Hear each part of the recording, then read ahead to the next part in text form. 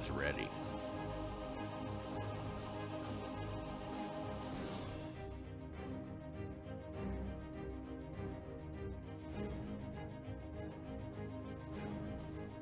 One who makes sure their friends and family are set.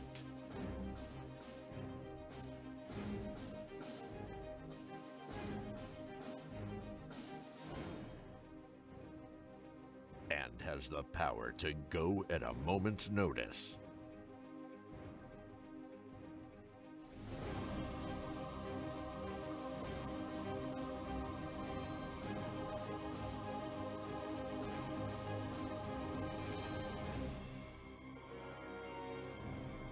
This fire season, you're the hero. We are Ready Nevada County.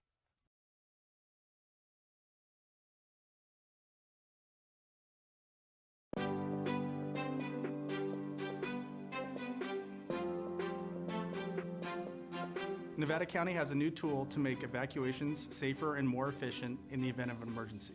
This new tool is called Zone Haven, and we need you to know your zone. In order to know your zone, you need to go to community.zonehaven.com, type in your address. Once your address populates in the pop-up window, take that information and write down the zone that is given to you where you know you'll find it in case of emergency. Zone Haven and knowing your zone does not replace Nixle and/or Code Red. It actually supplements them, and it makes those tools more powerful because you'll know what zones are being evacuated or which ones are being placed on advisory. And as a result, you won't have to do anything else other than listen to those messages and know if it's time to go. Even if you don't have internet, this could be done by word of mouth, it can be done by radio, or it could be us driving down the street, so please know your zone.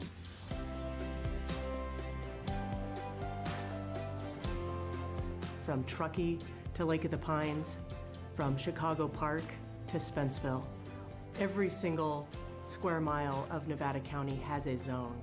And having a zone that you know for your neighborhood is going to help you save time to be able to evacuate and keep you and your family safe.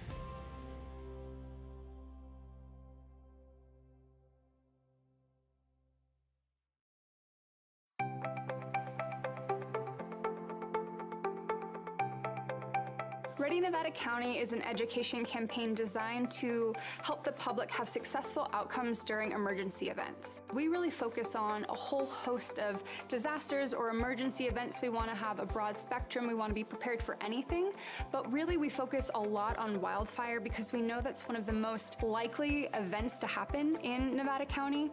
Ready, Set, Go is really built around the wildfire premise to prepare residents to be ready before an event, to move into the set posture when there's a red flag or a fire is near you, and then to go when it's time to go. Essentially, in its simplest form, it's a three-tiered community emergency preparedness plan.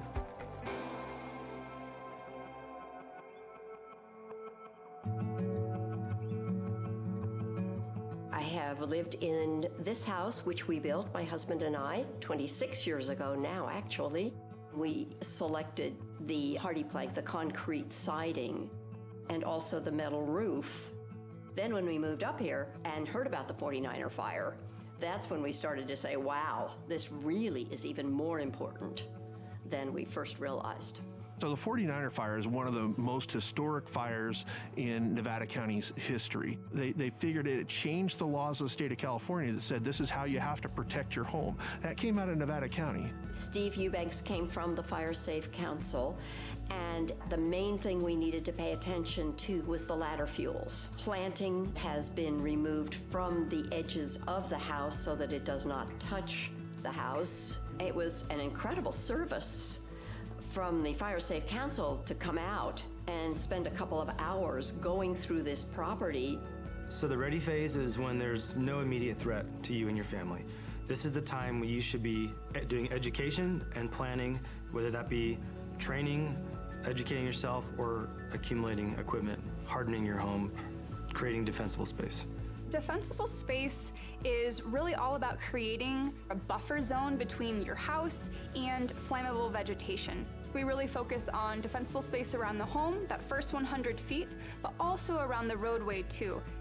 Another aspect of the ready phase is hardening the home, and really what that means is making your home more resilient to wildfire. That's going to be putting the fine-grained mesh around the vents of your home so that embers won't get under your house or into the eaves of your house. That's going to be using non-combustible materials on your deck and around your home. So when an ember storm comes through, it's not going to ignite your home itself.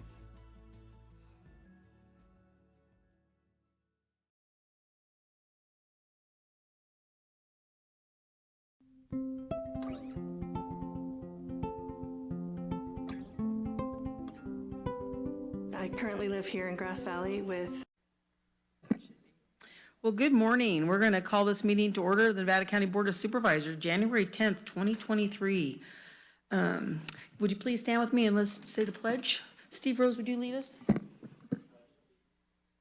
Flag of the United States of America, and to the republic for which it stands, one nation, under God, indivisible, with liberty and justice for all. Thank you. Julie, are there any corrections or additions to the agenda? Yes, Chair. I did want to note that OES is bringing a late item to the agenda, a declaration of a local emergency due to the effects of the 2022-23 winter storms. The board will have to approve adding this item by a 4/5 vote, and then you'll move into hearing that item. Okay, great. And Chair, I also wanted to note for the record that Supervisor Bullock is in attendance, but he's attending remotely. Thank you. Okay, perfect. Are you there, Hardy? Yes, good morning. Sorry I'm not there in person. Okay, great. Great to have you. And with that, I'd like to welcome District 3 Supervisor Lisa Swarthout. Nice to have you here on the dais with us, so welcome. And before we move on to, I'm going to call for a motion for that. I would like to take a moment, though, right now and have a moment of silence in memory of the 22nd anniversary of the January 20th, 2001 tragic incident at the Behavioral Health Department at our HEW building in the Lions Restaurant in memory of Laura Wilcox, Michael Markle, and Pearlie Mae Feldman. So if we all just take a moment.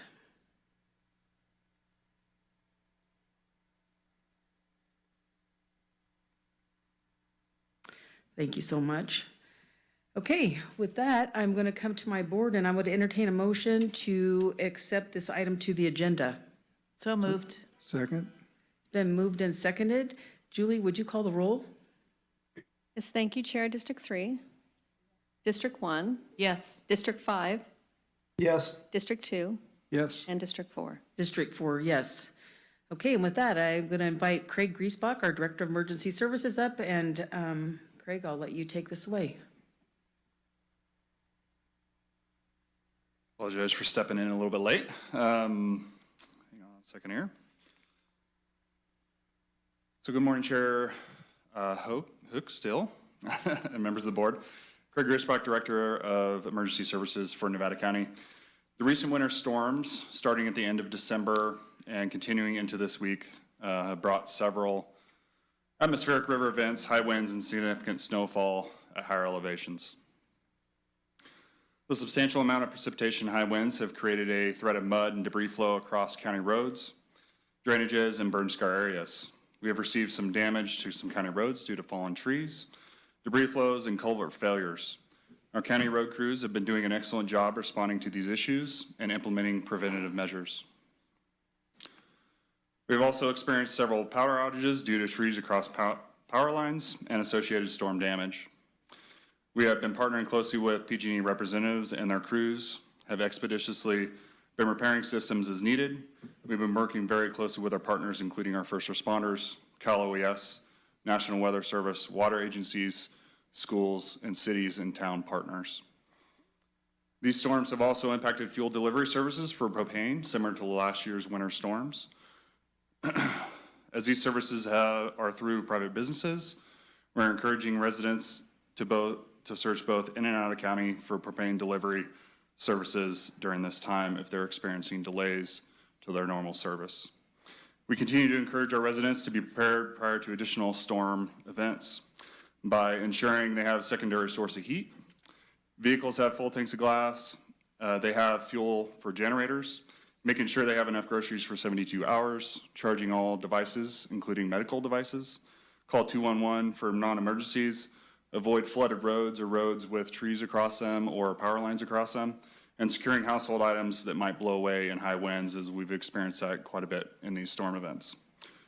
There are also resources for free sandbags to mitigate flooding for residents' properties. There are 4 sites available throughout the county, and information is available online at readynevadacounty.org or by calling 211. Sandbags are first come, first serve services. Citizens can also report down trees or flooding on county-maintained roads by reporting them online with Nevada County Service Request Tool, or by calling 530-265-1411. Due to these storm events, I signed a local emergency proclamation yesterday proclaiming the existence of a local emergency due to the 2022-23 winter storms.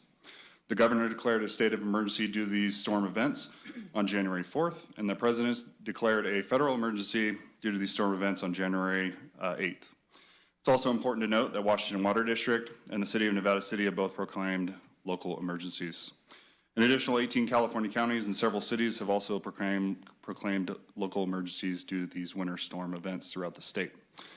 Ratifying the local emergency proclamation allows us to be more effective responding to winter storm impacts, seek and utilize mutual aid as needed, obtain state and federal funding as it may become available, and ensure that we have tools at our disposal to ensure we can endure through these events. Storms are continuing through this week. Our team are continuing to monitor and respond while working with our community partners as needs arise. Staff's recommendation is to adopt the attached resolution ratifying the proclamation of a local emergency in Nevada County due to the 2022-23 winter storms. That concludes my presentation. I'd be happy to answer any questions that you may have. Thank you. Board, Heidi, question? Lisa? No questions. Ed? Hardy? None for me. Okay, I think we've all been seeing and experienced what's going on. I just want to give a shout out to the crews that are out there working in the midst of all this. It's been fairly crazy out there. So with that, I need to open this up to public comment. Is there any public comment? On this item. On this, just on this item about declaring an emergency for our weather situation. Julie, is there anybody online? There's no callers, Chair. Okay, with that, I'm going to close public comment and go back to, and I would call for a motion to adopt this resolution. So moved. Second. It's been moved and seconded. Julie, could you call the roll? That's District 3. District 1? Yes. District 5?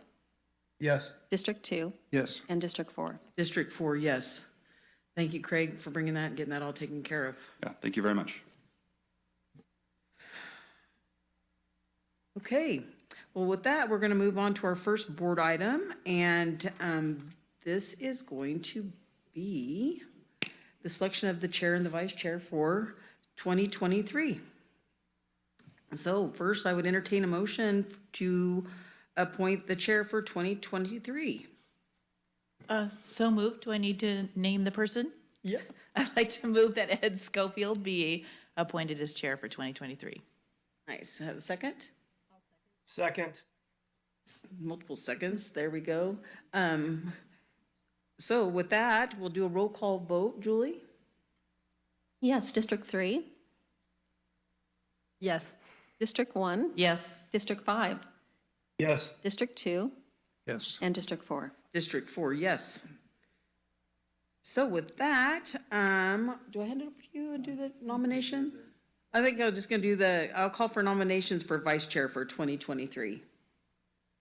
Madam Chair, I'd like to nominate Supervisor Bullock. I'll second. Moved and seconded for Supervisor Bullock to be vice chair for 2023. Julie, could you call the roll? District 3? Yes. District 1? Yes. District 5? Yes. District 2? Yes. And District 4? District 4, yes. Okay, with that, there we go. So with that, we're going to just take a minute and do some changing of the seats, and Ed will be taking over as the chair of the board.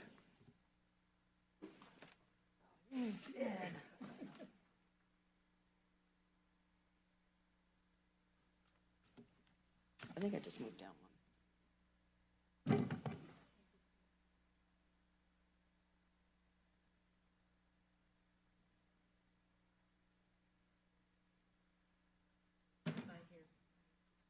Sorry, Heidi.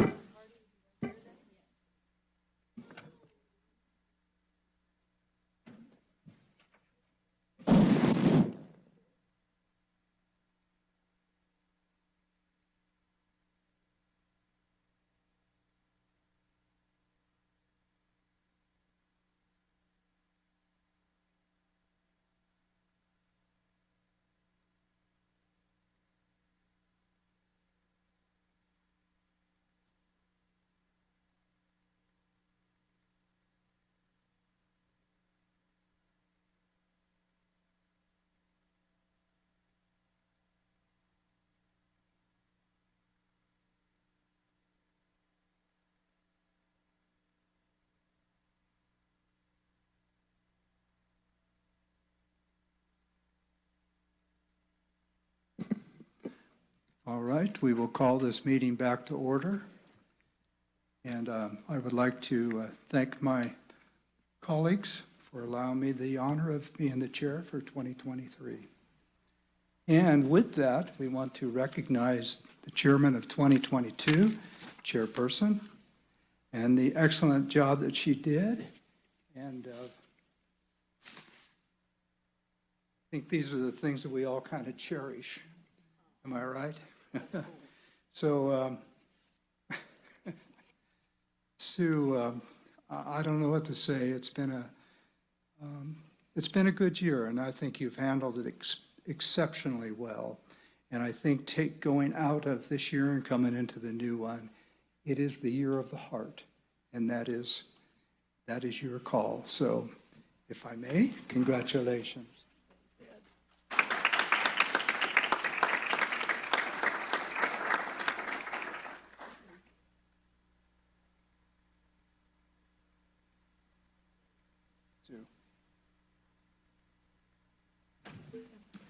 Yeah, sure. Are there any comments from the board? Yeah, I want to thank Sue also, and I am in awe of the great job you did. It was clear from the beginning that you were going to bring your own wonderful style, and you just grew into the role so amazingly. You've been the model of tolerance and compassion and kindness. So you did a phenomenal job. Think we're all gonna take some lessons from how you did that, and just so inclusive and capable and kind. And I just want to thank you so much for bringing that whole approach to our work here. Thank you. You were fantastic. Thanks, Heidi. Artie? Oh, thank you. Congratulations, Chair Schofield, and again, welcome, Lisa. Look forward to working with you up on the dais, and congratulations for being a part of the Board of Supervisors. But Sue, I just want to thank you for your authentic and genuine leadership style over the last year. I've learned so much from you, and you and I share so many things that we're passionate about in Nevada County, and our history and our families go back a long way. And it was such a pleasure to work with you and get to share all that. You know, the other piece is that you brought a level of calm and understanding and transparency, constituently focused, to all of our meetings that I really respect. And that could be difficult during some of the periods over the last year. But I look to you for a lot of that leadership, and I really have learned a lot from you. So I look forward to serving with you in the next couple of years at least. And again, thank you so much for your time and your contribution. I saw you in early and leaving late, and I saw you at all kinds of functions all over the county, on East County and West County both. So thank you so much. Thanks, Hardy. Lisa, I know you've attended a number of our meetings this past year. Well, thank you. Although I didn't get the opportunity to sit up here with you as the chair, I was in attendance for many of the meetings, and I was just very impressed with how you ran the meetings, your compassion, your level of patience that you have with people, and just your all-around professionalism. So I really look forward to working with you in the next year, and thanks for your service. Oh, thanks, Lisa. Anyone on staff? Absolutely. Thank you, Chair. Supervisor Hook, on behalf of the senior executives, we just want to thank you for your leadership this past year. Your measured approach has served the community well, and you always looked out for the benefit and the interest of the entire county. What most people do not see are the long days that you have leaving late, the late night texts. The chair is often the first person to know in terms of incidents or issues that elevate in the community on weekend calls, and you always made yourself available to help us navigate through those issues. So I just want to share our appreciation to you and thank you again for your leadership. Thanks, Allison. Thank you, Allison. Is there anybody from the public who would like to comment on Sue's reign as the 2022 chair? Mr. French. Thank you.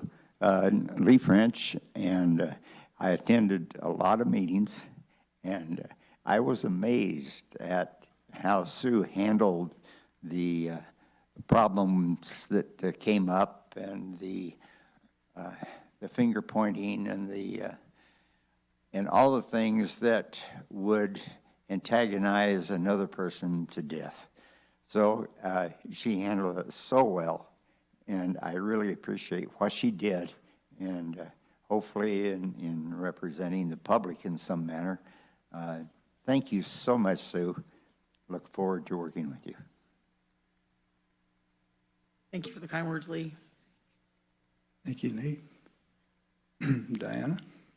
Good morning. My name's Diana Gamzon, and I live in District 1. And I just want to thank you, Sue, for your leadership the past year. You led with transparency, authenticity, honesty, and the meetings were always held with such grace, even during challenging moments, and they were always very prompt. I always appreciated that. So thank you so much. And as an engaged community stakeholder, you have always been available when there's been questions, and so just really appreciate you. Thank you.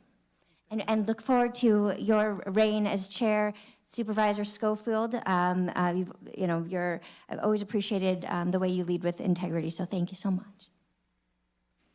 Thank you, Diana. All right. I guess we'll get down to business now, Sue. Chair Schofield, I'm sorry Yes. to interrupt. We do have one caller waiting to provide comment. Oh, very good. I'm sorry. Thank you. Can we bring the caller in, please? Yes, good morning. My name is Wade Laughter. I live in District 1. I wanted to thank Sue Hook for guiding our county through a very difficult year.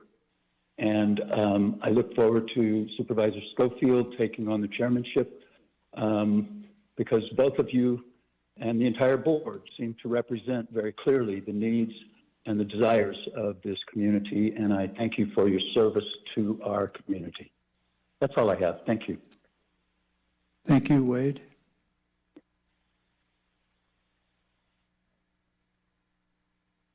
All right, so, are you ready?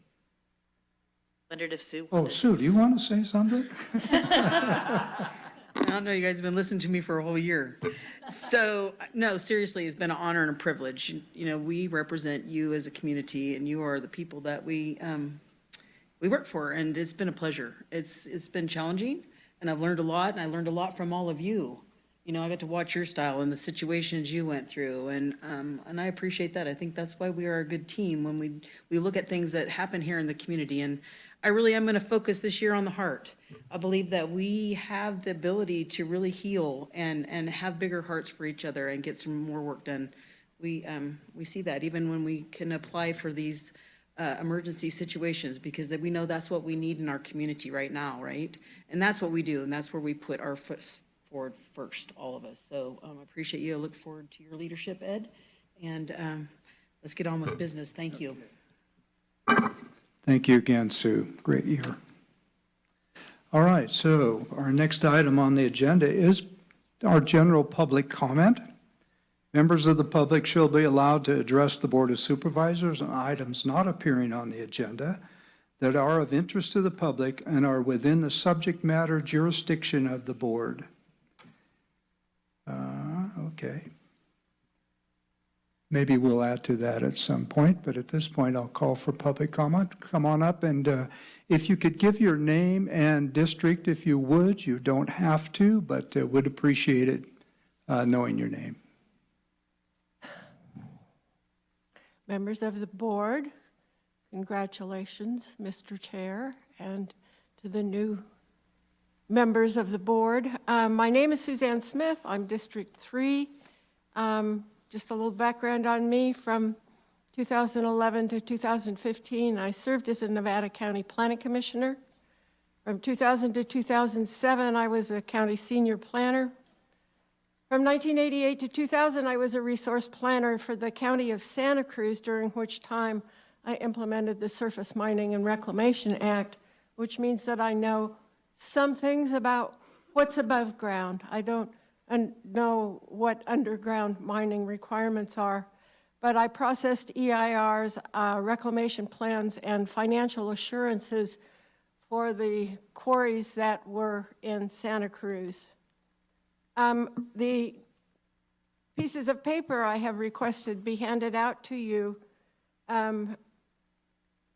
are the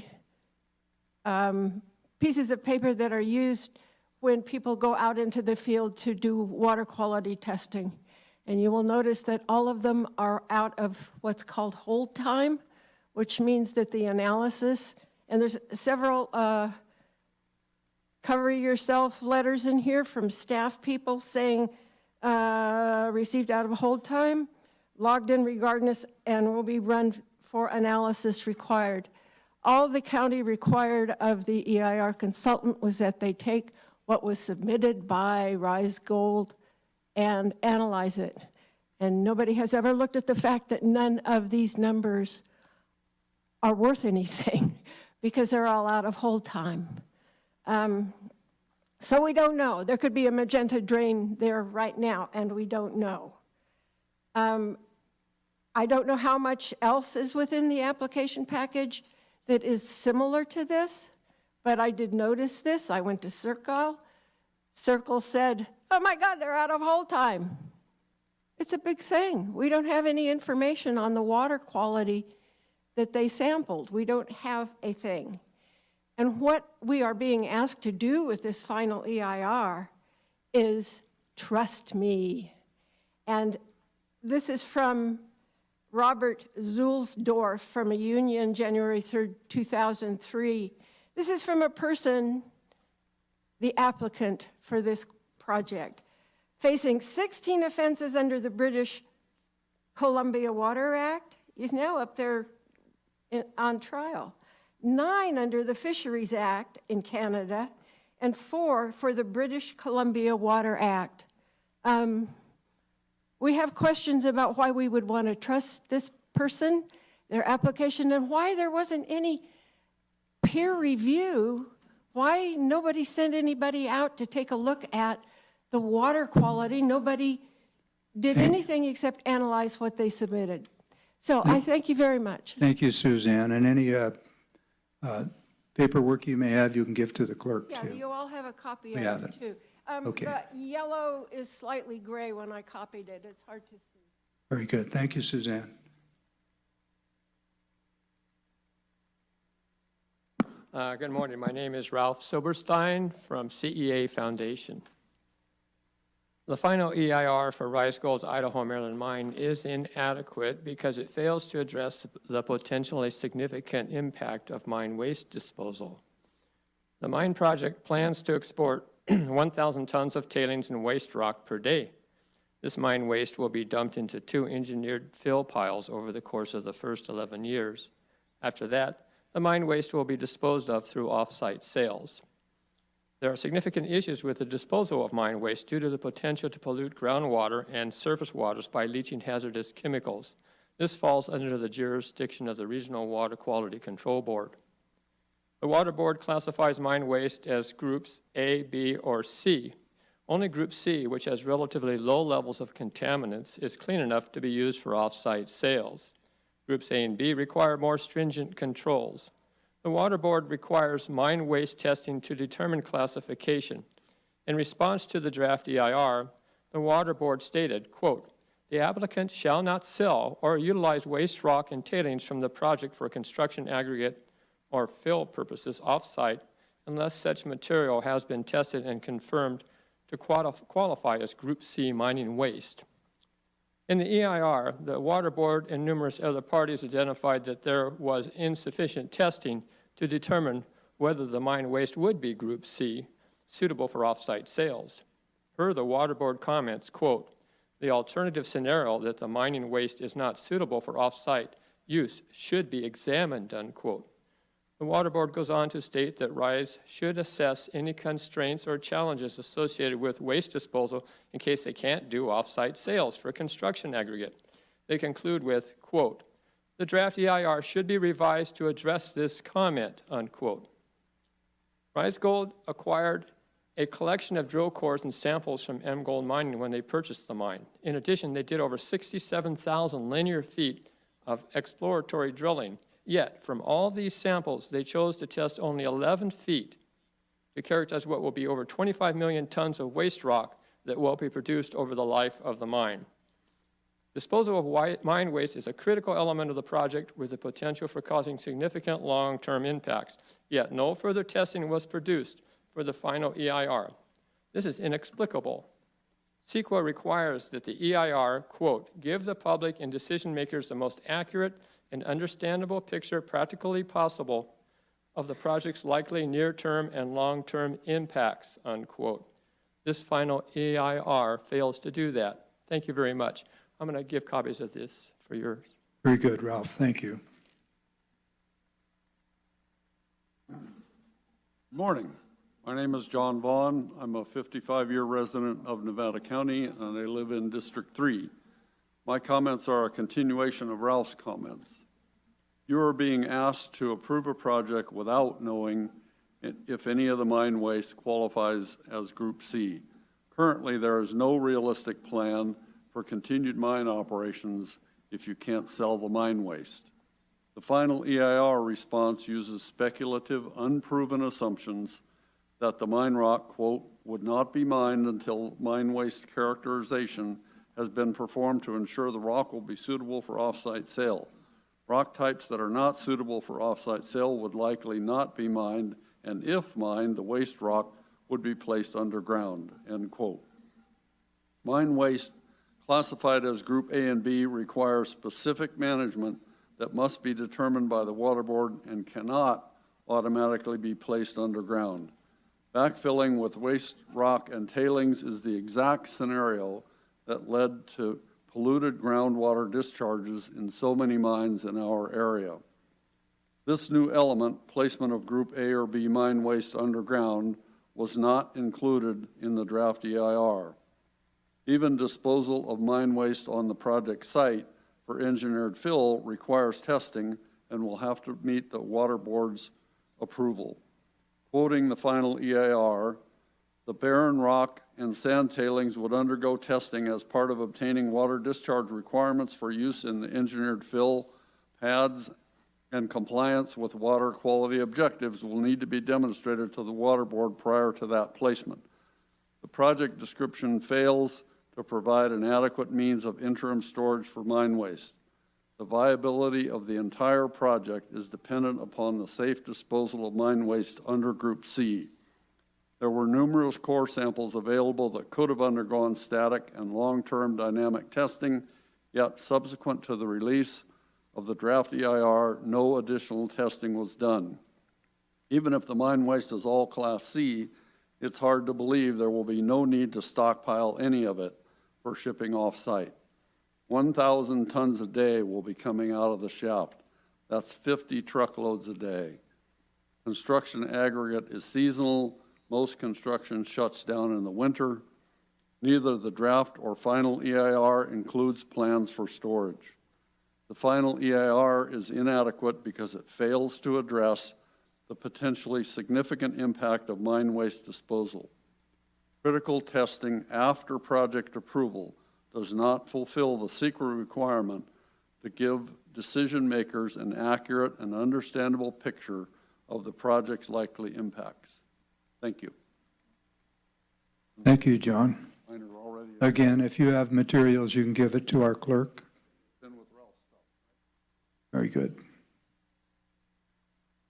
Paul? Good morning, and Happy New Year to all of you. And to the newest member of our board, congratulations. And now I'm going to bring you up to speed about a subject that the board and I have been having over the past several months. Now, they should have briefed you on the request for information that the Assembly made back in November and their response to it. And I would like to thank the county for their response, and some of it we are still reviewing. We did find some nice gems, and most concerning were the questions that you couldn't find any responsive documents for. So it would be reasonable for you to expect additional letters to come your way as we probe deeper into those subject areas, both answered and unanswered. Now, for Lisa's benefit, what we are talking about is November 8th, 1960, Proposition 12. This is where the legislature put on the ballot Prop 12, which asked the people of California to make changes to the Constitution. The people voted, and they approved those changes. Now, one of those changes was to repeal the commencement date of the 1879 Constitution. Now, I ask you, what is a Constitution? Well, a Constitution is a contract between the body sovereign, we the people, and a group of people that make up the many branches of government who are to provide a service. But wait, wasn't the California Constitution created back in 1849 when the state was admitted into the Union of several states? And it was found to be Republican in nature, and thus we were admitted into the Union. So what happened in 1879? Well, there was a convention, and some changes were made, and our Republican form of government was replaced with a federal overlay, and just like that, we went from being the California Republic to the state of California, a government services corporation. Now, this is where it gets fun, because buried in all the statutes, we find some curious entries about where the state of California is located. Please, do your homework here. The answer might surprise you. Now, back to the contract constitution. What happens to a contract if both parties agree to repeal the commencement date? Well, to start, you wouldn't have a contract. For to have a valid contract, there must be a starting date as to when that contract becomes effective. So what happens to a constitution when its commencement date is repealed? Well, the Constitution becomes null and void. And that is when the state of California became a de facto government, one that no longer has the authority to govern the people. So what happens next is a story not yet written, but will be unfolding before our very eyes in the coming months. Now, I wish you a good day, and we will chat more about this and other relevant subjects at the next meeting. Thank you. Thank you, Paul. Calvin? First of all, I'd like to thank Ed Schofield for last week asking the board to pull the agenda item 31. Maybe it was 3 weeks ago now, 3 weeks ago. That agenda item showed a discrepancy of over $2.7 million that all of a sudden was being spent at the end of the year back in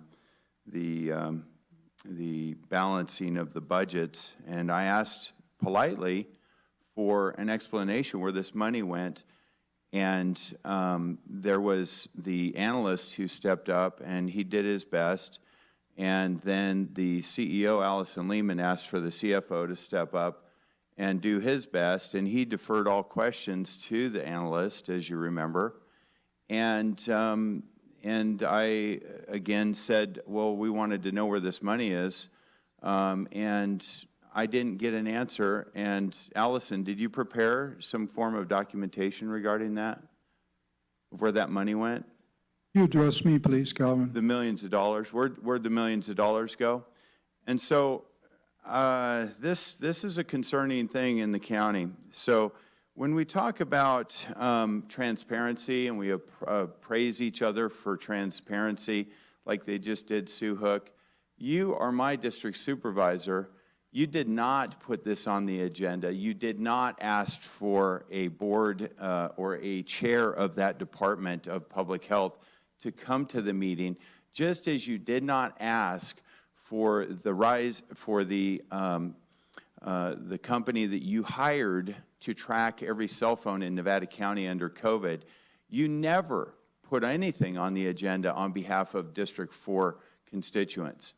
And here we go and say you were transparent and you were wonderful. That's fine. It's not about you personally. It's about the oath of office and your duty. For example, the January meetings that you had where then you did not publish the meetings online. And Allison, you told me directly to my face that these were not recorded. And then I contacted Nevada County Media, and they said, oh, yes, we videotaped those. Why were they kept off of the website of Nevada County, of the County Board of Supervisors? Because there's cover-up in this county.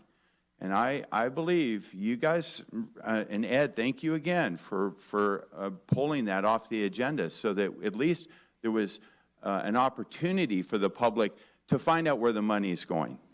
And I pray that this year will be less oppressive than this last year. Thank you.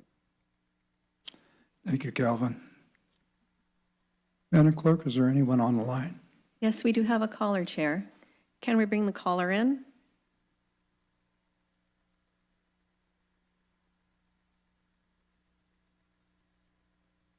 Good morning, Board of Supervisors. Matthew Coulter. And Morning, Matthew. yes, good morning.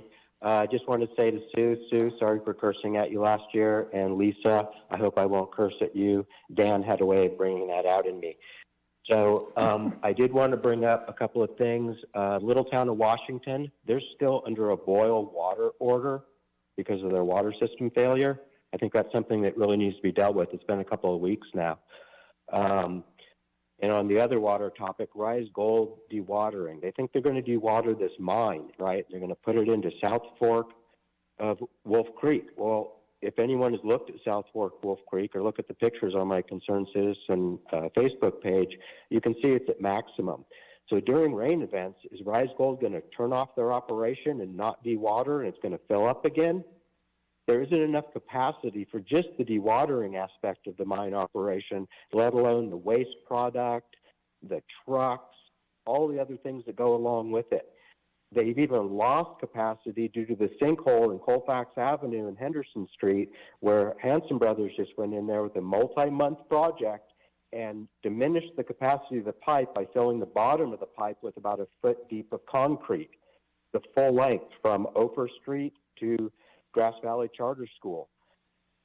So these things haven't been taken into consideration in the ERR. They just said, we're going to dewater it, we're going to put it down this drainage, but no one even walks the drainage to see if it's even capable of handling what they want to do with it, because it isn't.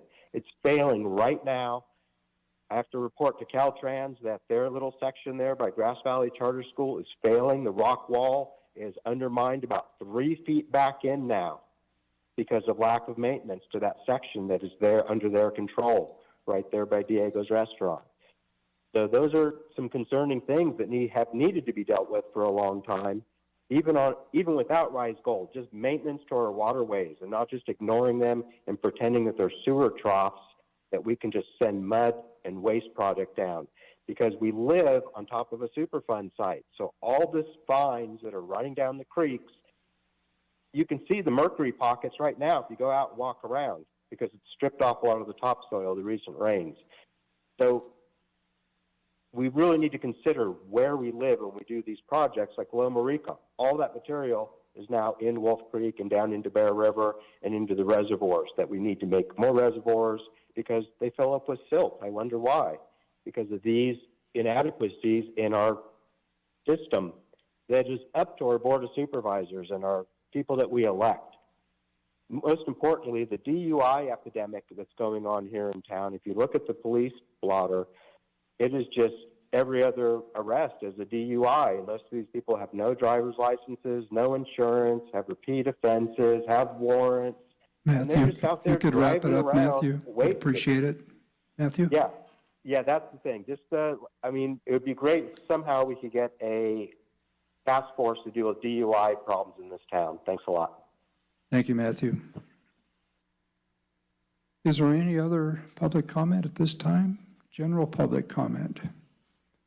Chair Madam Clerk? Schofield, yes, we did receive 3 emails from Paul Schwartz of District 1, Kelly Augaburn of District 3, and Yasha Aginski of District 1. The board received them. They're all opposed to the Idaho Maryland mine. I can read them into the record if you like. I know that all the board has received them, and they are uploaded with the agenda. I don't think that's necessary, Thank you. but thank you. Thank you for noticing that. All right, we will close the public comment at this time, and we will go into our consent agenda. And I'd like to bring up one point as we go. With Hardy in a virtual situation, what I'm going to try to do, if I remember this, Hardy, is that each time when I ask for comments from the board, I will ask to start with Hardy, so he'll know when to come on, although I see you've come on quite nicely at this time. And then from there, we'll shift different supervisors. So if that works for everybody, we'll proceed into the consent calendar. These items are expected to be routine and non-controversial.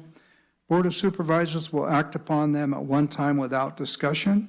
Any board member may request that an item be removed from the consent calendar for discussion. Members of the public wishing to ask questions or hear discussion on items listed under the consent agenda may raise their concerns to the board members prior to the consent agenda being introduced. The supervisors will take the concerns under consideration and decide if there is adequate reason to remove the item from consent. So I will start with the board. Is there any items that you'd like to see pulled? Chair Schofield, I would like to pull item 25, please. All right, item 25. Is there any specific items from the public or staff? Let's start with the staff. We're not pulling any. Any from the general public that we'd like to see pulled? All right. Nope, Calvin.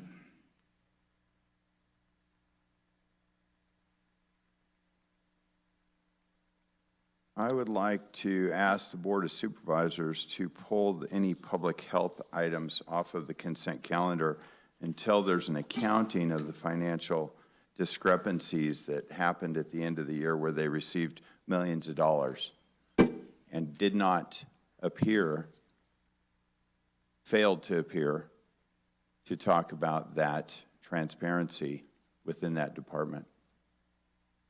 So I'd like you to pull items under public health, which are starting with item 3, because money was spent on behavioral health without accountability. 4, 5, 3, 4, and 5. Okay, well, Calvin, actually, your request does not relate to these actual items, so I don't think that will be pulled, but I appreciate it. So we do have item 25 that will be pulled. So at this time, we... Chair Schofield. Oh, I'm sorry, Madam Chair. I'm so sorry to I mean, Clerk. interrupt. We do have a caller online for public comment. Can we bring him in? Oh, yes, okay. Please bring the caller in. So we have item. I don't think I'm sorry, I'm just going to listen. I'm just going to listen. Is Matthew. Thank you. Go ahead, Matthew. No, I'm just going to listen to you guys. Go ahead. No comment. Oh, okay, thank you. And one more, we did receive 3 letters or emails from Eric Jorgensen. One was in support of item number 22, that's the battery backup systems. The other item he was in support of was item number 22, and that's the capital asset purchase of an air conditioning unit. The third item is number 23 that he was opposed to, and he writes, as a member of the county's Energy Action Plan Committee, I oppose the purchase of gas furnaces and its 20-year life. Install heat pumps, yes, higher install cost, but long-term, cheaper energy efficiency operational cost. The proposed gas furnace does not support supervisors' objective for resilience. Electrification of county transportation and buildings is a clear win for environment, adaptation, and mitigation. Okay, thank you. Does the board wish to pull any of those three items? I think the only one they had any opposition to was item number 23. All right. Well, we received his comments, and we will make that part of the records. And so at this time, I would ask for a motion for the consent agenda minus item number 25. So moved. Second? Motion Supervisor Hook, seconded Supervisor Hall. Roll call, please. Yes, District 4, Yes. District 3, Yes. District 1, Yes. District 5, Yes. and District 2. Yes. At this time, we will pull item number 25. And let's see, that is a resolution approving amendment to the contract between the County of Nevada and the Fire Safe Council of Nevada County. I think I'll just let it go at that. Hardy, your wish to pull that? Would you like to make your comments? Yeah, thank you, Chair Schofield. And I wanted to thank Craig Greisbach for answering the questions I had in advance of the meeting on this item. In general, I'm in support of the item. I do have some concerns about the Nevada County Fire Safe Council and their ability to support our constituents in Eastern County. I know that the Fire Safe Council handles a multitude of program and project level elements for the county and for a number of our stakeholders and partners, both the Truckee Fire Protection District and other grant funding opportunities through CAL FIRE and others here on the West County. But I just wanted to do some simple math here and bring to the attention of my colleagues that we have had repeated conversations with the Nevada County Fire Safe Council and requesting some direct support in Eastern County. Off the heels of Measure V, I thought it was important for me to bring this up and highlight it and talk a little bit about the fact that we are looking to get some additional resources, support Fire Safe Council contributions or alternatives to the Nevada County Fire Safe Council up in Eastern County.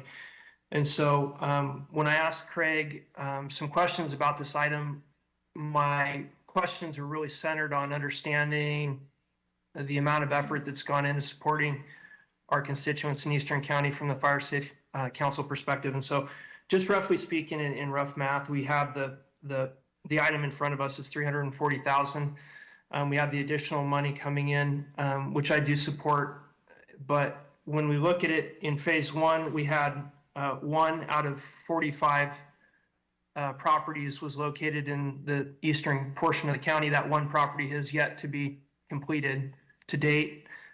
Craig has let me know that he thinks that will be completed this year, and for that, I'm very happy and grateful that one property will be done. But 1 out of 45 properties in phase one.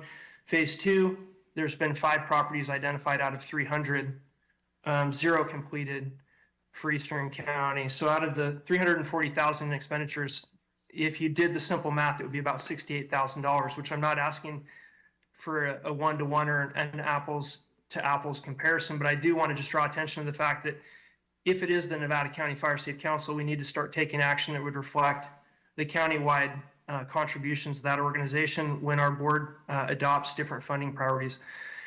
Again, I'm in support of this. I don't need to talk too much more about it. I just wanted to bring to the attention of my colleagues that this is something that I'm thinking about, and I'm talking to other Eastern County stakeholders, including the county and the Fire Safe, and the Truckee Fire Protection District on how we can meet the needs up there in Eastern County. So thank you for taking the time to discuss this with me this morning and taking the time out of the agenda. And again, Craig, thank you so much for sending a great summary of information for me.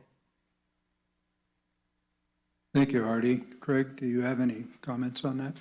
Yeah, Chair Schofield and Supervisor Bullock, it's important to note, and especially for the public, this is related to our Access and Functional Needs Program. We applied for this funding about 4 or 5 years ago. It is related to defensible space clearing around homes for those in need. So that's typically based on disability, age, and income.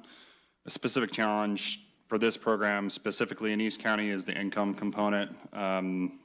With the addition of it being so long ago that these properties were pre-qualified, out of the 45, there's only 30 that are actually going to be treatable just because of owners passing away or moving on or not being qualified any further. So It is a specific challenge in Phase 2. We are trying to have more of a presence in East County because this can be in the town or in the cities. It isn't just in the unincorporated area.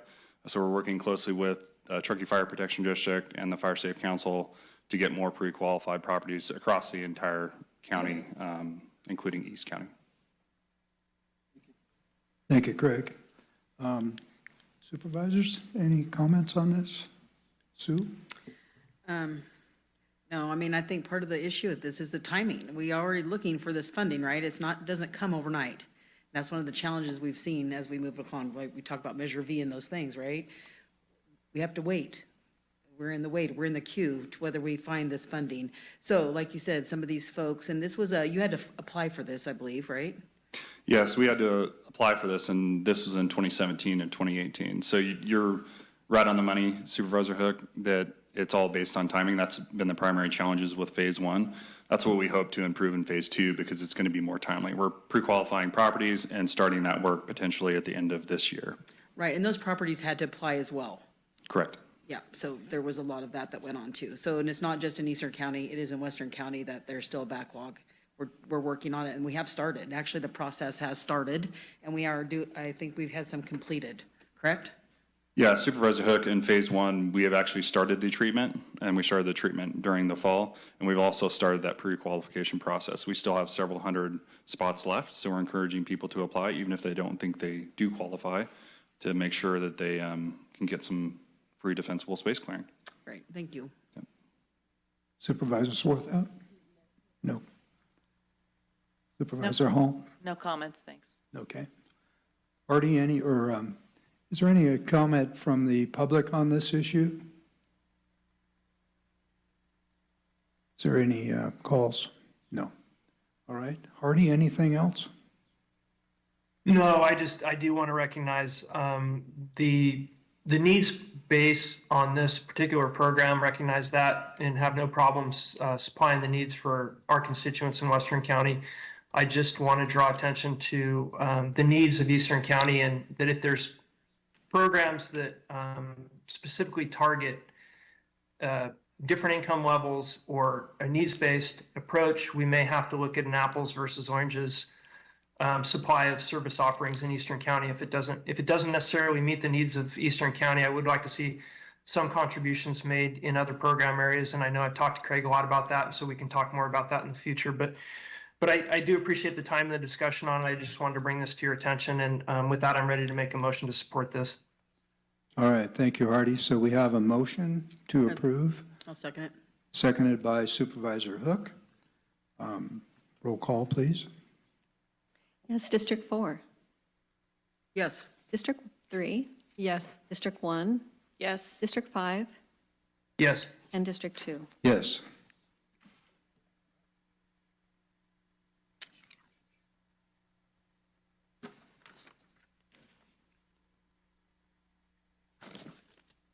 All right, thank you for that. And we go into our department head matters. And the first item on our agenda is the resolution adopting the County of Nevada 2023 legislative platform. So I'd like to Jeff, introduce this Ariel. item, I'm so sorry, thank you. Allison. Oh, no, absolutely. Thank you, Chair. So you have Jeff Thorsby, the board analyst, as well as Ariel Lovett, the project administrator in the CEO's office, who worked diligently in terms of bringing this platform in front of you today. I would like to highlight that this is a regional approach, working with the cities and the town, as well as with other stakeholders, to look at a comprehensive look for the county in terms of our alleged platform for 2023. So I want to personally thank you both for your efforts. Thank you, Allison. Excuse me, and good morning, Chair Schofield and Honorable Board.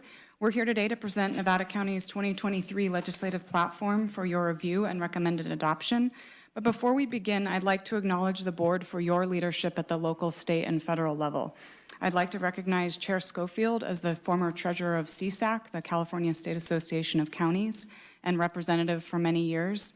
Supervisor Hall as the representative for the county to CSAC and vice chair of the CSAC Agriculture, Environment, and Natural Resources Policy Committee, and member of the Broadband and Cannabis Work Groups.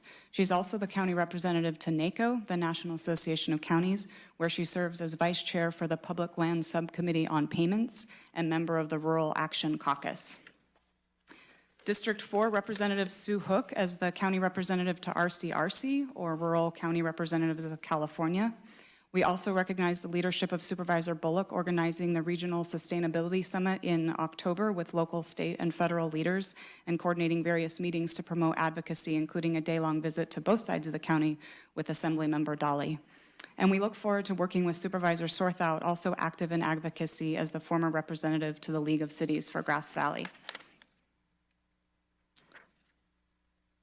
In today's presentation, we'll provide an orientation to the purpose and use of the legislative platform, the process by which the 2023 legislative platform was developed, an overview of policy areas, some 2023 highlighted updates, and we'll close with time for questions and a recommendation. So with that, I'll turn it over to Jeffrey to talk a little bit about the purpose of this tool and how the Ledge platform is used. Perfect. Thank you so much, Ariel. Honorable Chair Schofield, honorable members of the board, it's great to be with you. My name is Jeff Thorsby, your Senior Management Analyst. Again, a pleasure to be here before you today, and also really, again, to highlight Ariel's comments on your leadership at the state and federal level and local levels. So thank you for that. So today, speaking about the 2023 legislative platform, to provide an overview for you as well as the public.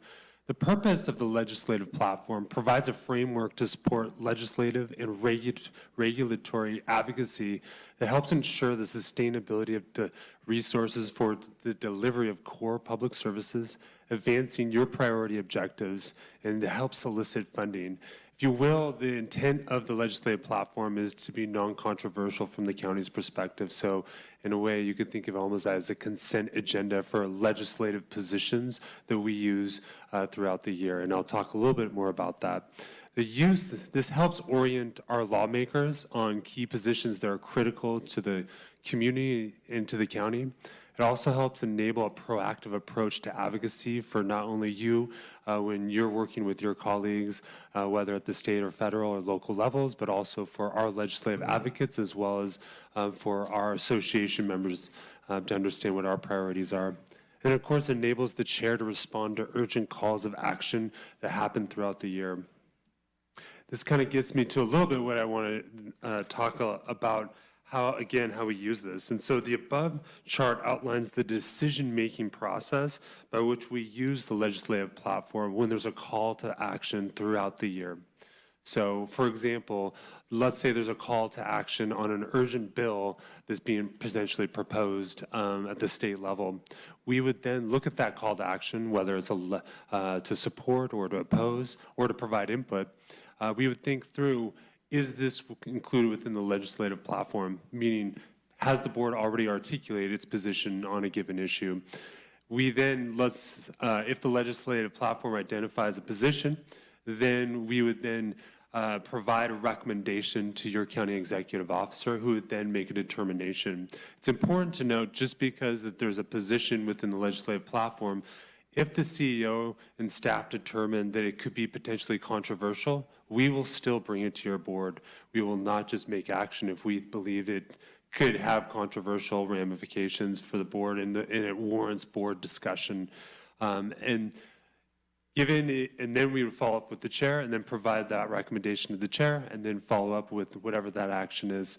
Generally, it'd be a letter to a lawmaker, if you will. At any point, if we determine the need, we will then bring, and we don't believe that there is warrant for us to move forward and that there is a need for board discussion, we bring it to your board. But you can imagine that during the legislative process, sometimes, especially towards the end of the legislative season, actions are happening very quickly, sometimes within a 2-day period, we need to make action. So this is where this platform is extremely helpful, because in some cases, we may not be able to pull aboard a special meeting for an item. Of course, as the development of this platform, we take a close look at your board priority objectives. As a reminder, this platform currently includes your 2022 board objectives, and we would be looking to update this following your workshop in the coming month as you look at potentially new objectives. I'll go ahead and pass it over to Ariel to kind of talk a little bit about the development process. Thanks, Jeff. So this slide provides an overview of the process by which the legislative platform is developed each year, as well as how it aligns with the budget process. And I'd like to highlight two specific elements that have been enhanced this year for your 2023 platform. First is the timing, which you've likely noted. In the past, the platform was developed in the first quarter of the year and brought to your board in March or April.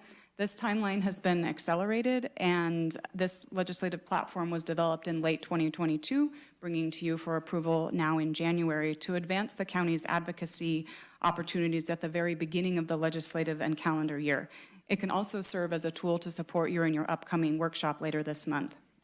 Second, we're really excited that this year's process, as Allison mentioned, was strengthened by enhanced outreach to and participation from our jurisdictions and other partners.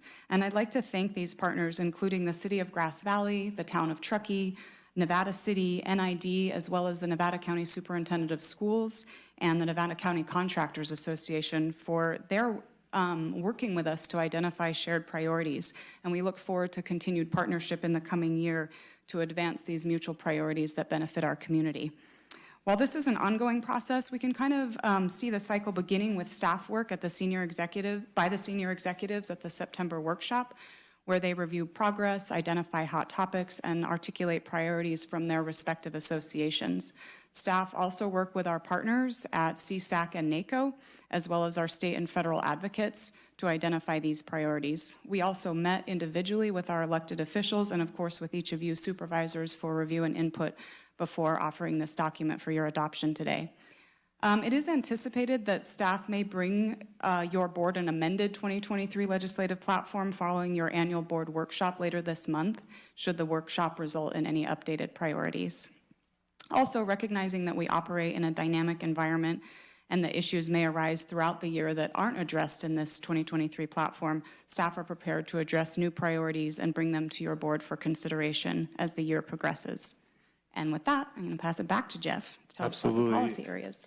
Perfect. And maybe one other comment I would just make on this slide too is we specifically also met with representatives of the California State Associations of Counties and tried to, in terms of the timing, wanted to kind of align this timing with their timing. And actually, right before coming down here to present to you, the governor is actually presenting his budget, which is released maybe about a half hour ago. And so through the adoption of your platform potentially today, that helps position us from the get-go as we move forward into that budget process. That being said, I'm not going to go into every specific policy here, but I do want to provide an orientation. There's 5 overarching policy areas. These are in the administration of justice policy area, agriculture, environmental and natural resources, government, finance and administration, health and human services, housing, land use, and transportation. These actually mimic the state association's policy. We felt that that's a good alignment that your board actually adopted previous legislative platforms. And you can see the number of issues we have for a total of 173 policy positions. I will also just make a couple notes that you'll see in changes in this platform versus last year. Notably, we have included an update regarding the 2020 census, and so changes in terms of your state and federal delegates. We've updated to include State Senator Marie Alvaretta Gill for Senate District 4, who now represents some of the Truckee area, along with Senator Brian Dowley. And then we've also included an update with Congressman Kevin Kiley from California's 3rd District, who now represents our area in the House of Representatives, no longer being represented by Congressman McClintock or LaMalfa.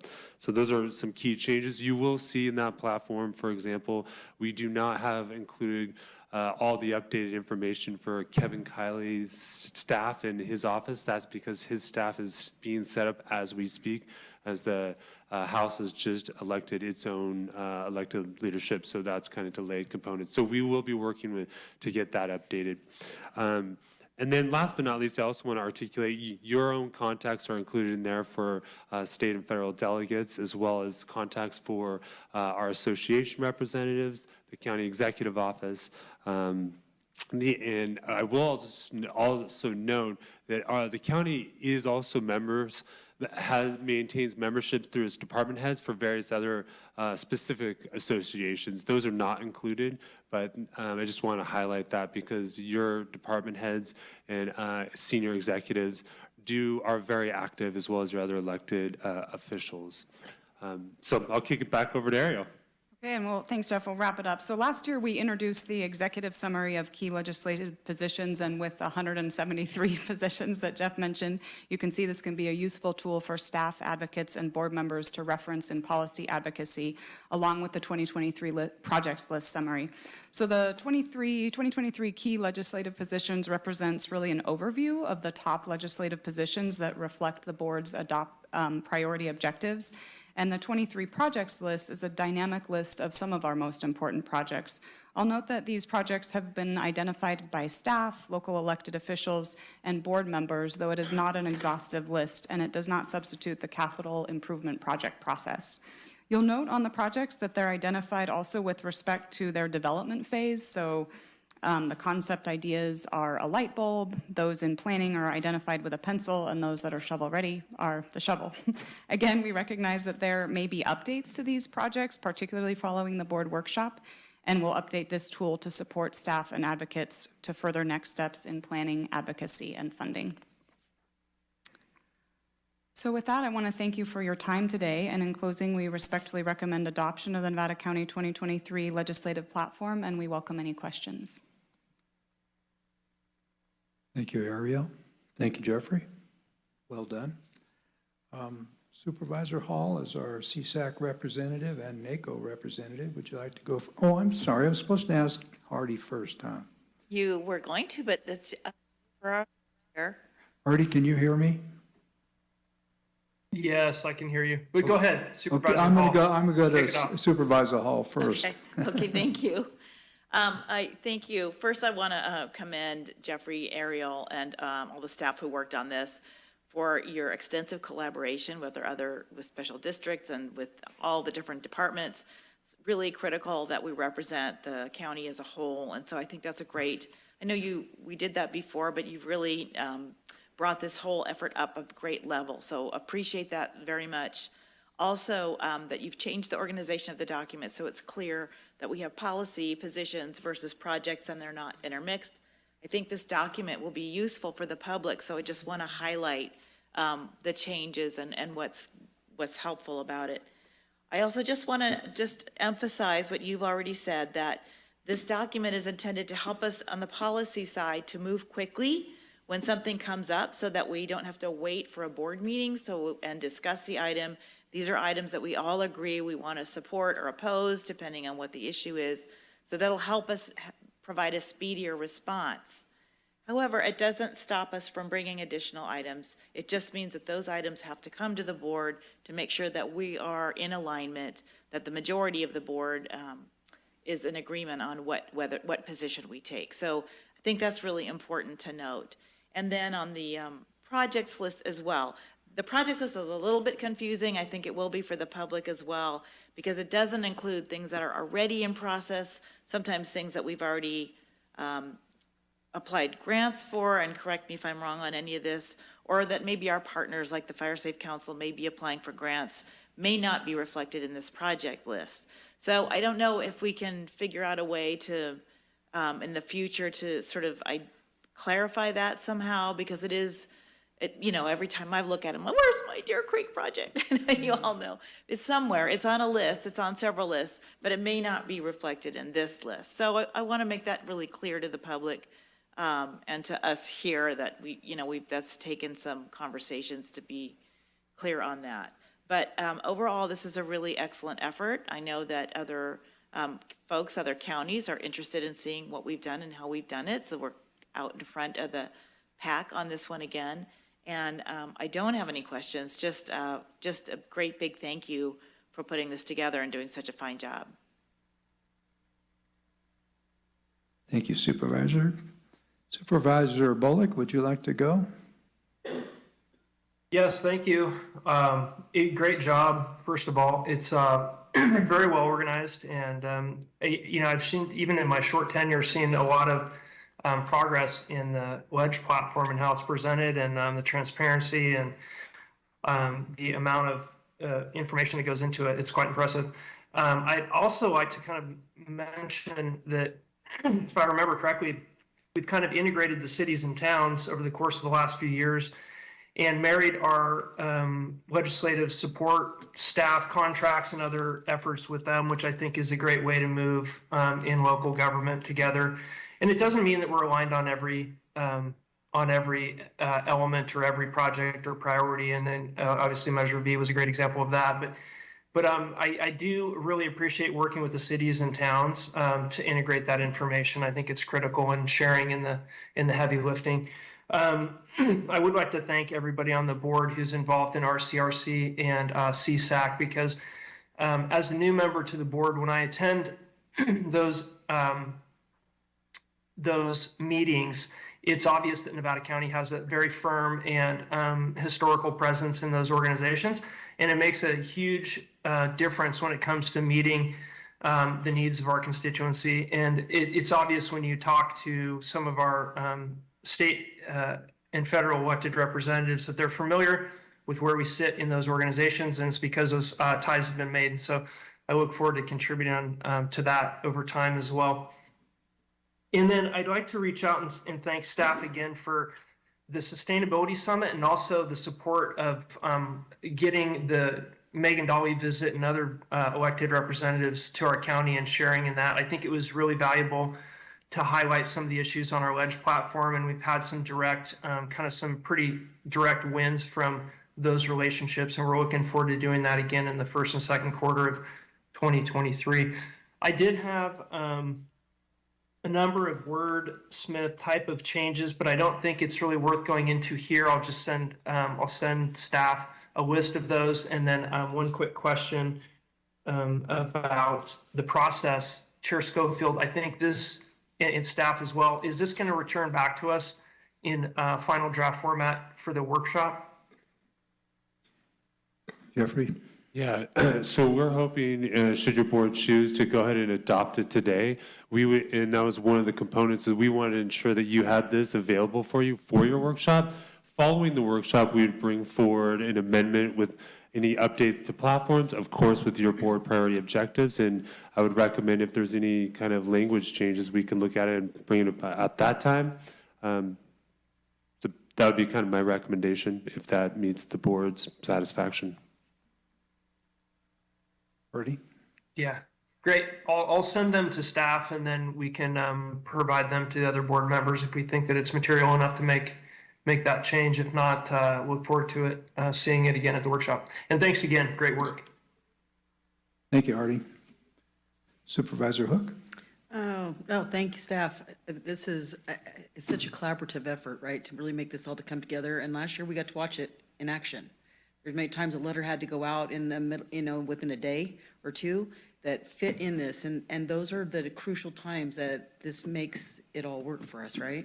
So I just really appreciate how we broadened it, how we brought it into all the issues. When you think of 179 issues just locally that impacts. Of course, agriculture for me, we watched what happened with the Board of Forestry and the work that had to go and be done through our department heads, and the work and the advocacy that went there for some of the changes that were coming down that were going to affect us through the Contractors Association and all those things. So again, well done. I'll look forward to seeing this again at the workshop, because of course I always love listening to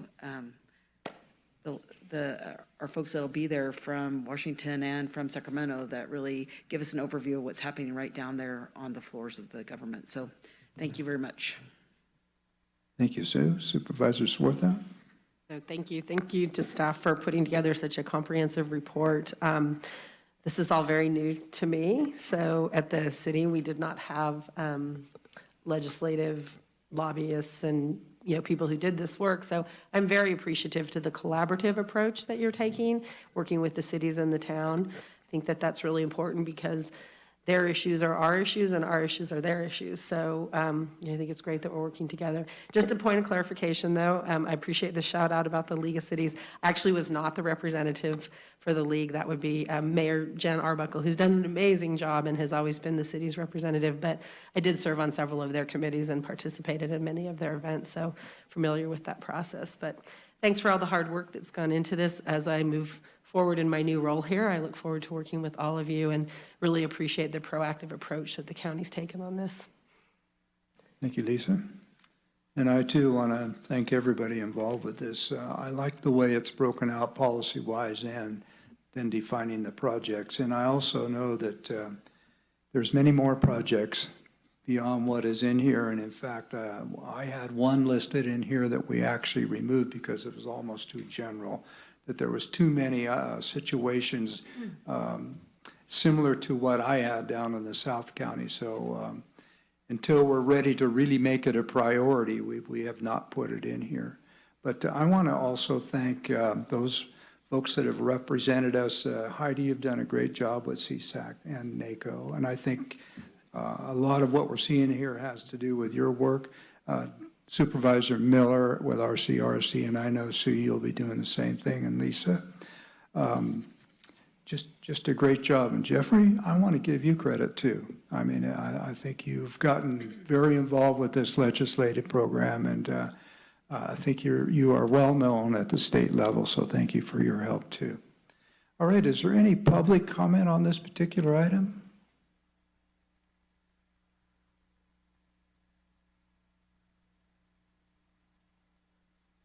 Diana, you get to go first. Good day, Supervisors. My name is Diana Gamzon, Executive Director of the Nevada County Cannabis Alliance. And as an organization, we engage at the statewide level through our lobbyist, the Smith Policy Group. And so we stay active on the various legislation affecting the cannabis industry, but most specifically how it impacts small cannabis businesses. And I really want to thank and give appreciation to Jeffrey Thorsby for engaging with us throughout the year on various aspects that impact cannabis policy.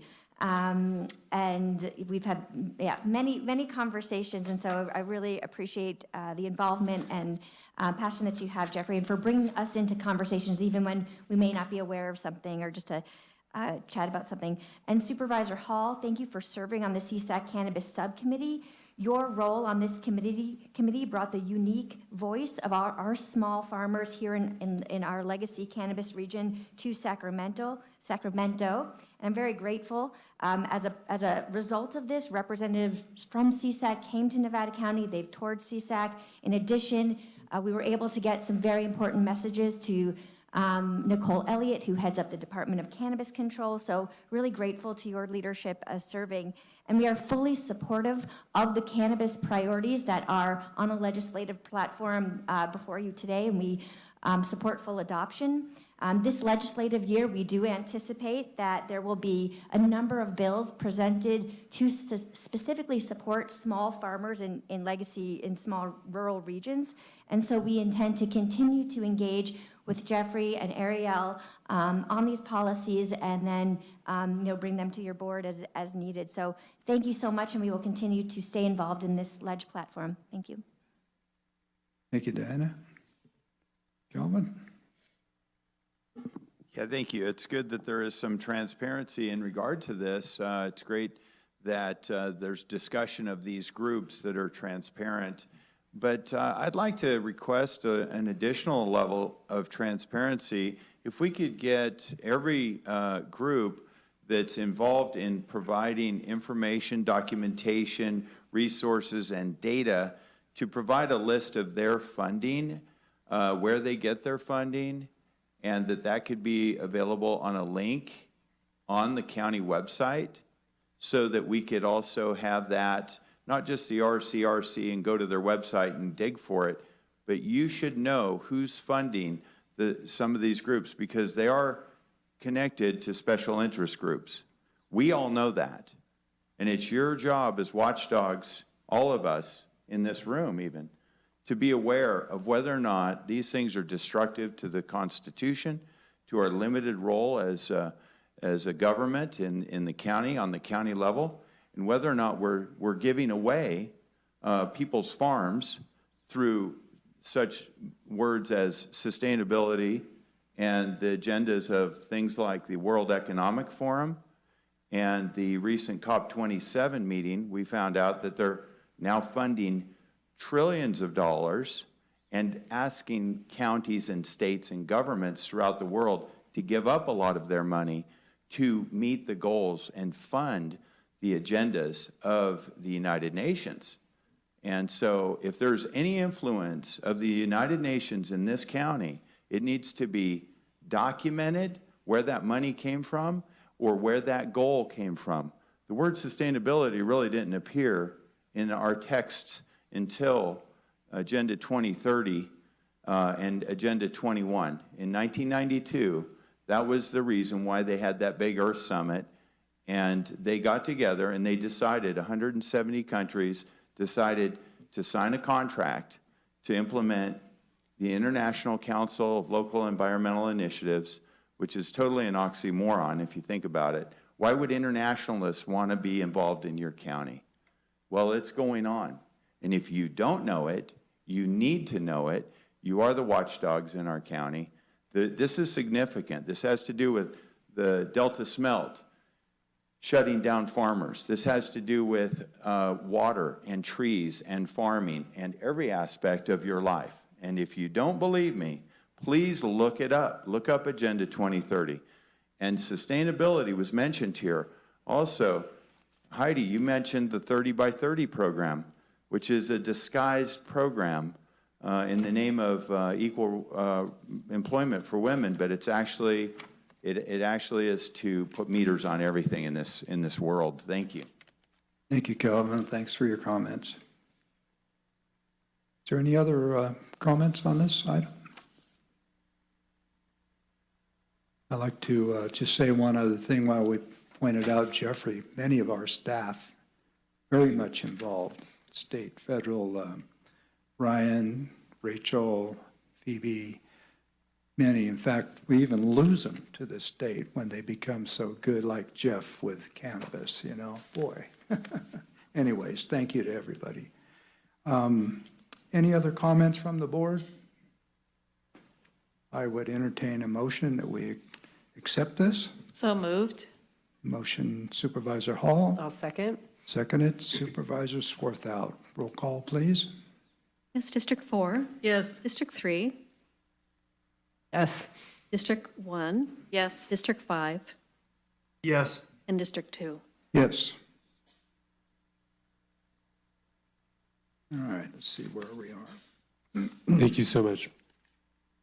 Thank you, Jeff. Thank you, Ariel. All right, item number 34. This is an informational presentation on the Community Resiliency Grant Awards funded by the American Rescue Plan Act, ARPA. CEO Allison? Thank you, Chair Schofield. So Ariel Lovett and Project Administrator with the County Executive Office and Kimberly Parker, our Program Manager for Economic Development, is going to provide the board an update on our community resiliency grants. It'll be available for any follow-up and questions. Thank you.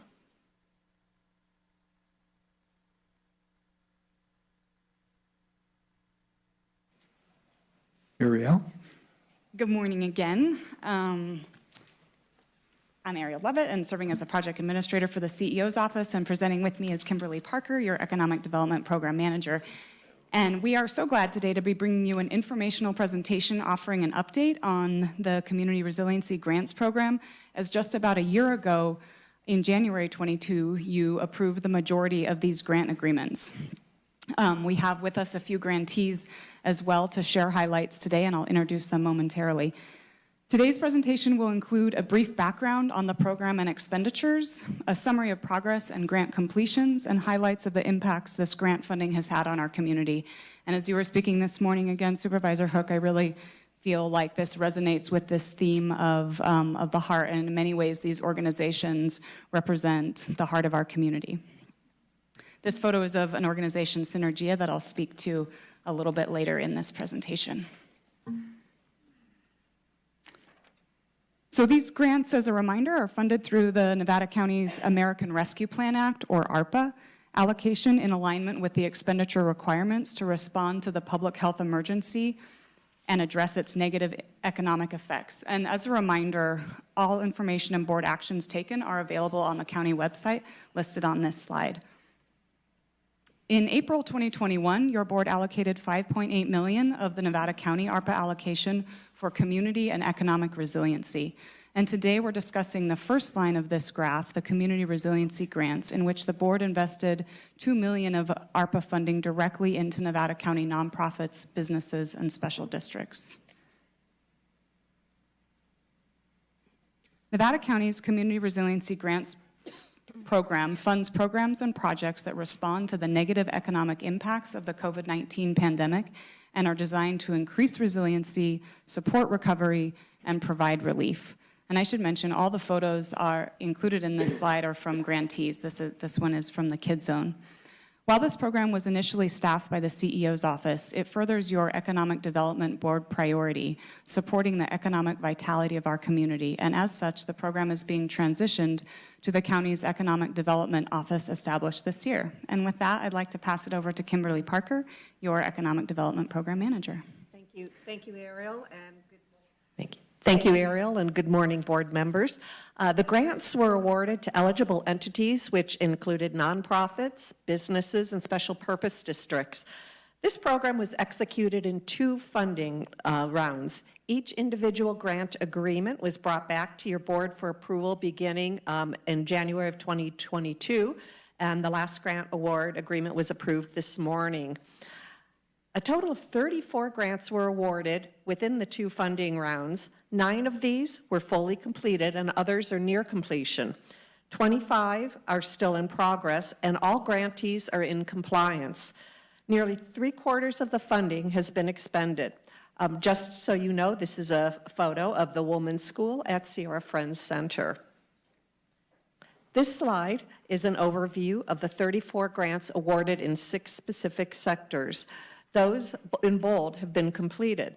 There's a great diversity of services, including safety net services like food distribution and emergency housing, to arts, to several programs directly supporting small business development, to programs focused on education and youth, community centers, areas like the Granges or the rodeo, and others in recreation, wildfire prevention, and environment.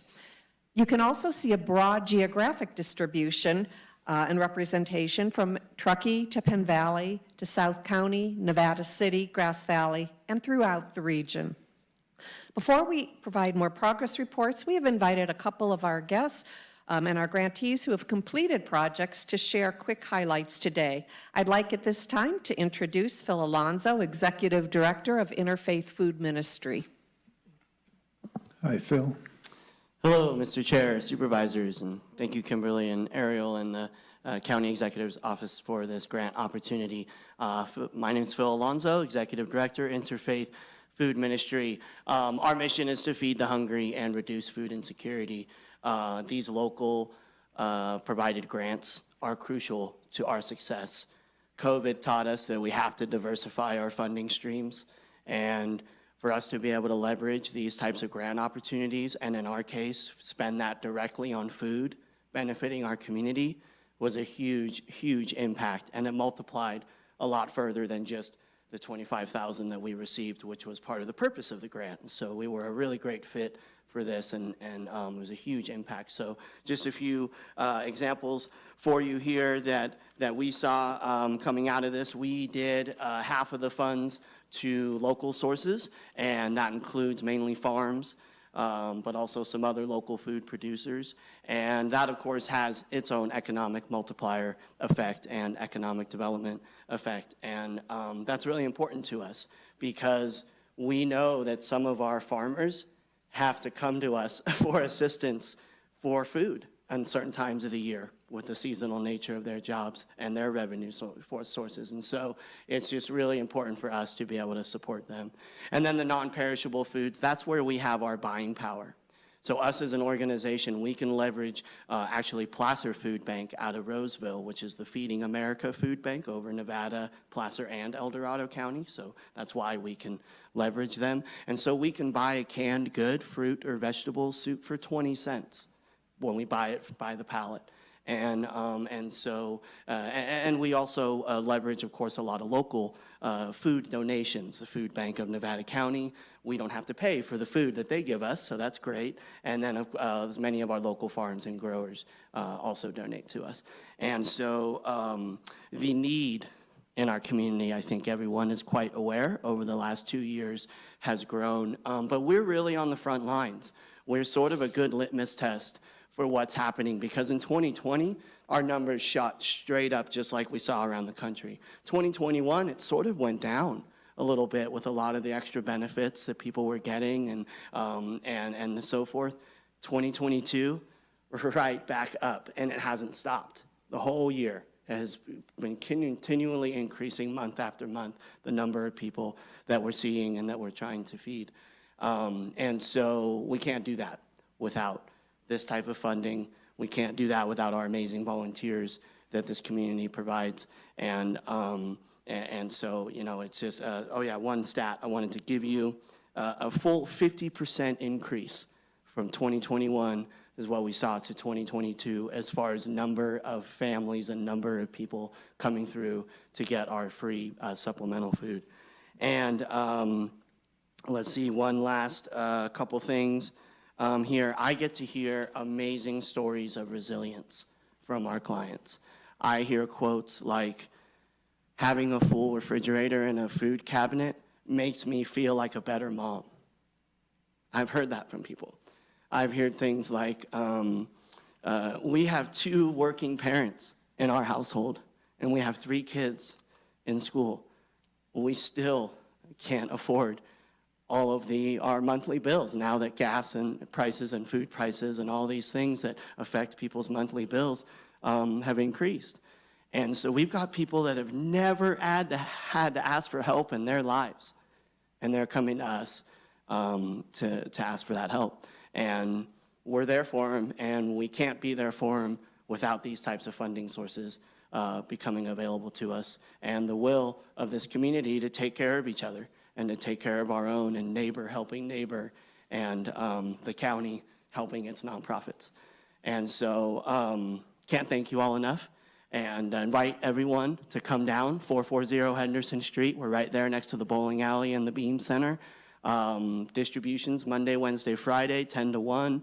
Saturday now, we're open every Saturday, which is a thing we did to respond to the higher need. That started in September. So every Saturday now, 10 to 12. I invite you all to come on down, check us out. It's really an amazing thing to see. That is resiliency in action right there. And yeah, come on down. Love to have you. Thank you, Phil. Thank you so much, Phil. Interfaith Food Ministry does a phenomenal job for our community, and you certainly bring heart to that program, so we thank you so very much. I'd now like to introduce Teresa Dietrich and Dave Summers, and they're going to talk to us about the Penn Valley Rotary. Rodeo. Where is that? Oh, there we go. Yes. Rodeo. Driving. So do I need to hit this button, or is it on? Okay. Okay. Good morning, supervisors, staff, and community members. The Penn Valley Community Rodeo is very Is your grateful. mic on? Oh, Teresa, I'm sorry. It is on, I'll turn it up, It Chair. might be There you my, go. it might There you be go. my You're height good. causing a problem here. I'm vertically challenged. Good morning, supervisors, staff, and community members. The Penn Valley Community Rodeo Association is very grateful to be the recipient of a $25,000 grant from Nevada County. Our mission is to help preserve the great Western heritage of Nevada County. That's critical to our organization. During the pandemic, we were unable to host our annual rodeo, which is the only real fundraiser we have each year.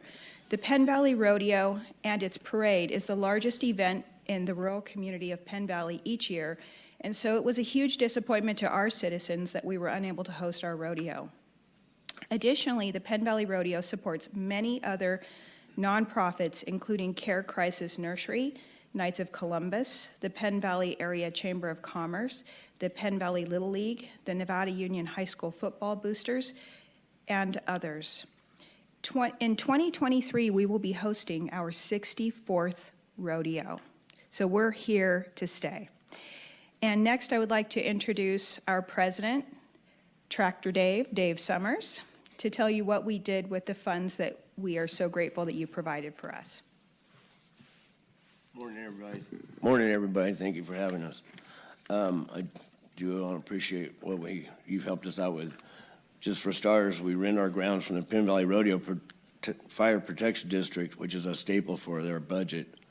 The grants funds allowed us to pay our rent for the fire district, pay for our rain and liability insurance, fix the bleachers, which are aging and require repair each year, fix the chute gates and make them safe for livestock and the contestants, fix the picnic tables, benches used for the public and dine and rodeo and other events, fix our ticket booths and build a silent auction booth to host our auctions, replace our bridge, which also allows staff and board members, contestants, and entertainment professionals to safely reach our announcers' crow's nest, where they get ready for bucking out for the horses and stuff.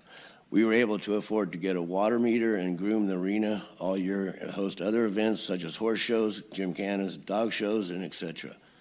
Plus, this allowed the community to ride in the arena. We were able to return to our practice of sponsoring scholarships for the local high school seniors and for the Penn Valley Fire Protection EMT program, which benefits our community. Lastly, we were able to make some much-needed repairs to our electrical in the cookhouse. This is just a list of larger projects we were able to complete with the funds. We also purchased the lumber and supplies for the repairs in Nevada County to support our community, and a win-win for all. And thank you very much. Thank you so much. Thanks for coming to share with us today.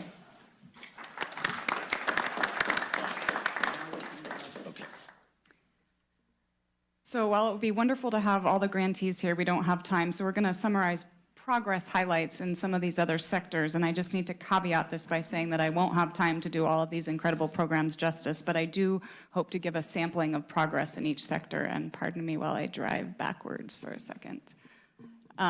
So beginning with the highlight of our safety net services, community resiliency grant funds are providing essential resources for Habitat for Humanity to complete pre-development work to build 12 low-income homes in the Heritage Oaks 2 neighborhood in Grass Valley. This photo is from a groundbreaking in July, and as of this fall, architecture plans have been completed and permitting applications have been submitted. Moving into our art sector, ARPA Community Resiliency Grant Funds have assisted the Tahoe Truckee School of Music to partner with Sierra High School and Truckee River School to provide weekly music classes, as well as to provide live music for the community and sustain work for local musicians who are hit very hard by COVID. Tahoe Truckee School of Music also purchased musical instruments and supplies to provide a free instrument lending program. They report bringing music to 15,000 community members in 2022. Also in our arts sector, on the western side, this photo is from Music in the Mountains, who used grant funds to support staff to deliver children's educational programs both in school and after school. In total, approximately 2,000 students are benefiting from programs MIM has been able to offer in part due to this grant. These funds have helped to reestablish programs post-COVID closures, and MIM has successfully leveraged other funding for future sustainability. A couple other quick mentions in this sector. The Nevada Theater was able to make essential repairs and upgrades to the theater's HVAC, smoke alarm, projector, and lighting systems. So this iconic local venue is able to continue to offer space for performing arts. Also, Neighborhood Center for the Arts used their funding to support program operations like Rent and be able to keep their programs open for artists with disabilities. And their executive director, Amy Madero, says, "Our artists are happy to be back and around staff and friends." With that, I'll turn it back to Kimberly to highlight some of our economic development grantees. Thank you. I'm really excited to highlight Curious Forge, a wonderful makerspace in our region. Through the grant funds that were given to Curious Forge, they were able to hold 11 summer camps over the summer of 2022. They were able to hire a program developer to organize their offerings and provide invaluable marketing support. They developed a medical certification module using a learning management system for remote training that supports their hands-on training. And as you see from the slide, their metal fabrication program also supported workforce development. And internships are important, so they increased their internship program, giving students opportunities to learn ceramics, blacksmithing, glassworking, and support the infrastructure of the forge. Other economic development highlights in the second round of community resiliency grants, the request for proposals, guidelines, formats, and requirements were very consistent with round one, with the exception that the RFP focused eligibility specifically on entities providing capacity building support to small businesses. This was recognizing the pandemic's impacts on small businesses, and these grants were intended in part to support not a single business, but entities that supported capacity building that supported a variety of small businesses. This included entities not limited to downtown associations, chambers of commerce, economic organizations, business igniters, and others that supported Nevada County.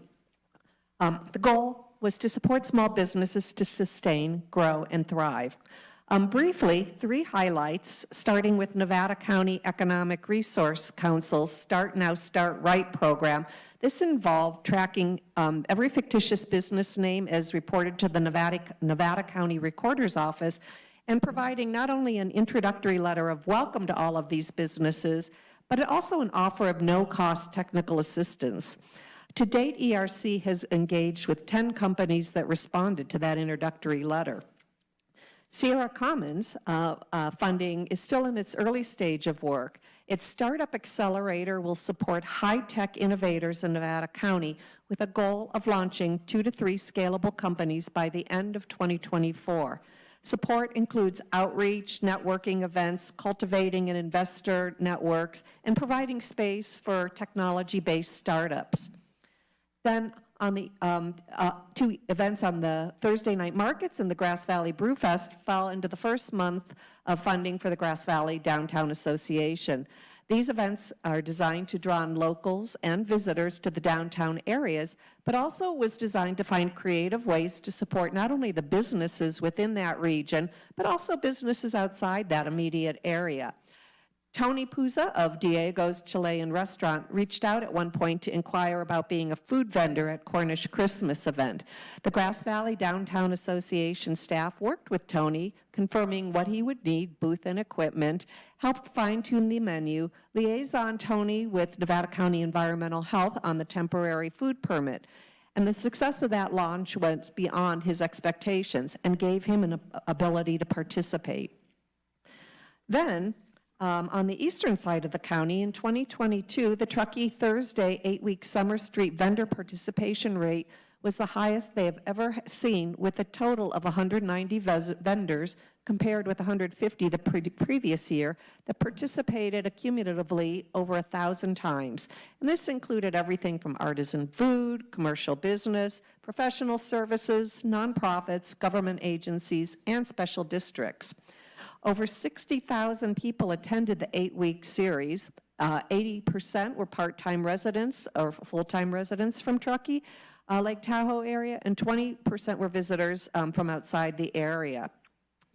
The Truckee Thursday Summer Street Fair helps these businesses financially, and as the largest event in Truckee, Thursdays also act as an incubator for new businesses and the Town of Truckee programs. At this time, Ariel, I'll turn it back to you. Thanks, Kimberly. In our youth and education sector, we have 3 completed projects, and we'll start with highlighting the Kids Zone in Truckee. Nevada County ARPA funding allowed Kids Zone to reopen with improved health and safety systems, as well as provide direct outreach in really creative ways when COVID prevented direct services. Grant funds supported staff time, develop a phased reopening plan and new policies and procedures, and they report that this funding allowed Kids Zone to serve hundreds of Nevada County children and their families.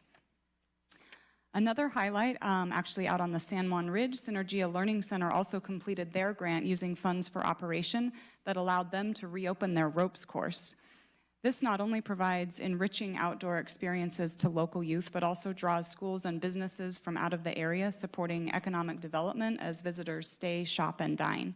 Deborah Weistar of Synergia writes, "Teachers are grateful and excited to be able to bring their students on an outdoor learning adventure once again. Synergia staff are relieved to be employed and so happy to be working with youth again. And most importantly, youth who are isolated socially during the pandemic can once again be together in an environment that fosters collaboration and connection." Another completed grantee is Woolman at Sierra Friends Center, with funds used to update their dining hall with improved health and safety infrastructure so that they could reopen, and they've since hosted multiple successful events, including summer youth camps and retreats. We talked a little bit about, got a highlight from our rodeo and our community centers sector, but we also have a complete grantee with the Golden Empire Grange. And their story was they needed to replace their HVAC system to enable rental of the hall. They reported that without air conditioning or heat, they could not rent the hall, which would have resulted in them shutting down. Due to COVID gatherings being prohibited for a period, they had no rental revenue for almost 2 years, and so funding was a critical issue. These grant funds, along with volunteer time and effort, enabled them to successfully install a new HVAC system, and they're renting the hall. They report, "We are recovering, clubs are meeting again, the community is recovering." And then another, this grant is almost complete, but I wanted to highlight the North San Juan Community Center. The ARPA grant funds were used to successfully drill and case a new well, which is now reading at 50 gallons a minute. In years past, the community center well ran dry, severely threatening their ability to serve the community with the critical safety net services that they provide. Through access to water, this volunteer organization can continue to provide access to services for the local community, including essential services like food distribution, youth and senior services. And we now have, in our last sector, wanting to highlight the Greenhorn Firewise Community and Truckee River Watershed Council, both complete. And we're glad to have Sue Drake, the Development Director with Truckee River Watershed Council, here with us today on Teams. So Sarah, are you able to bring up Sue on Teams? Jeff, the mastermind?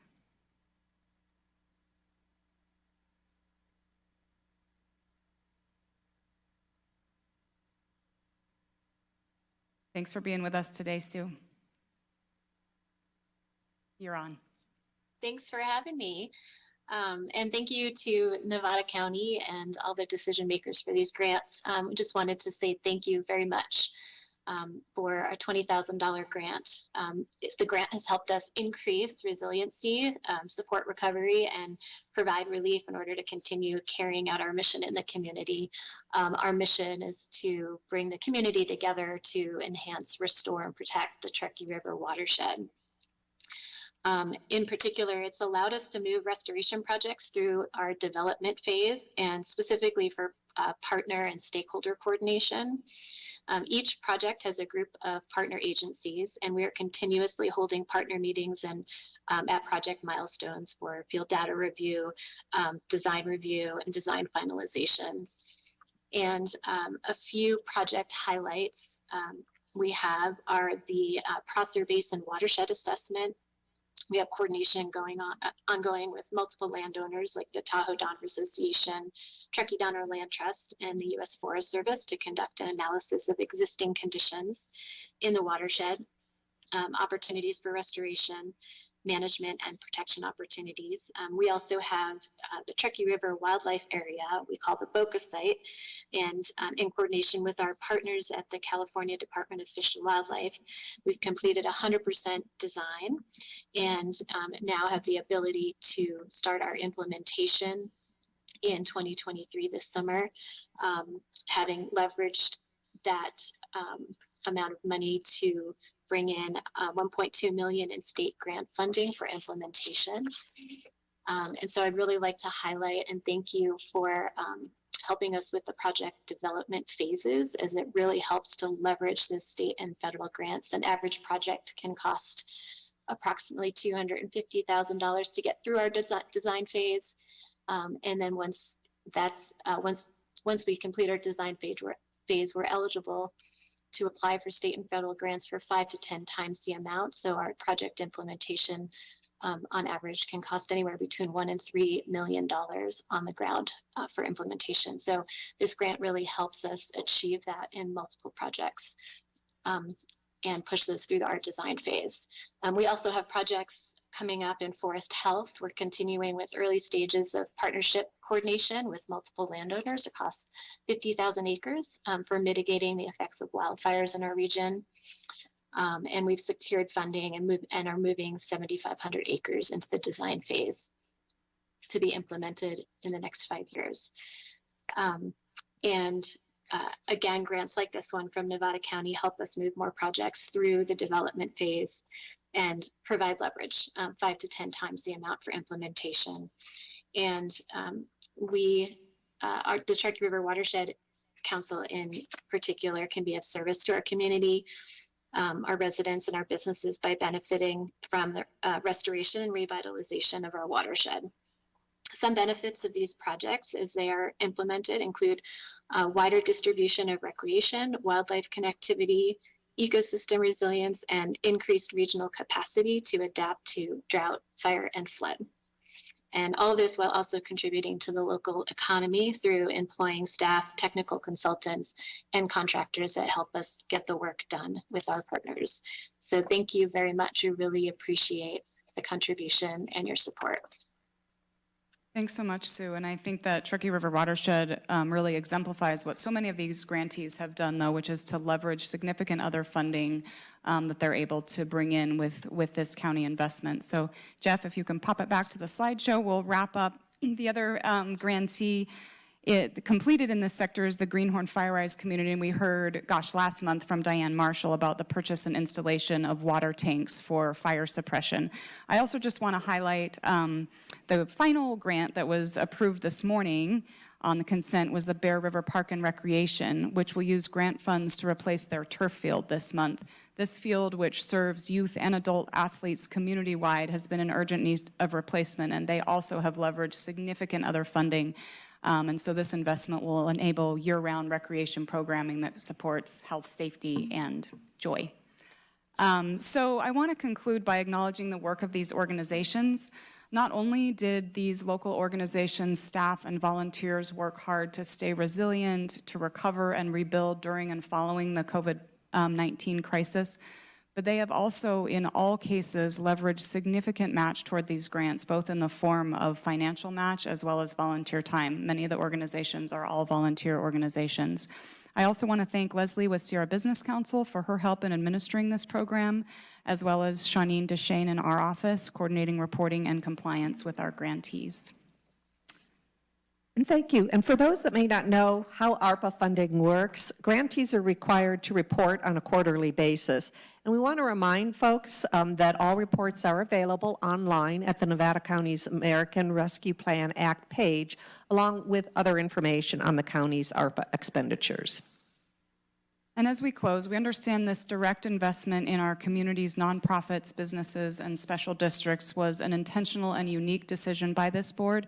And we thank you for your time in receiving the update today on the impact of this investment in providing relief, promoting recovery, and building resilience in Nevada County. So we welcome any questions as you enjoy these photos from Sierra Friends Center and Tahoe Truckee School of Music. Thank you, Ariel. Thank you, Kimberly. Questions? Hardy, would you like to start? I do not have any specific questions. It was a great presentation. It was awesome to see our partners and the work they've done and all the progress they've made. So no questions for me, just good to see it. And I do have comments on the program a little bit, I guess, if we're going to go to that stage next, maybe after public comment. Supervisor Swarthout? No questions. Supervisor Hall? Thank you. Thank you for highlighting the successes and giving a little more detail on the programs. I think it's just incredibly obvious what a great use of these funds this was, both in that it generated additional funds. It sort of goosed the economy at a time when the economy was just tanking through all the closures from COVID and whatnot. I want to thank the panelists, folks who helped make these decisions as well. And I hope we can find a way to keep this going through, a foundation that we want to be establishing, because I think the benefits of this are just widespread, and exactly the kind of thing that we can be doing as a county as long as we can get the funds coming in. Thanks for the effort to highlight all these great programs. Supervisor Hook. Well, I think Heidi said it all. That was great.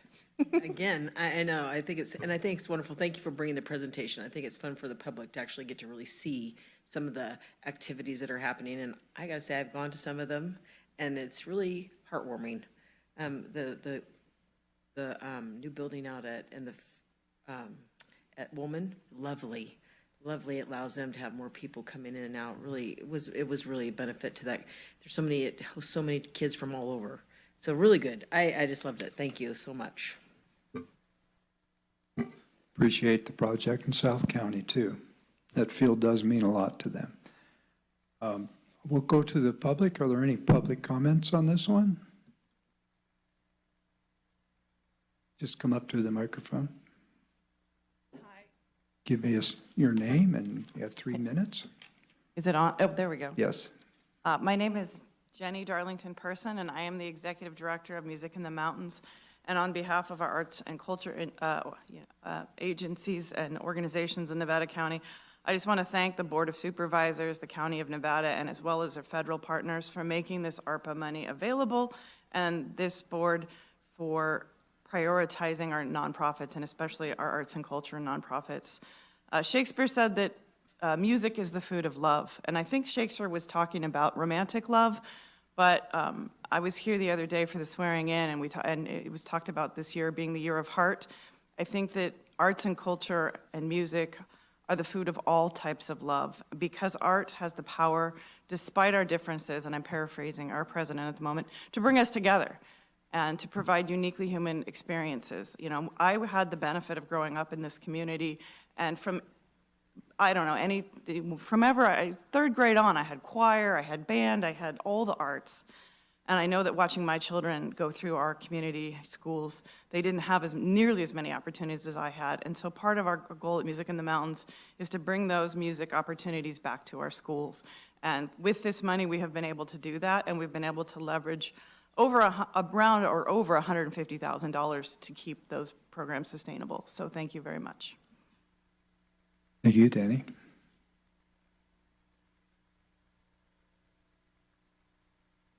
Hello, Robert Trent, Executive Director of Sierra Commons. First, I just want to acknowledge all the hard work that the board has done and the CEO's office and so many people here. It's really cool to see all the work being done, because I'm in my silo of doing my work, and it's pretty impressive. So Sierra Commons is doing the Tech Accelerator. We're kind of taking a three-pronged approach. It's through community building, funding, and resources. And so the community building side of things, we've been very active in doing events and bringing the tech community together, because what's happened in COVID is that everyone's off doing their own thing, and the whole tech community has been kind of turned upside down, and the workforce demographics have changed. We've had a huge influx of tech workers here, and what Sierra Commons' role we're taking right now is to bring these people together so they get to know each other and it's really community building. There's been a change in demographics and the way tech companies are starting up. It's not like we're going to be the next Twitter and hire 1,000, maybe I shouldn't use Twitter. We're going to be the next tech company and hire a bunch of people and have a huge office. It's more CEOs moving to town, or homegrown CEOs that are hiring individuals, building small, lean teams. And what's really important is to build a community and a culture where it's thriving, and less focus on starting huge companies, because that's a kind of a difficult thing to do nowadays. It's not what's happening in the tech scene. Funding, we had the Capital Summit. Thank you, Allison, for presenting there. It was really great. We brought some new funding opportunities to this area, and also other agencies that can help local companies get funded. Things are starting to bubble up, but it's going to take some time to get people connected, get companies started, and so we're well on our way to doing that. We're getting a lot of media attention. There was a great coverage in Comstock Magazine. We've been on KNCO and KVMR, and you've been at all of the union, of course, to try to get the word out that there's this community forming. It's at Sierra Commons, and it's really starting to click. So thank you so much for the funding and just planting. I got 20 seconds left. Planting a seed. Another big project that Sierra Commons is working on developing is a kitchen incubator to help create more food security in Nevada County. So you'll be hearing more about that soon. Thank you. You, Robert? Yeah. Thank you. Thank you.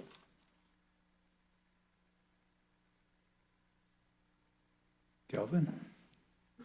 Yes, I really appreciate the private sector in our community that helps to take care of and support the core services that the county is trying to take care of. And I only have one question, and that is, when will this constant flow of money stop? And the reason why I ask that is because it's unnatural. By the time my 3 minutes is over, $36 million will be added to the national deficit. And as we know, this was a tax and spend program under the COVID con job that was used as an emergency to create a crisis, an economic crisis. In regard to that, inflation is often the most important but yet least understood principle of our day. Contrary to what we might be led to believe by the news media and some high economic advisors, inflation is not a rise in the general level of prices, often referred to as an increase in the cost of living. Inflation is simply an increase in the supply of money. This increase in the number of dollars in relation to the goods and services that are put up for sale causes people to bid up prices. Thus, a general rise in prices is the effect of inflation. More dollars is the underlying cause of the higher prices. I could be looked at like I'm a critic. I simply care about our community. Certainly the aging folks who have saved their dollars, now those dollars don't compete with the inflated dollars that were dumped into our county, even the extra $300 million that were separate from this $9 million that was added to support these core services in our community. So we're talking about that $300 million, and then when that stopped from the federal government and the state governments, next thing you know, we needed to raise sales tax. Now, this was a statewide problem. They did this in most of the counties. This is not just a random act of inflation. And so there's also some ancient, or I consider it pretty old, statements by a guy named Nikita Khrushchev that actually puts a little bit of answers and clarity into this problem. And he said that Americans are so gullible. You Americans are so gullible. No, you won't accept communism outright, but we'll keep feeding you small doses of socialism until you'll finally wake up and find you already have communism. We won't have to fight you. We'll so weaken your economy that until you'll fall like overripe fruit into our hands. My comment is simply a principled comment about economics. We need to watch and be accountable for where this money is coming from, truly, because it's on the back of hardworking Americans that this money was created. Thank you, Calvin. Is there any one on the phone or written comments, Madam Clerk? Chair Schofield, we have no callers online, but we did receive 3 emails just recently from Kids Zone Museum, Curious George, and Bear Yuba Land Trust, thanking the board and the county for the resiliency funding. Very good. Thank you. All right, I'll bring it back to the board. Hardy, I felt that you were going to follow up on your comments. Yeah, thank you, Chair Schofield. I just wanted to say, it the program was nimble. I think the money got out there quickly. I think it's incredibly difficult to give money to deserving agencies and organizations and people in an equitable and timely way. I think we did a great job at that. I just wanted to commend staff and the board for doing what I feel like was the right thing during that period when the ARPA funds and all the CARES Act funding came down. I think it was difficult because we didn't understand at that time exactly the true cost of the COVID pandemic and what our staff time and our direct and indirect cost would be. So I think there was a little bit of a risk, but I think we reached out and did the right thing to support our community, and definitely supporting the individuals we saw today and all the other people that received a grant. It's just incredible to see the work that they're doing, and really a huge thank you to them for sticking with it during that period, because it was a tough time. I know that many of the people that we have helped out and worked with as our partners have talked to me in the eastern side of the county about the difficulty that they've had over the last year and kind of the fatigue that they're feeling. So I think now's a great time. And as we look at the strategic workshop and look at the final dollars we have to spend for the ARPA revenue, I think we're going to have some great opportunities in front of us to do some really meaningful work.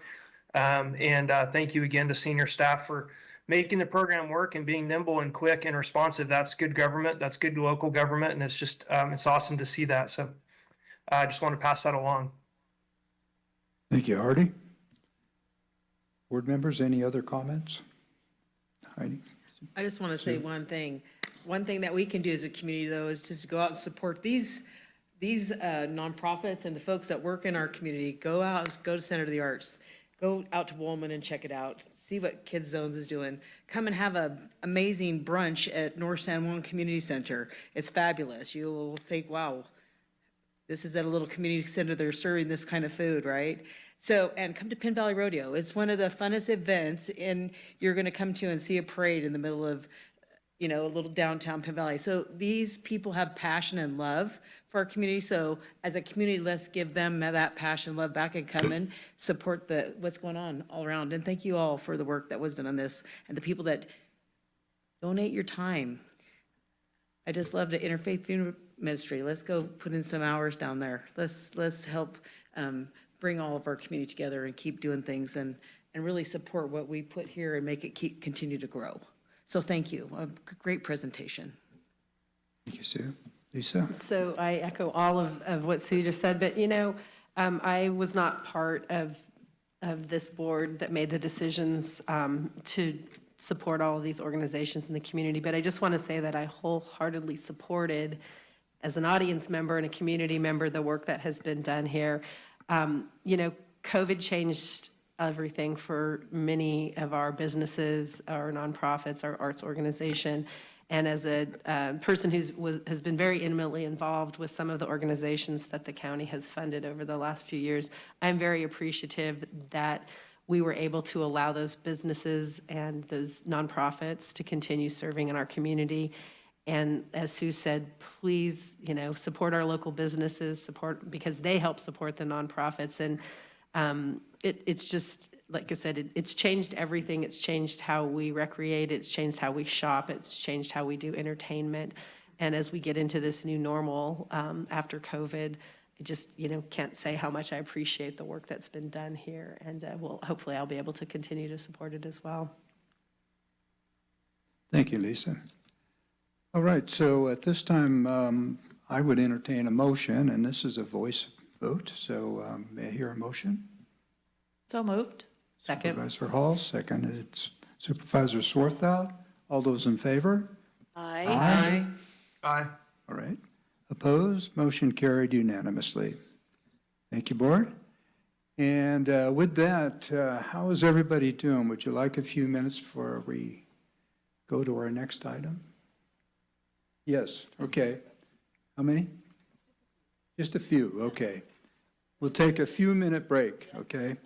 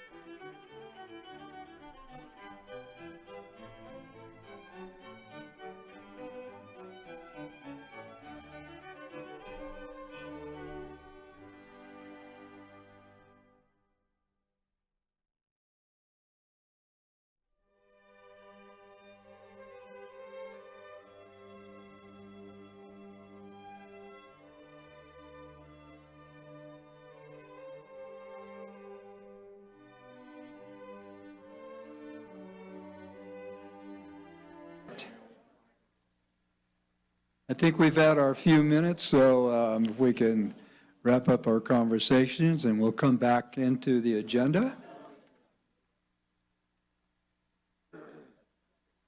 All right, gentlemen, listen up. All right. Our next item is a resolution appointing Gina Will as Auditor Controller to fill the vacancy due to the court's ruling disqualifying the elected Auditor Controller, effective January 11th, 2023, and through the term ending January 2027. Board, comments? No comments. No comments. That I would move. Steve going to make a Steve presentation gonna on this? That's right. I'm supposed to introduce Steve, so thank No, you, Eddie. that's okay. Good Oh, morning, Steve, Chair what are you doing? Schofield, Supervisors. This item was asked to be brought back from the December 13th, 2022 board meeting to appoint Gina Will as the new Auditor Controller for Nevada County. And that's the resolution I'm bringing forward today. Very good. Thank you, Steve. Is there any comments? Hardy, do you have any comments? No comments from me, thank you. Okay. Sue? No comments. I would move that the selection of the Auditor Controller be filled by Gina Will. Okay. Do we have any public comment on this before we go forward? Galvin?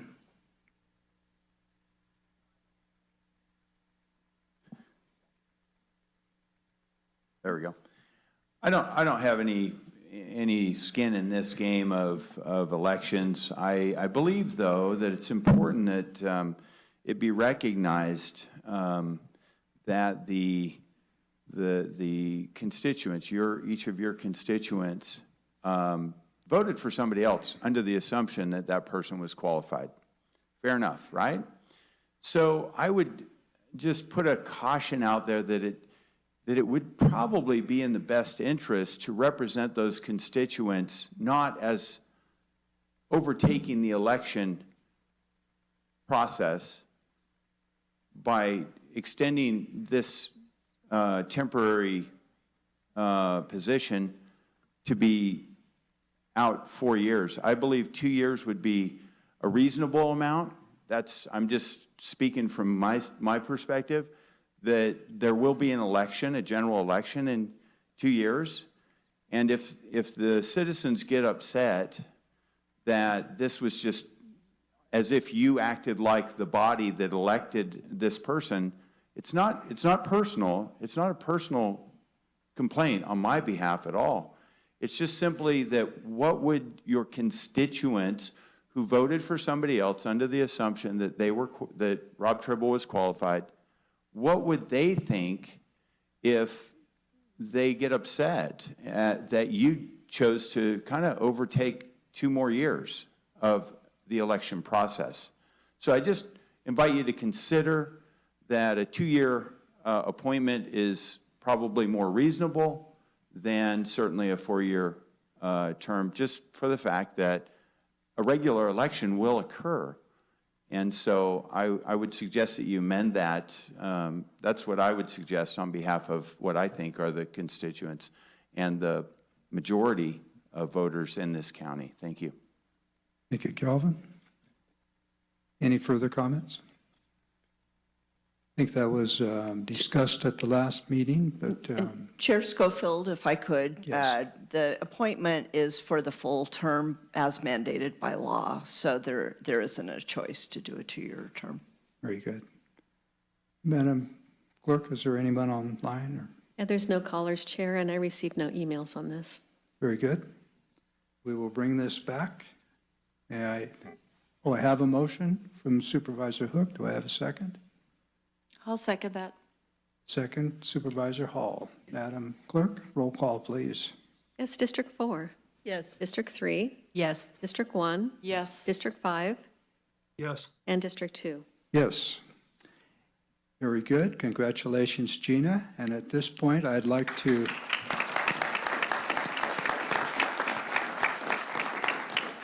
introduce our current Auditor Controller for one more day, Marcia Salter, who will do the swearing in for Gina.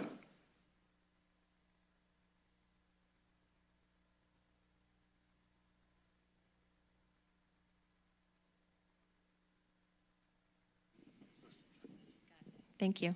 Thank you very much. Thank you for appointing Gina too.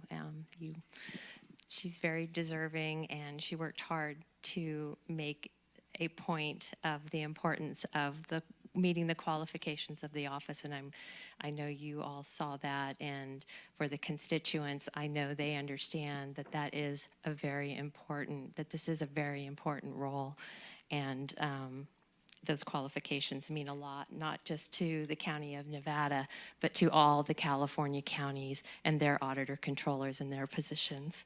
So it is really a unique situation that I am still the seated elected official, and I can now swear in my successor. And with that, Gina, thank you for allowing me to do this. And as you know, I will start this, and when it says state your name, will you state your name?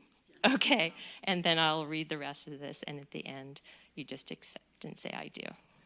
Okay, so I, Gina Will, do solemnly swear that I will support and defend the Constitution of the United States and the Constitution of the State of California against all enemies, foreign and domestic.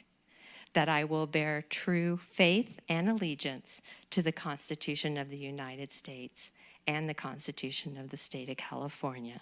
That I take this obligation freely without any mental reservation or purpose of evasion, and that I will well, faithfully, and discharge the duties upon which I'm about to enter. I will. Thank you. All right. And with that, congratulations, Gina. Thank you so much. I don't know if you want to say anything.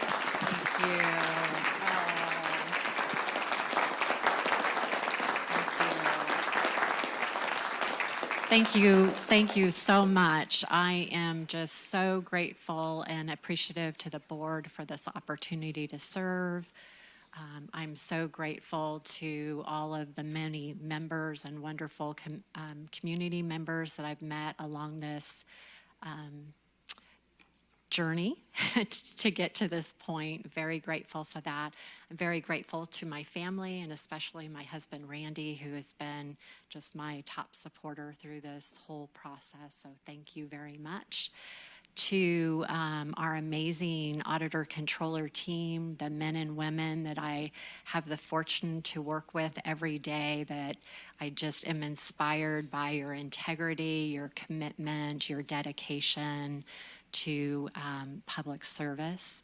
And to this amazing auditor controller, Marcia Salter, I am so grateful for the 2.5 years that I've been mentored by you, that I've learned from you. I will strive very hard to maintain the legacy that you've created for our department, and just, pursuing excellence in accounting and auditing services for those that we serve. So thank you very much.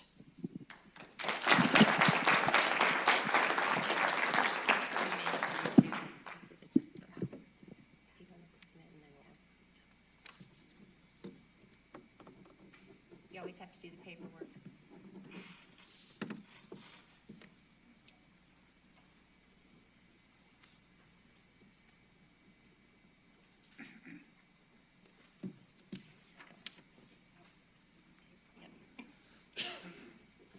In duplicate.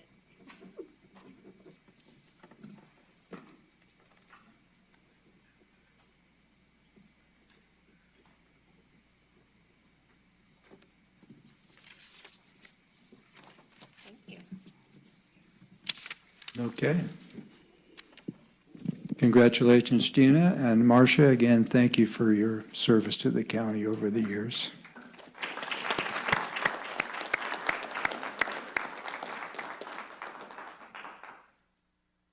Well, here we took a quick break, and now we are on a timed item. So it looks like we have 9 minutes for our next item. So we will take a break. I believe it's at 11:15, Chair. Pardon me? 11:15. Oh, look at that. We're late. Okay. Thanks for being with me, Julie. Thank you for having me.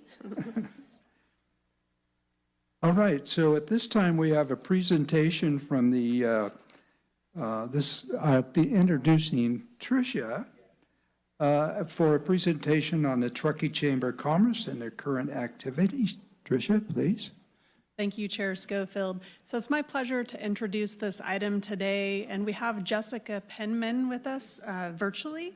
She's the new president and CEO of the Truckee Chamber of Commerce.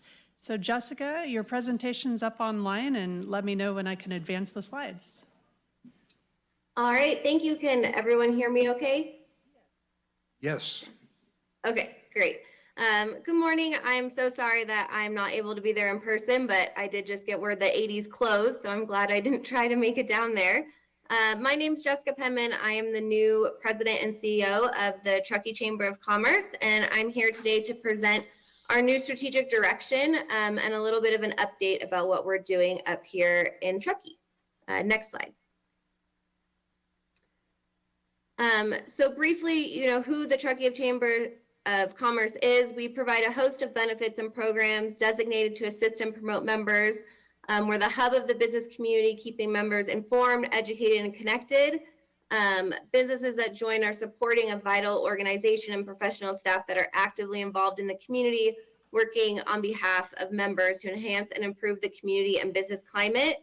We currently serve over 500 business members and their employees in not just the Truckee proper, but in Nevada and Placer County, as well as all the way down into Reno. Our businesses include large businesses such as ski resorts, brick and mortars in the downtown corridor, and at-home businesses. During the Truckee Chamber's 110-year history, we've provided educational and networking opportunities, marketing for the town of Truckee, helped to found the North Tahoe Truckee Leadership Program. We run the California Welcome Center, and we've helped to build a community through programs such as Good Morning Truckee and Truckee Tomorrow. We also serve new residents of Truckee through our Big Life Connections program, which offers new residents the opportunity to meet new people and receive educational information about living in the mountains. In early 2022, the Truckee Chamber of Commerce Board of Directors started the process of creating the Chamber's first ever strategic plan. This process allowed them to think of what the Truckee Chamber can and should be known for, and that's the plan I'm going to present to you today. Next slide.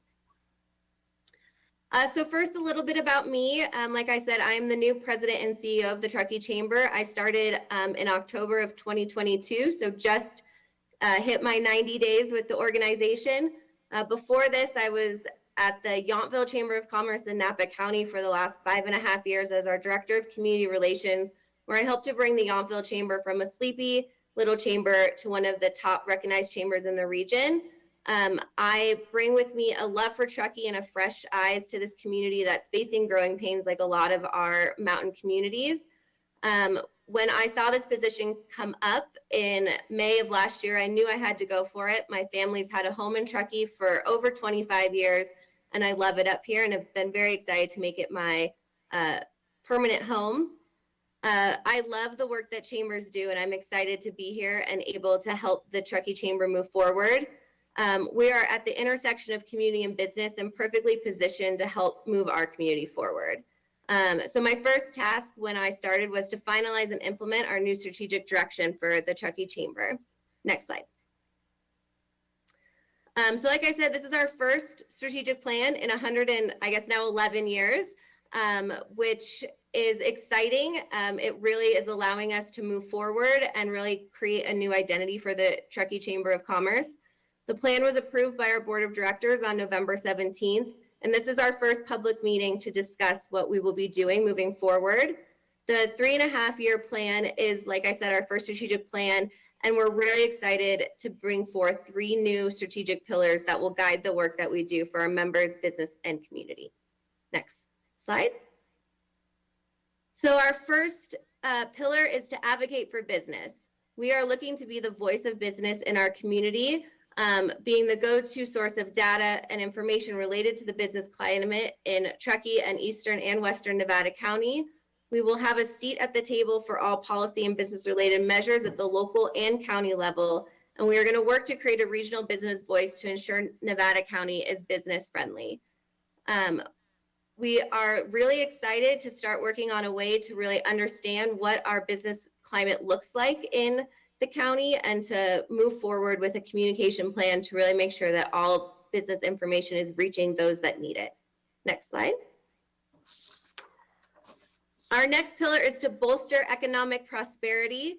We are going to work to ensure a strong, vibrant economy by cultivating and promoting healthy business growth, and then supporting and growing the Truckee workforce in partnerships with crucial community partners. The future of the economy right now, as we know, is on everyone's mind, and with one that is based on tourism, economic diversification and strengthening is a top priority for the Truckee Chamber of Commerce. Working with our community partners such as the Town of Truckee, Sierra Business Council, TTUSD, and others, we are looking to be a leader working towards economic stability and growth. One of our first priorities is to create a system to accurately talk about how our business community is doing and what the business climate is in the Truckee region. Next slide. And then our third pillar is to cultivate community connection. And this is really where the Truckee Chamber of Commerce has excelled in the past, and we're going to continue that legacy forward.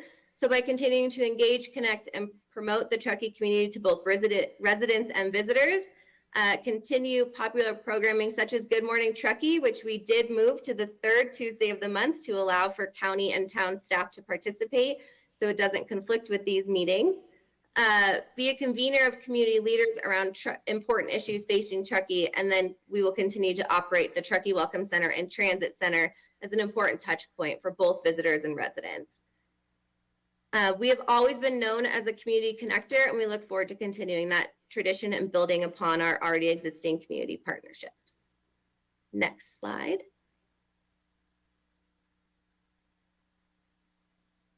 So our next steps, we're entering this new era for the Truckee Chamber of Commerce and really looking to move our strategic plan forward with the help of regional partners. We look forward to finding new ways to partner with Nevada County and to really work with you to get your message out to our businesses in the Truckee region. We look forward to making sure that Nevada County remains one of the world's best places to live, work, play, and of course, do business. Next slide. And that's it. Thank you. Any questions? I'm sad my photo of my dog didn't show up like it's supposed to on this slide, but that's okay. Thank you, Jessica, and welcome. And I'm glad you didn't try to make it over today. Let's start off with questions and comment. Hardy, this is your area. Yeah, thank you so much, Jessica. Really appreciate you taking the time to present to my colleagues. And I was, Allison and I were both fortunate to sit down with you recently, and we got to sit down with Jessica and talk to her about these 3 pillars. And there are things that I've watched the chamber work toward. And then, I'm excited about your leadership and also Chair Vitus and her leadership with the chamber and others that have taken it in a new direction. I'm excited about that. I'm always really protective of the community portion of that pillar because the chamber has always played such a classic role. Good Morning Truckee is this place where you can show up and talk about what you have to do in your organization, what your hopes, dreams, and goals are. You can work with your partners. You can have the meeting after the meeting, which suffices for many meetings a week. And I'm really, really glad, and I really appreciate you switching that date so we can participate because I've missed every single Good Morning Truckee for the last 2 years, except when I call in to present.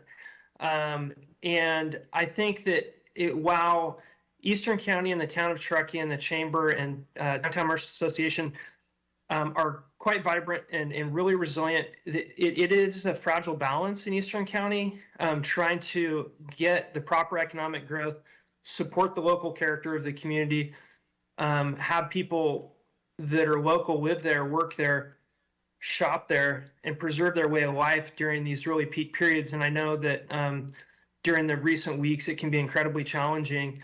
And so that balance of business, quality of life, and our environment and our recreation-based economy is something that I know that the Chamber is really looked closely at. We had those conversations last time we met.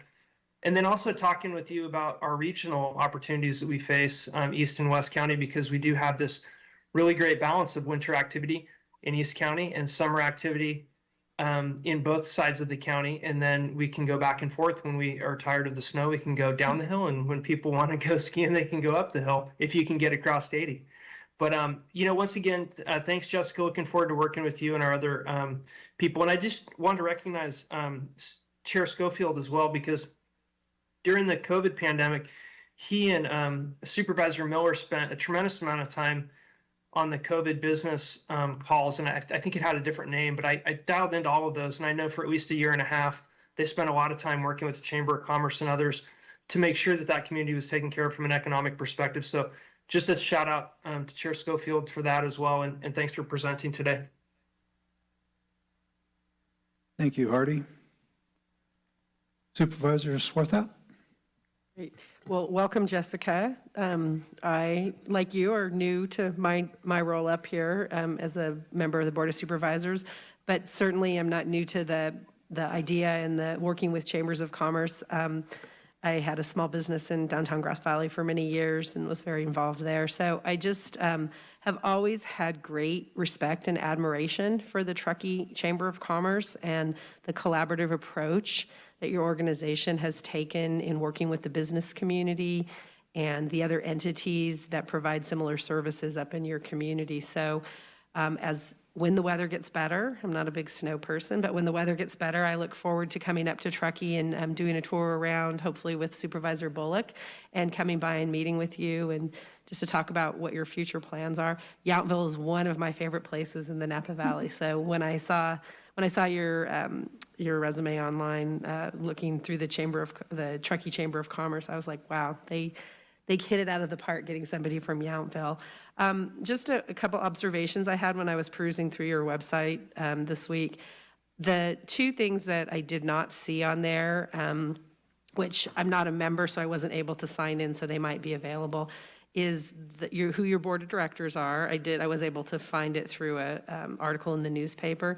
And then also, I don't know if this is protocol, but just to see what your budget was and to see, your sources of revenue and your expenses. So I don't know if that's something that you guys publish publicly, but I think for transparency's sake, I think it's really important that our nonprofit organizations, especially our business organizations, are very transparent in their finances and where the money comes from and where the money is spent. Although I will say that I think you guys have done a fantastic job of managing your budget and helping your businesses, especially through COVID. So welcome, and I really look forward to working with you in the future. Thank you, Lisa. Supervisor Hook? Well, welcome. I'm happy you love the Truckee area. It sounds like you have a history there, and now they're just going to reap in those benefits having you. Chambers are so important. I think keeping that camaraderie really kind of going with all your businesses and having them know what's going on, I think is such a integral part of what a chamber does. I even see that in our little Pin Valley chamber that we have, how important it is to bring those business members together so they know what's going on and keep those activities going and keeping, and this is a big chamber. It's huge. When you said 500 people that actually belong, that's fantastic. So I'll look forward, I'll be up in Truckee one of these days and I'll look forward to meeting you. So welcome and thank you for the presentation. Heidi? Thank you. Welcome, Jessica, and I look forward to collaborating with you from the county level. The more collaboration, the better. So I wish you lots of success in getting your strategic plan up and running. Thank you, Heidi. And again, Jessica, it's a pleasure having you here and looking forward to meeting you in person. And, my comment is that it's really good to see the collaboration that the county has with organizations such as yours. And I think we look at the legislative platform today, and we discussed how the communities were brought in, our cities, our towns, and also the resiliency fund and how that's gone out throughout our entire county. And I think, I always say that what's good for the cities and towns is good for the county, and what's good for the county is good for the cities and towns. And it's not always easy, huh, Lisa? There are times that we kind of bump heads a little bit. That's okay. I think that philosophy is true with all of us. So, And you guys do a great job up there. I've always felt the same way, that it's an amazing organization that you have. So again, Jessica, thank you very much, and looking forward to meeting you in person.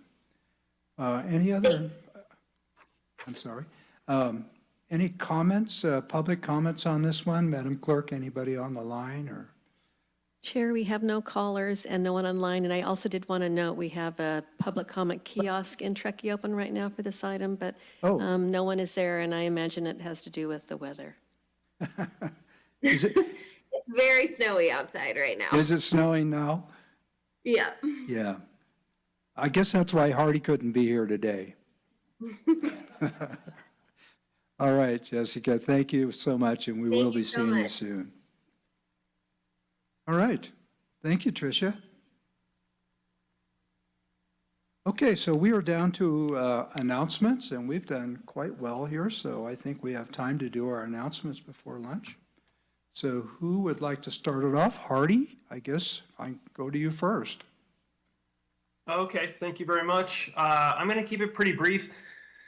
The biggest announcement, the thing that I want to announce is basically in December, we did these stakeholder outreach meetings, and they went very well. We reached out into the community to most of the major East County stakeholders, and many from the West County, sat down in person when we could and did some Zoom calls. And it was just, it was a great opportunity to connect after the end of the year.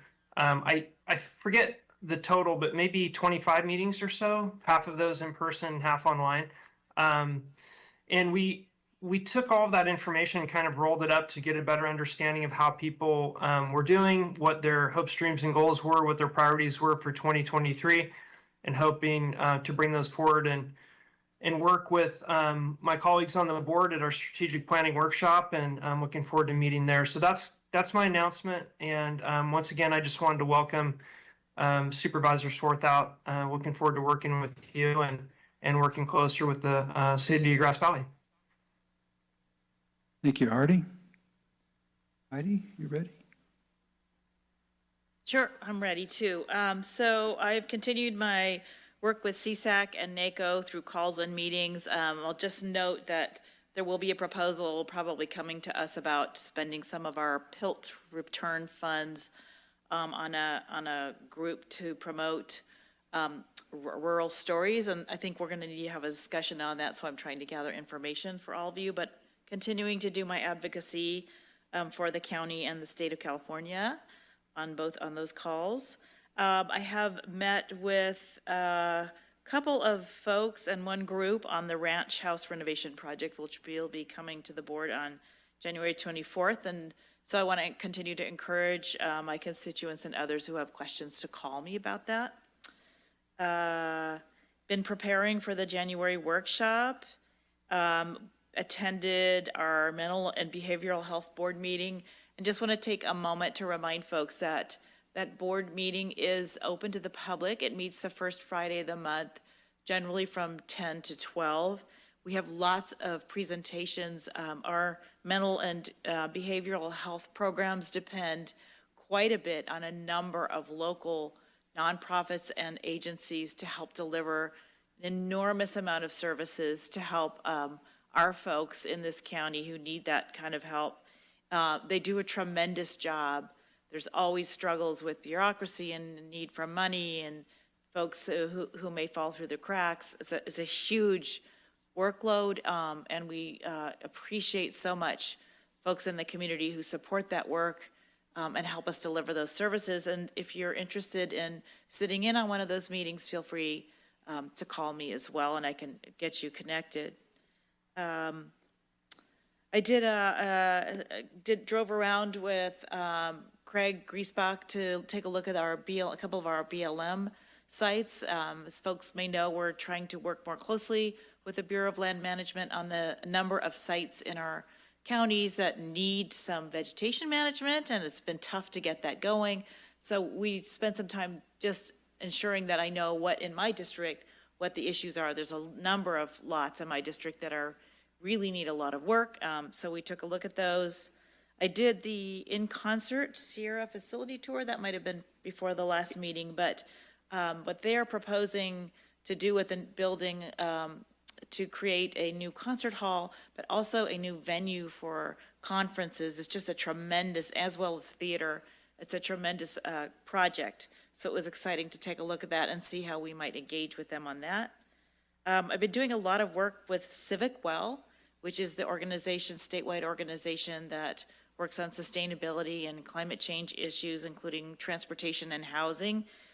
We just hired a new CEO, and it's, I think, poised to do some really great things, and we're going to be collaborating with them as we go forward here in this county.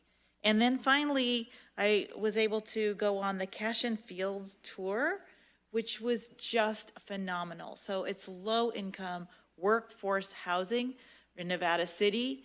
Bunch of people are, and folks, including folks we know and friends of people I know who are just starting to move in this week and last week. The units are beautiful and efficient. The community center down below is spectacular. They'll have a place for gardens and a playground, and it's affordable. And they think 60% of the folks who are moving in are directly local, Nevada City, and another 25% they think are from also local, Grass Valley, Rough and Ready. And so these are folks who are trying to stay and live here, who work here, and needed a little help getting into housing. I think it's a phenomenal model, and I'm hoping we can do more projects like that here in the future. But just kudos to all the folks who made that happen and the people who are running it. And congratulations to the folks who are moving in there now. Thank you. Thank you, Heidi. Sue?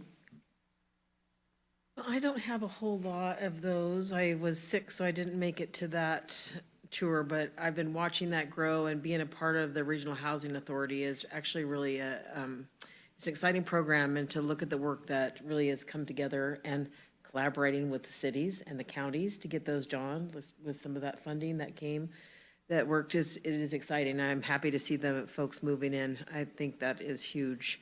I have had lots of phone calls. I want to shout out to staff and the folks that are working out in the dredges of this storm. I mean, I get a lot of phone calls with issues with the roads, with PG&E, and rightfully, it's hard when you don't have power. It's hard, but I got to say, they've done a great job really in our community right now. So I fielded a lot of those questions. We have a lot of folks with their phones are out. We got to remember that AT&T, there's only so many people that work, so be patient. It's part of living in a rural area. I know sometimes it's very frustrating. I've experienced it myself. We didn't have a phone for 10 days. The line was out. There was 5 people with 95 calls for service, right? So I just want to remind everybody, as frustrating it is, be patient. Remember, those folks were out working in the downpours and the rain. Our staff from roads, they are trying to keep up with the downed trees and the branches. And so really, if you don't have to go out, the best thing is to stay home and be safe. I just want to remind people, you think about that, we watch the news, we know we're having flooding, we know that we have some road issues where there's been some erosion. So I guess what I'm just saying is, think first, stay home, stay warm. I am answering those phone calls. We are fielding the issues that are having problems. The website's still up. You're welcome to turn in the problems that you see along the highways if you are out and about. But again, remember, every time we're out, we're putting somebody else at risk that has to come out and check on us. So I just want to say, be safe. That's the biggest thing. This is winter. We live in a wonderful place. Thank God for the rain. We do need it. Sometimes we want it to come a little differently than we see it coming, but for right now, it's what we have. And when it dries up, we can think about all the vegetation management we can do, because it'll be a little bit fire safe at the time. So I guess I'm saying, keep your cup half full. I'm happy to field those phone calls. You can call and vent to me. I'm a really good listener. And then we'll see what we can do and keep moving forward. So that's probably been my busiest time the last couple of weeks. And looking forward to all of my committees starting back. I have orientation for RCRC coming up, and I'll look forward to reporting back on all that. So that's all I have. Thanks, Sue. Lisa? So I've only been here a week. But I did want to take this opportunity to thank everybody who's been so helpful, the warm welcome I've received from my fellow board members, the help from staff, especially Jeffrey and Sarah and Julie and Claire, who have been emailing me and trying to keep me on task. So I always thought I knew a lot, and then you get up here and you realize how much you don't know and how complicated all of this is. So I really appreciate all the work that everybody's put into onboarding me, and hopefully in the next month or so, I'll figure out where the bathrooms are. Thanks. Thanks, Lisa. It's a pleasure having you here, and I've been telling folks you're way ahead of most people when they first come here. So, and I know you've been doing a lot of touring and talking with department heads, and it's nice to win in the primary. Or did you? No, you didn't. You did. That's right. No. Yeah, that's right. Yeah, though you were here. So, you know, I looked at it and it's like Christmas vacation, New Year's, there wouldn't be too much going on, but it is surprising what we have been involved with even during these times. I had a SEDS stakeholder meeting that's, I think that stands for Community Economic Development. Is that right, Kimberly? Not too bad. And this is a very important plan that is helps us in obtaining federal and state dollars. I believe primarily federal, right? And it was a panel hosted by Sierra Business Council and the Economic Resource Council. And there's a survey that really needs to be taken. And what they found was during this meeting that we had was that most of the people that took this survey was us. So they said, look, we need to get this survey back out. I think we'll find it online with Sierra Business Council. I believe ERC has it. Do we have it county-wise, Kimberly? We do, okay. Look for that survey and fill it out. And we need to get down into the working level of our community for the best results of the survey. So that was very interesting. We had a South County fuel break meeting at Alta Sierra, which was very good. It had about 60% of the property owners had already agreed to their participation in the plan. And as Sue, as you know, it's all private property, so we have to have the private property approval. And I felt 60%, because this is really the first meeting we had, that it was really a great percentage. And I think the Ponderosa break is, people can see it and what a benefit it is. So thank you for that. Area 4 meeting on aging, and I'm happy to tell you that Lisa will be the representative there. Thank you, Lisa. We have a special meeting of the Higgins Area Municipal Advisory Committee, and the reason we held it was we knew that it was coming to the Planning Commission. In fact, it is coming to the Planning Commission on Thursday. If you're interested in that, we will be here. So the MAC wanted to have just one more opportunity to look at it and see if there was any recommendations that needed to be coming to the Planning Commission. And unlike the Penn Valley MAC, the Greater Higgins Area MAC sunsets once it goes through. So they're really looking at what purpose can they serve moving forward. And it's really a fine group of people that have come together on that, so we'll be bringing back more information on that. Toward the Regional Dispatch Center, Lisa was there. Very impressive in what's going on out there in the future of that building. I think we're headed in the right direction there. Kind of disappointed to see us losing our key communication person in Andrew Trigg, who will now be the CEO of the Nevada County Fairgrounds. But I think Andrew has agreed to help Sheriff Moon going forward on this, and it's just so much better than it was down at the Wayne Brown facility. ERC Executive Committee and ERC regular meeting, and I just want to say something there in that Steve Rose was one of the panelists in talking about human resources, and I think we would have to agree that Steve was really the he was the highlight of that. And frankly, I was very, very impressed with what's going on within the county. Steve has been doing an exceptional job, and he represented us great down there. I toured the merch site with Lisa, Tricia, and David Garcia was taking her out there, so if I asked if I could just kind of tag along, really to kind of see in your mind exactly how that's going to lay out there. It was a good meeting. And I think that's it. Did attend the swearing-in ceremony, which was really, really a great ceremony, and we're moving forward with heart, Sue. So, with that, I believe we will adjourn, not too bad, 9 minutes early, and we will reconvene at 1:30 this afternoon.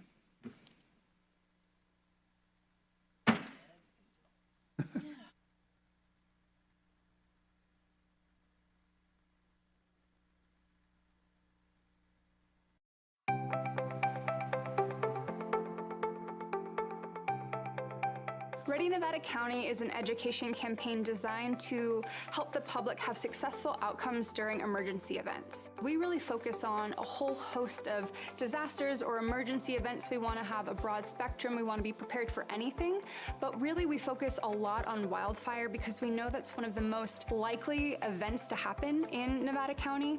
Ready, Set, Go is really built around the wildfire premise to prepare residents to be ready before an event, to move into the set posture when there's a red flag or a fire is near you, and then to go when it's time to go. Essentially, in its simplest form, it's a 3-tiered community emergency preparedness plan.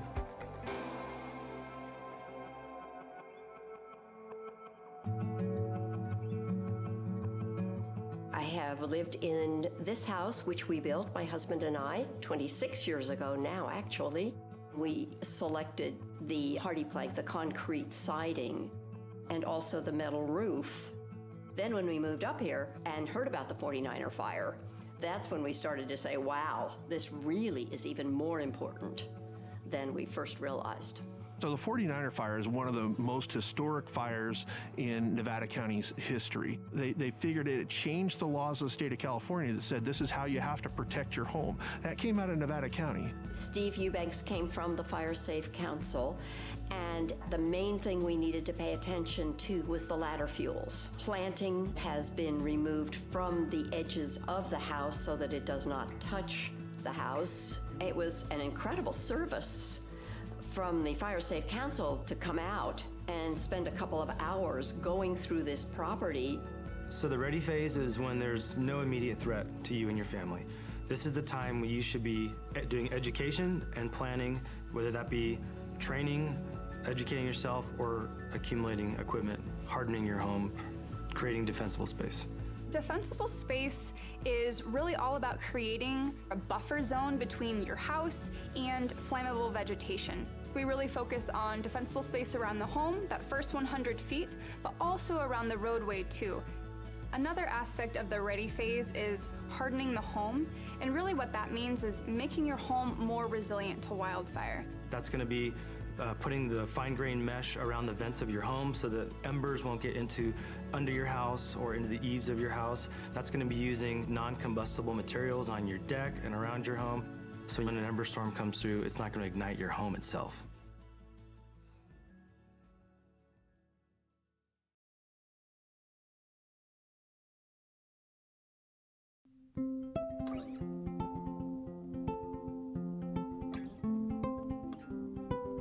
I currently live here in Grass Valley with my parents. All of us have sleep apnea, so we all have CPAP machines that require power in order to run. I also use a nebulizer, and that's used to disperse medication that I need to get myself breathing again. When we have safety shutoffs, we have to hook up our equipment to batteries that have inverters. We have a generator that powers some of the things around the house, but then I obtained pretty substantial battery from Freed, and it was so easy to go through the process to obtain a battery that I would recommend it to anyone who might have medical needs that require power, or really anything. I would highly recommend contacting Freed. So whether it's a snowstorm or a public safety power shutoff, we really want folks to be thinking about, okay, what are the things I'll need on hand to weather the storm? Do I need to have candles? Do I need to have battery-powered radio? Do I need to have flashlights? So what are the things that you'll need to shelter in place or address the disaster at hand? So a go bag could be anything. It could be a backpack, it could be a suitcase. It's gonna be something that you put together to sustain yourself, your family, your pets if needed. That's gonna have food, water, medication, clothing, toiletries to get you by for 72 hours. You need to think of your go bag as the only resource you may have. Stores may be closed, the power may be out, so you may have to literally live out of this thing for a 3-day period as an evacuee. If you are someone with a disability, maybe you have a chronic health condition. For me, I have type 1 diabetes, I have an insulin pump, right? And so that's a critical piece that I need to plan for if I'm gonna ever evacuate or be away from my house, frankly, for any amount of time, right?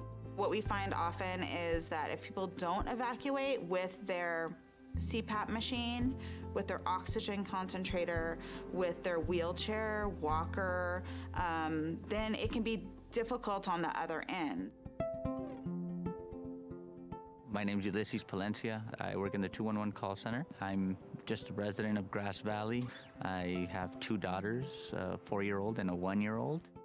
In Nevada County, 211 is available 24/7. So what we provide for the community is information. That could be anything from directions to the resource centers.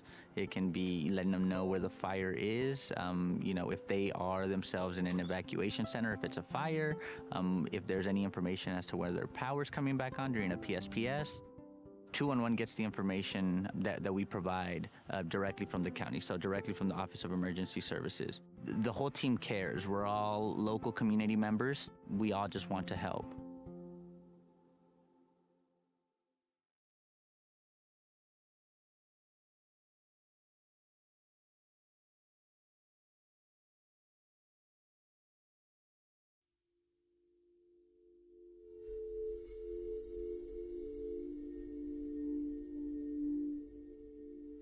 So we were all sleeping in bed on Thursday, November 8th in Paradise. And first the house phone rang, picked up my phone. It was my sister who lived a block or so away from us. We were woken by a telephone call from my daughter. She said that we were being evacuated. I left sooner than them. I had everything ready. They were on the way out the door. There was not time to think about what you're going to take, what you're not going to take. The night before the fire, I knew it was a red flag warning, and I knew that it was a high risk. So on my way home, I filled up the tank.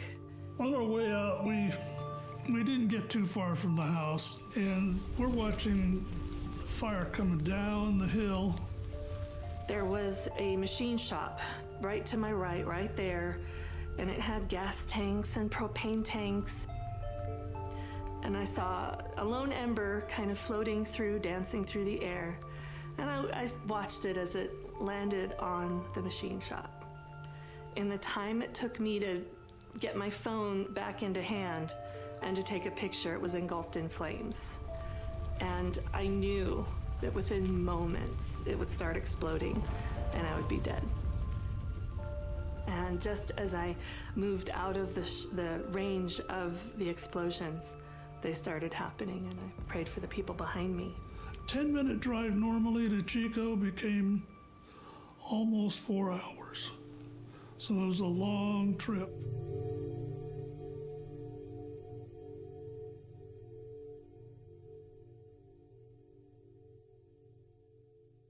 We started to hear a pattern. People kept telling us their story of how they escaped the campfire. And they talked about how if it wasn't for my neighbor who came and knocked on my door to tell me there was a fire, I don't know that I would have gotten out alive. If it wasn't for my son who lives next door picking me up and putting me in their car and driving me out of there, I don't know how I would have survived.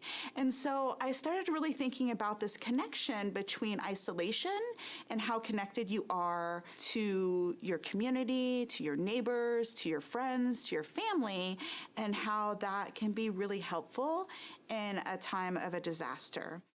So we were actually the beneficiaries of someone making that plan in advance to have that group of people that they were going to call. And that she saved my life that day. So absolutely having that network really saved lives. Find your five. The idea is that, find trusted allies that can be there and can be responsive and will check in with you if a disaster were to happen. So we recommend that you put people in your network that are down the street, that are maybe the next town over, that are outside the county, and maybe even outside the state.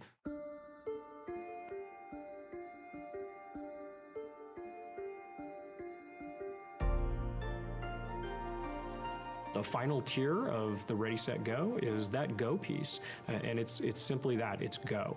Evacuation information comes in two types. The first type could be an evacuation warning. This is essentially information that we're going to push out to the public, notifying them of a potential threat in their area where they may have to evacuate their home. An evacuation order is essentially that. We are telling people that it's time to go. There is an imminent threat to life, and we do not believe that you have much time to leave the area. Code Red is a opt-in alerting system that will dial your number. It'll send you a phone call, a text message, and an email notifying you of an emergency. That message is sent from our office, the Office of Emergency Services. It's going to be very targeted to your area, and it'll be specific to you. At 5:13, the phone rang with the Code Red call.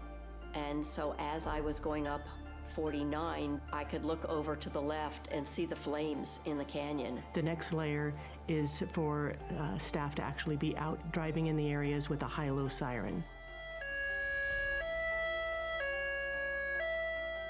There's no other reason you'll hear that in an area unless we're putting out that evacuation order, not a warning, but an order. My day started routine patrol, came in and I was notified by dispatch to respond out to the Jones fire. Houses that had evacuation tags made it so we could just pass by. We knew that the residents had already been evacuated. Residences that did not have the tags, we would have to physically go in, knock on the door, look in the windows, make sure there were no occupants inside. Once you've been evacuated, as you're leaving, put this tag somewhere very, clearly identifiable, whether it's a mailbox, a gate, your address marker, so that deputies and officers can quickly identify if your residence has already been evacuated.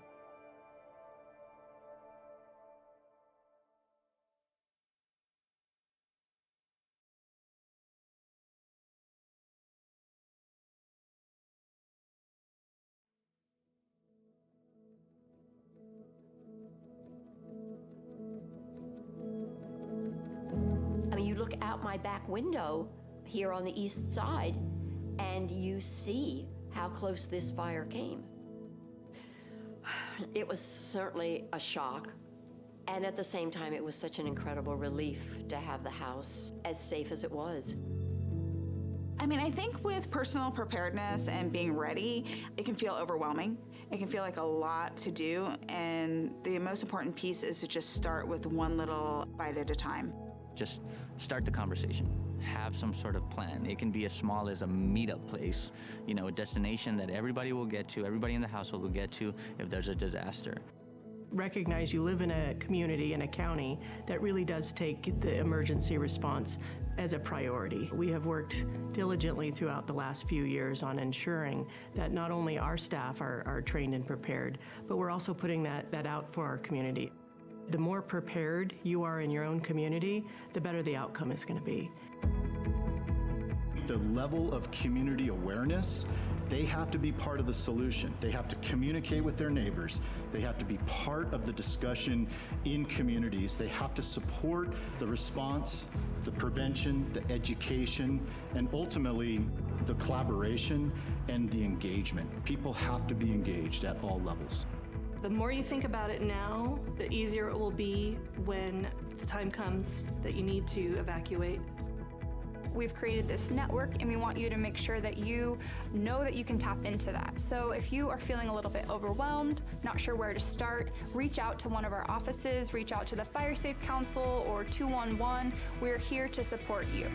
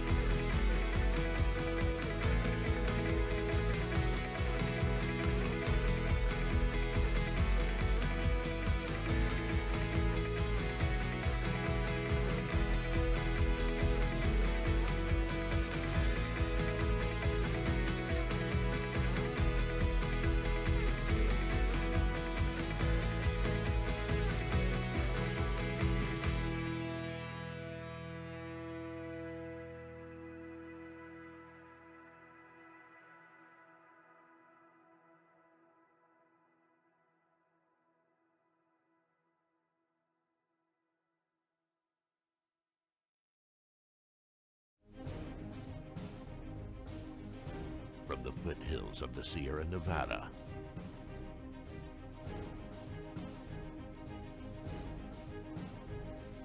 a new hero will emerge.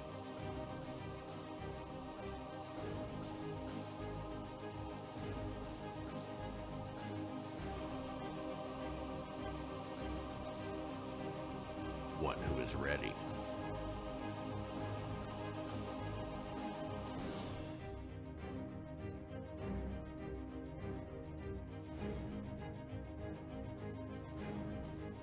One who makes sure their friends and family are set.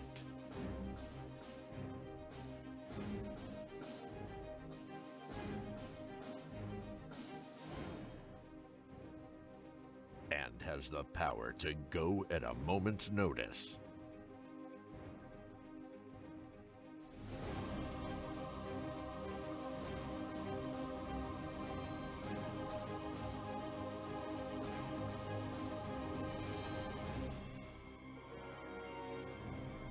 This fire season, you're the hero. We are Ready Nevada County.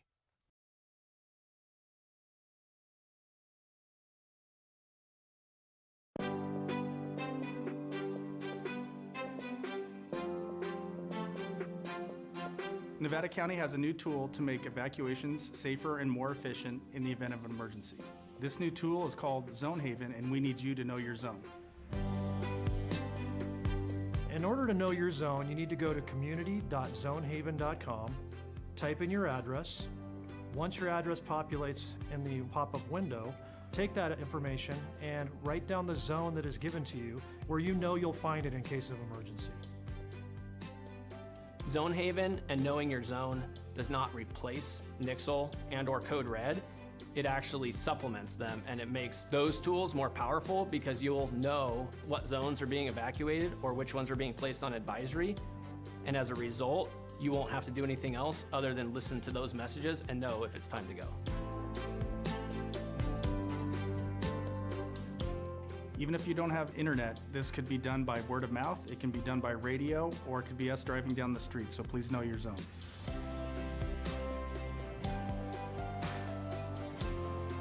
From Truckee to Lake of the Pines, from Chicago Park to Spenceville.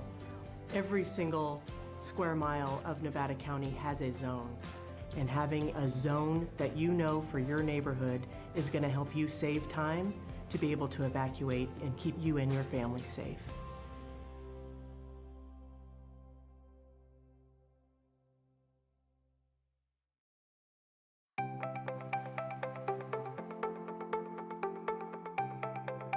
Ready Nevada County is an education campaign designed to help the public have successful outcomes during emergency events. We really focus on a whole host of disasters or emergency events. We want to have a broad spectrum. We want to be prepared for anything, but really we focus a lot on wildfire because we know that's one of the most likely events to happen in Nevada County. Ready, Set, Go is really built around the wildfire premise to prepare residents to be ready before an event, to move into the set posture when there's a red flag or a fire is near you, and then to go when it's time to go. Essentially, in its simplest form, it's a three-tiered community emergency preparedness plan.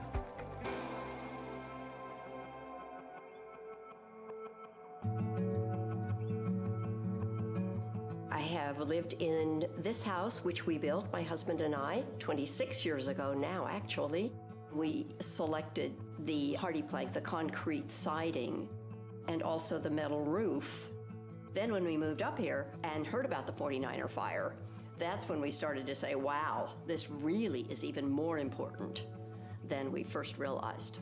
So the 49er fire is one of the most historic fires in Nevada County's history. They figured it changed the laws of the state of California that said this is how you have to protect your home. That came out of Nevada County. Steve Eubanks came from the Fire Safe Council, and the main thing we needed to pay attention to was the ladder fuels. Planting has been removed from the edges of the house so that it does not touch the house. It was an incredible service from the Fire Safe Council to come out and spend a couple of hours going through this property. So the ready phase is when there's no immediate threat to you and your family. This is the time when you should be doing education and planning, whether that be training, educating yourself, or accumulating equipment, hardening your home, creating defensible space. Defensible space is really all about creating a buffer zone between your house and flammable vegetation. We really focus on defensible space around the home, that first 100 feet, but also around the roadway too. Another aspect of the ready phase is hardening the home, and really what that means is making your home more resilient to wildfire. That's going to be putting the fine-grained mesh around the vents of your home so that embers won't get under your house or into the eaves of your house. That's going to be using non-combustible materials on your deck and around your home. So when an ember storm comes through, it's not going to ignite your home itself.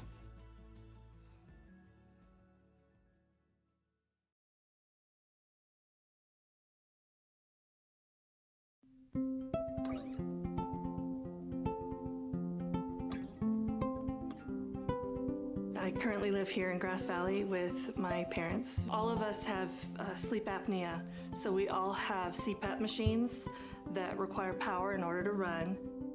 I also use a nebulizer, and that's used to disperse medication that I need to get myself breathing again.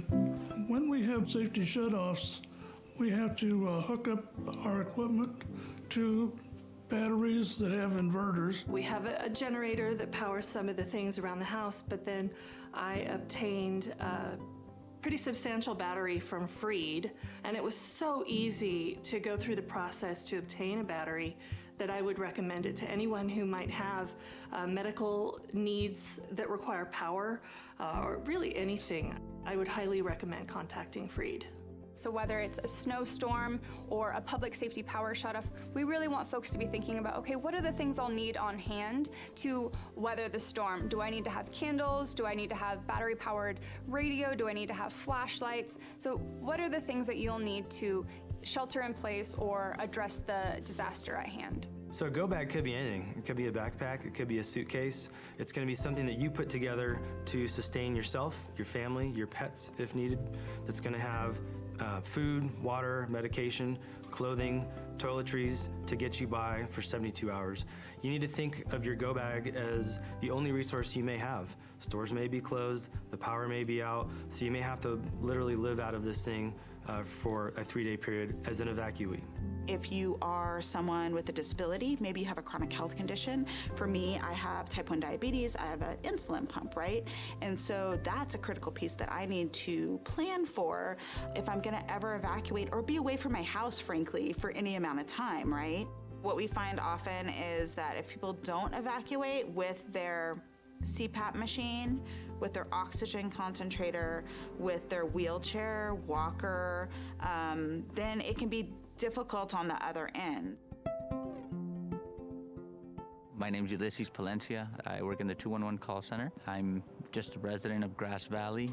I have 2 daughters, a 4-year-old and a 1-year-old. In Nevada County, 211 is available 24/7.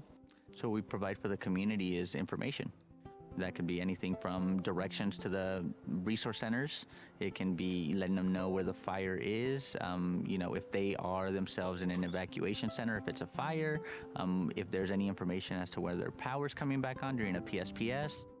211 gets the information that we provide directly from the county, so directly from the Office of Emergency Services. The whole team cares. We're all local community members. We all just want to help.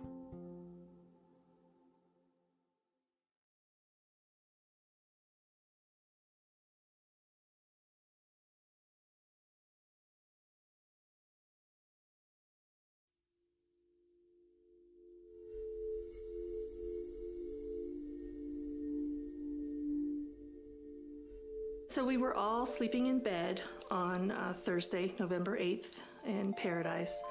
And first the house phone rang. Picked up my phone. It was my sister who lived a block or so away from us. We were woken by a telephone call from my daughter. She said that we were being evacuated. I left sooner than them. I had everything ready. They were on the way out the door. There was not time to think about what you're going to take, what you're not going to take. The night before the fire, I knew it was a red flag warning, and I knew that it was a high risk. So on my way home, I filled up the tank. On our way out, we didn't get too far from the house, and we're watching fire coming down the hill. There was a machine shop right to my right there. And it had gas tanks and propane tanks. And I saw a lone ember kind of floating through, dancing through the air. And I watched it as it landed on the machine shop. In the time it took me to get my phone back into hand and to take a picture, it was engulfed in flames. And I knew that within moments it would start exploding and I would be dead. And just as I moved out of the range of the explosions, they started happening, and I prayed for the people behind me. 10-minute drive normally to Chico became almost 4 hours. So it was a long trip.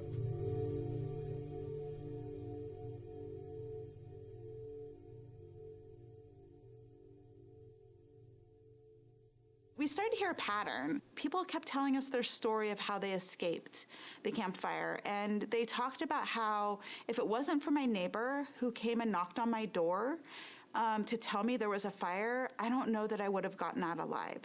If it wasn't for my son who lives next door picking me up and putting me in their car and driving me out of there, I don't know how I would have survived.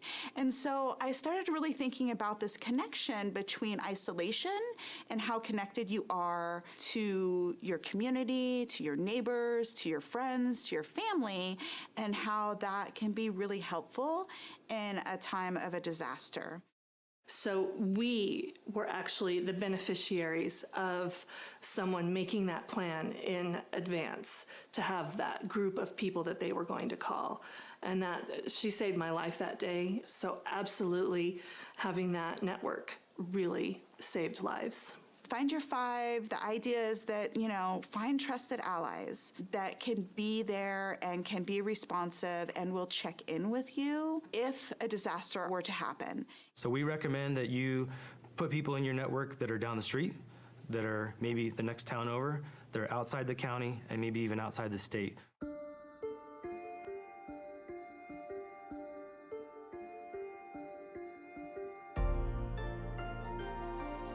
The final tier of the Ready, Set, Go is that go piece, and it's simply that, it's go. Evacuation information comes in two types. The first type could be an evacuation warning, This is essentially information that we're going to push out to the public, notifying them of a potential threat in their area where they may have to evacuate their home. And an evacuation order is essentially that. We are telling people that it's time to go. There is an imminent threat to life, and we do not believe that you have much time to leave the area. Code Red is a opt-in alerting system that will dial your number. It'll send you a phone call, a text message, and an email notifying you of an emergency. That message is sent from our office, the Office of Emergency Services. It's going to be very targeted to your area, and it'll be specific to you. At 5:13, the phone rang with the Code Red call. And so as I was going up 49, I could look over to the left and see the flames in the canyon. The next layer is for staff to actually be out driving in the areas with a high-low siren. There's no other reason you'll hear that in an area unless we're putting out that evacuation order, not a warning, but an order. My day started routine patrol, came in and I was notified by dispatch to respond out to the Jones fire. Houses that had evacuation tags made it so we could just pass by. We knew that the residents had already been evacuated. Residences that did not have the tags, we would have to physically go in, knock on the door, look in the windows, make sure there were no occupants inside. Once you've been evacuated, as you're leaving, put this tag somewhere very, clearly identifiable, whether it's a mailbox, a gate, your address marker, so that deputies and officers can quickly identify if your residence has already been evacuated.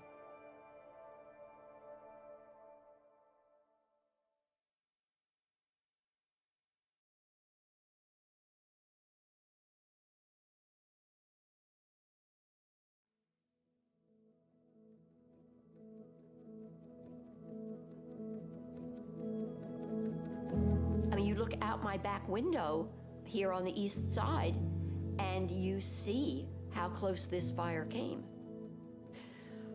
It was certainly a shock, and at the same time, it was such an incredible relief to have the house as safe as it was. I mean, I think with personal preparedness and being ready, it can feel overwhelming.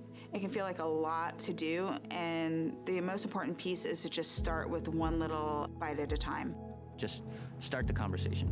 Have some sort of plan. It can be as small as a meetup place, a destination that everybody will get to, everybody in the household will get to if there's a disaster. Recognize you live in a community, in a county, that really does take the emergency response as a priority. We have worked diligently throughout the last few years on ensuring that not only our staff are trained and prepared, but we're also putting that out for our community. The more prepared you are in your own community, the better the outcome is going to be. The level of community awareness, they have to be part of the solution. They have to communicate with their neighbors.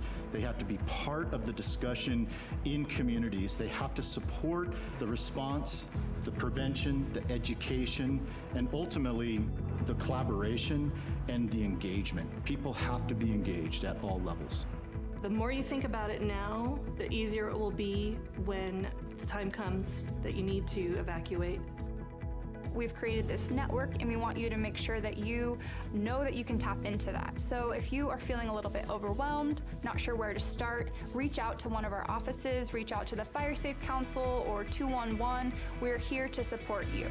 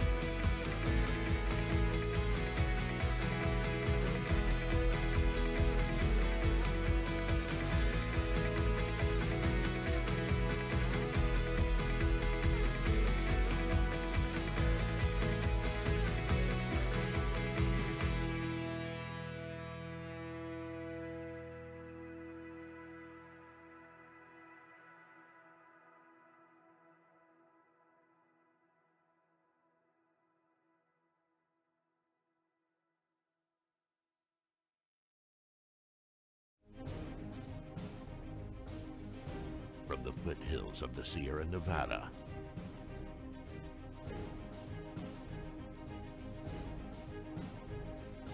A new hero will emerge.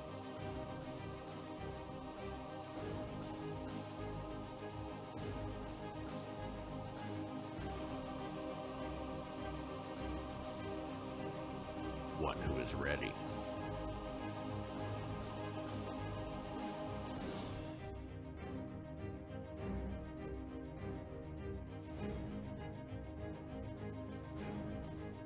One who makes sure their friends and family are set.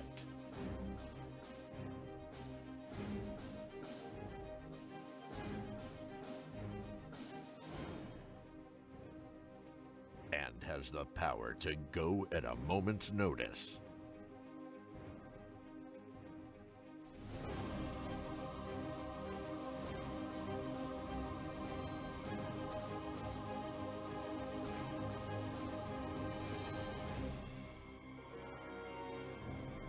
This fire season, you're the hero. We are Ready Nevada County.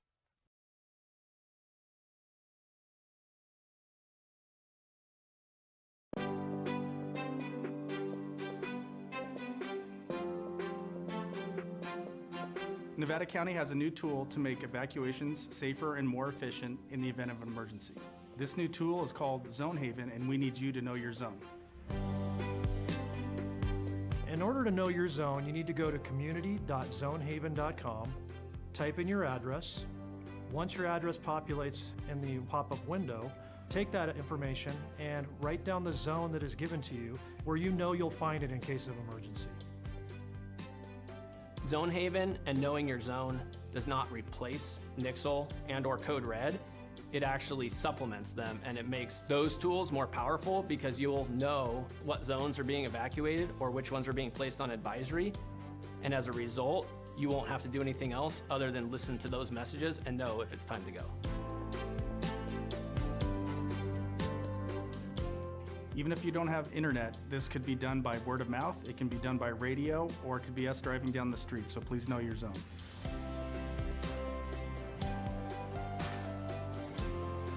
From Truckee to Lake of the Pines, from Chicago Park to Spenceville, every single square mile of Nevada County has a zone.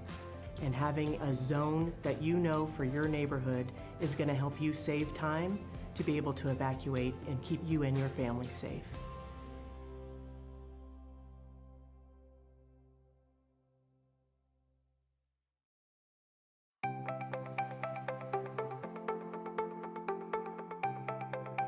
Ready Nevada County is an education campaign designed to help the public have successful outcomes during emergency events. We really focus on a whole host of disasters or emergency events. We want to have a broad spectrum. We want to be prepared for anything, but really we focus a lot on wildfire because we know that's one of the most likely events to happen in Nevada County.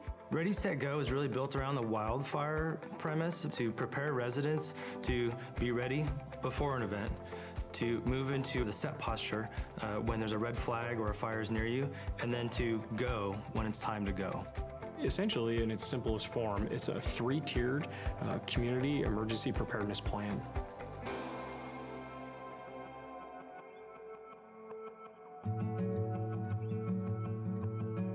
I have lived in this house, which we built, my husband and I, 26 years ago now, actually. We selected the hardy plank, the concrete siding, and also the metal roof. Then when we moved up here and heard about the 49er fire, that's when we started to say, wow, this really is even more important than we first realized. So the 49er fire is one of the most historic fires in Nevada County's history. They figured it changed the laws of the state of California that said this is how you have to protect your home. That came out of Nevada County. Steve Eubanks came from the Fire Safe Council, and the main thing we needed to pay attention to was the ladder fuels. Planting has been removed from the edges of the house so that it does not touch the house. It was an incredible service from the Fire Safe Council to come out and spend a couple of hours going through this property So the ready phase is when there's no immediate threat to you and your family. This is the time when you should be doing education and planning, whether that be training, educating yourself, or accumulating equipment, hardening your home, creating defensible space. Defensible space is really all about creating a buffer zone between your house and flammable vegetation. We really focus on defensible space around the home, that first 100 feet, but also around the roadway too. Another aspect of the ready phase is hardening the home, and really what that means is making your home more resilient to wildfire. That's going to be putting the fine-grained mesh around the vents of your home so that embers won't get under your house or into the eaves of your house. That's going to be using non-combustible materials on your deck and around your home. So when an ember storm comes through, it's not going to ignite your home itself.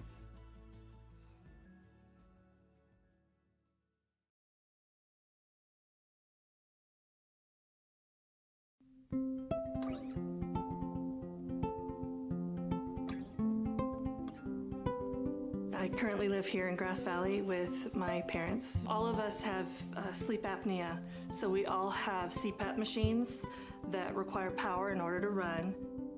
I also use a nebulizer, and that's used to disperse medication that I need to get myself breathing again.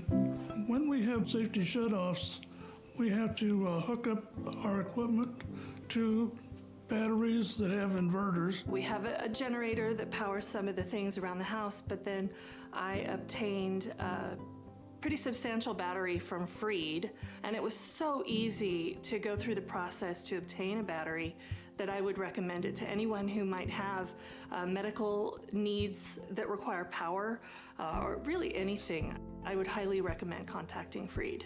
So whether it's a snowstorm or a public safety power shutoff, we really want folks to be thinking about, okay, what are the things I'll need on hand to weather the storm? Do I need to have candles? Do I need to have battery-powered radio? Do I need to have flashlights? So what are the things that you'll need to shelter in place or address the disaster at hand? So a go bag could be anything. It could be a backpack, it could be a suitcase. It's going to be something that you put together to sustain yourself, your family, your pets if needed.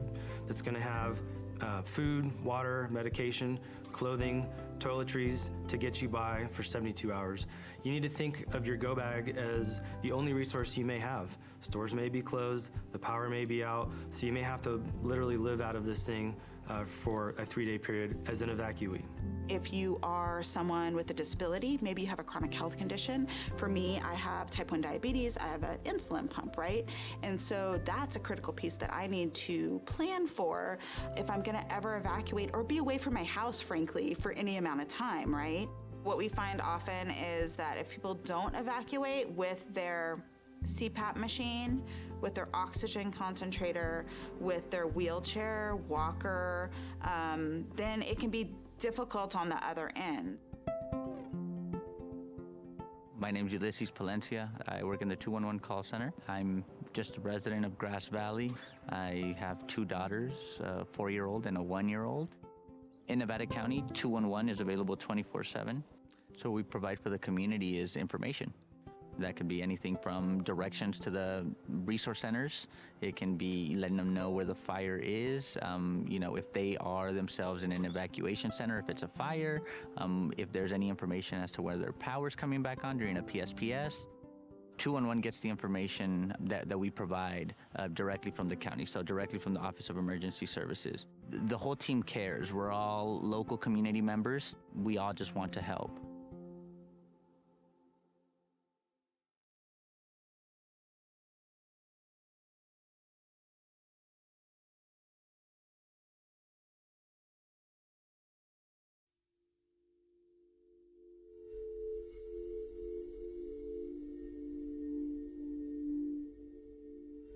So we were all sleeping in bed on Thursday, November 8th in Paradise. And first the house phone rang. Picked up my phone. It was my sister who lived a block or so away from us. We were woken by a telephone call from my daughter. She said that we were being evacuated. I left sooner than them. I had everything ready. They were on the way out the door. There was not time to think about what you're going to take, what you're not going to take. The night before the fire, I knew it was a red flag warning, and I knew that it was a high risk. So on my way home, I filled up the tank. On our way out, we didn't get too far from the house, and we're watching fire coming down the hill. There was a machine shop right to my right there, and it had gas tanks and propane tanks. And I saw a lone ember kind of floating through, dancing through the air. And I watched it as it landed on the machine shop. In the time it took me to get my phone back into hand and to take a picture, it was engulfed in flames. And I knew that within moments it would start exploding and I would be dead. And just as I moved out of the range of the explosions, they started happening, and I prayed for the people behind me. 10-minute drive normally to Chico became almost 4 hours. So it was a long trip.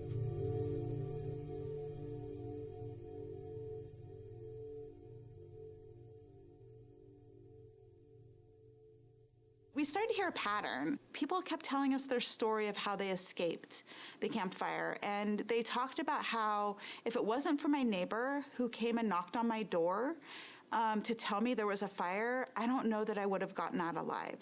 If it wasn't for my son who lives next door picking me up and putting me in their car and driving me out of there, I don't know how I would have survived. And so I started really thinking about this connection between isolation and how connected you are to your community, to your neighbors, to your friends, to your family, and how that can be really helpful in a time of a disaster. So we were actually the beneficiaries of someone making that plan in advance to have that group of people that they were going to call. And that she saved my life that day. So absolutely having that network really saved lives. Find your five. The idea is that, find trusted allies that can be there and can be responsive and will check in with you if a disaster were to happen. So we recommend that you put people in your network that are down the street, that are maybe the next town over, that are outside the county, and maybe even outside the state.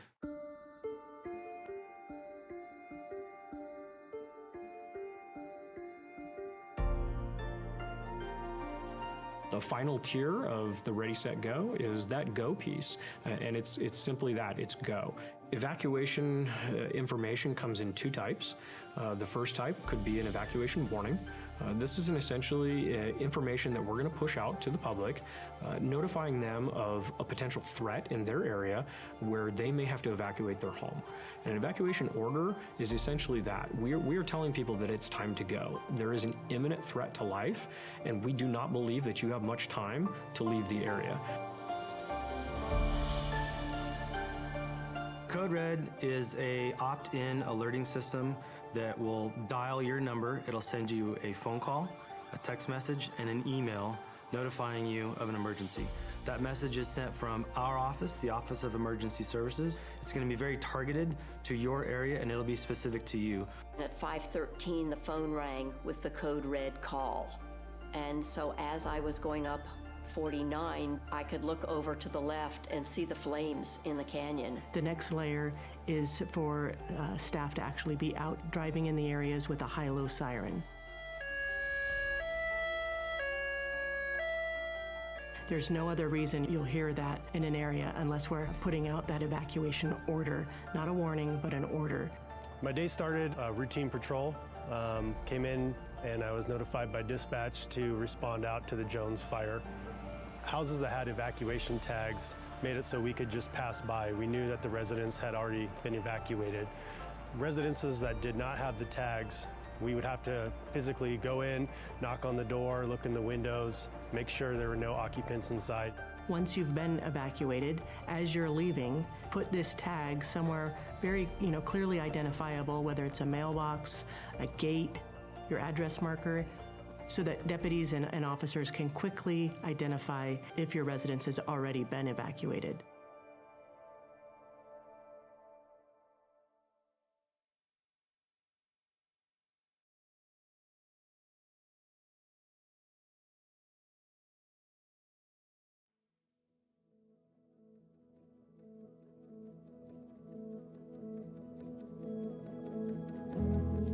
out my back window here on the east side, and you see how close this fire came.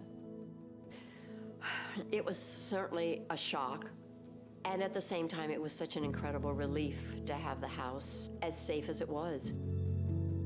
I mean, I think with personal preparedness and being ready, it can feel overwhelming. It can feel like a lot to do, and the most important piece is to just start with one little bite at a time. Just start the conversation. Have some sort of plan. It can be as small as a meetup place, a destination that everybody will get to, everybody in the household will get to if there's a disaster. Recognize you live in a community, in a county, that really does take the emergency response as a priority. We have worked diligently throughout the last few years on ensuring that not only our staff are trained and prepared, but we're also putting that out for our community. The more prepared you are in your own community, the better the outcome is going to be. The level of community awareness, they have to be part of the solution. They have to communicate with their neighbors. They have to be part of the discussion in communities. They have to support the response, the prevention, the education, and ultimately the collaboration and the engagement. People have to be engaged at all levels. The more you think about it now, the easier it will be when the time comes that you need to evacuate. We've created this network, and we want you to make sure that you know that you can tap into that. So if you are feeling a little bit overwhelmed, not sure where to start, reach out to one of our offices, reach out to the Fire Safe Council or 211. We're here to support you.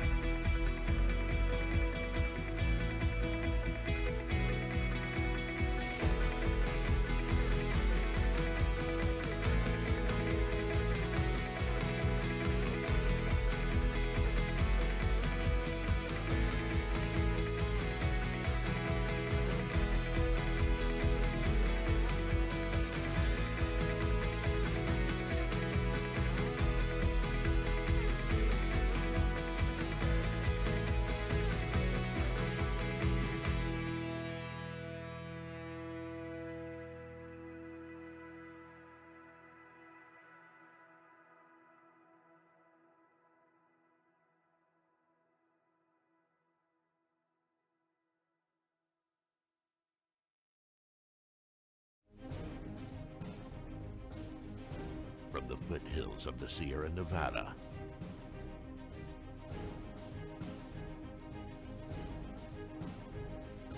a new hero will emerge.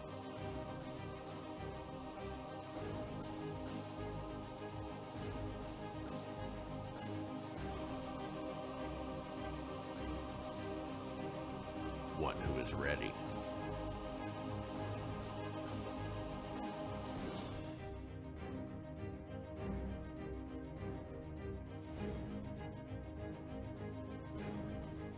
One who makes sure their friends and family are set.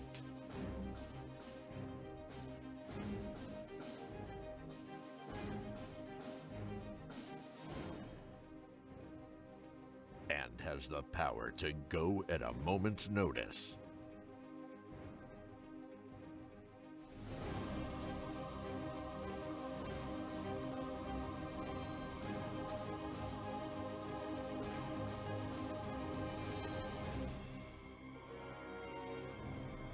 This fire season, you're the hero.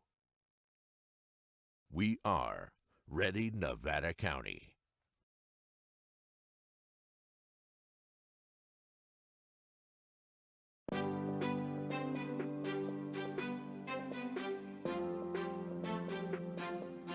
Nevada County has a new tool to make evacuations safer and more efficient in the event of an emergency.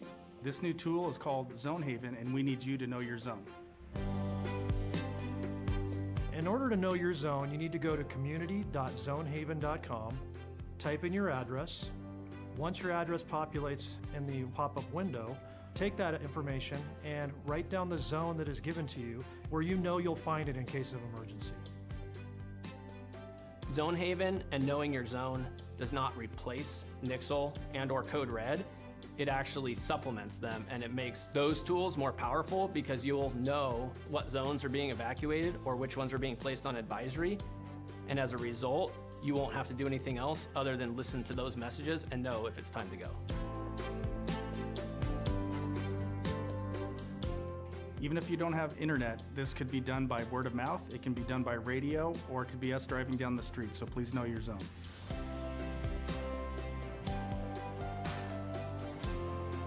From Truckee to Lake of the Pines, from Chicago Park to Spenceville, every single square mile of Nevada County has a zone.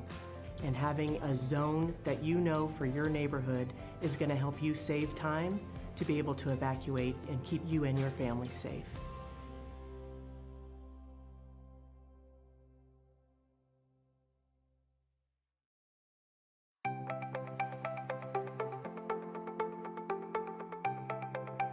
Ready Nevada County is an education campaign designed to help the public have successful outcomes during emergency events. We really focus on a whole host of disasters or emergency events. We want to have a broad spectrum. We want to be prepared for anything, but really we focus a lot on wildfire because we know that's one of the most likely events to happen in Nevada County. Ready, Set, Go is really built around the wildfire premise to prepare residents to be ready before an event, to move into the set posture when there's a red flag or a fire is near you, and then to go when it's time to go. Essentially, in its simplest form, it's a 3-tiered community emergency preparedness plan.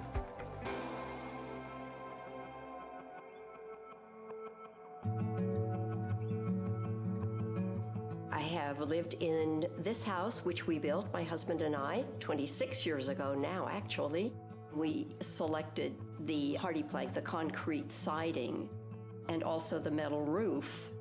Then when we moved up here and heard about the 49er fire, that's when we started to say, wow, this really is even more important than we first realized.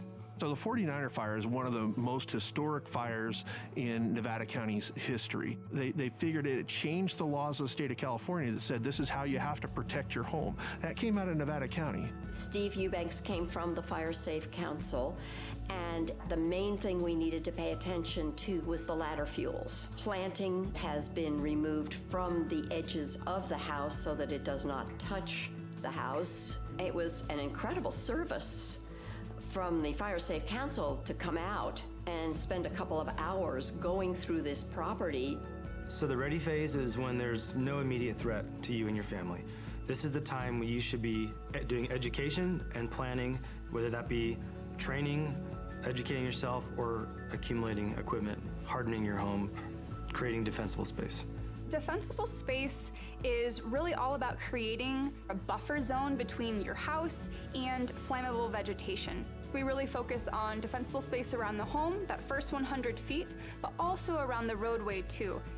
Another aspect of the ready phase is hardening the home, and really what that means is making your home more resilient to wildfire. That's going to be putting the fine-grained mesh around the vents of your home so that embers won't get under your house or into the eaves of your house. That's going to be using non-combustible materials on your deck and around your home, so when an ember storm comes through, it's not going to ignite your home itself.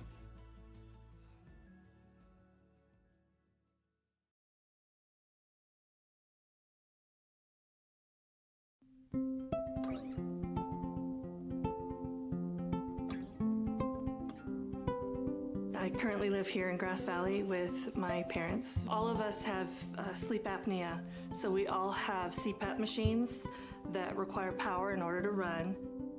I also use a nebulizer, and that's used to disperse medication that I need to get myself breathing again.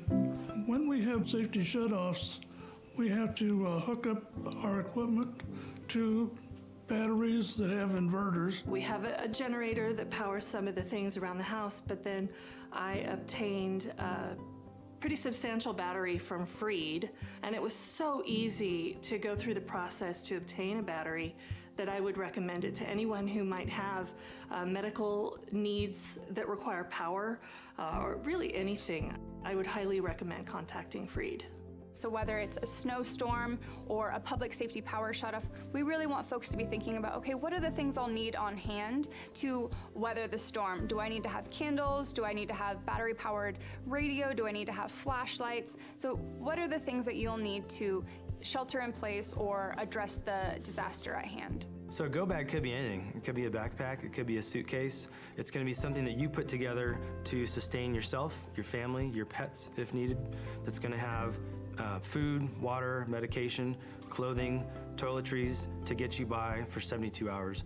You need to think of your go bag as the only resource you may have. Stores may be closed, the power may be out, so you may have to literally live out of this thing for a 3-day period as an evacuee. If you are someone with a disability, maybe you have a chronic health condition. For me, I have type 1 diabetes, I have an insulin pump, right? And so that's a critical piece that I need to plan for if I'm gonna ever evacuate or be away from my house, frankly, for any amount of time, right? What we find often is that if people don't evacuate with their CPAP machine, with their oxygen concentrator, with their wheelchair, walker, then it can be difficult on the other end. My name's Ulysses Palencia. I work in the 211 call center. I'm just a resident of Grass Valley. I have 2 daughters, a 4-year-old and a 1-year-old. In Nevada County, 211 is available 24/7. So what we provide for the community is information. That could be anything from directions to the resource centers. It can be letting them know where the fire is, if they are themselves in an evacuation center, if it's a fire, if there's any information as to whether their power's coming back on during a PSPS. 211 gets the information that we provide directly from the county, so directly from the Office of Emergency Services. The whole team cares. We're all local community members. We all just want to help.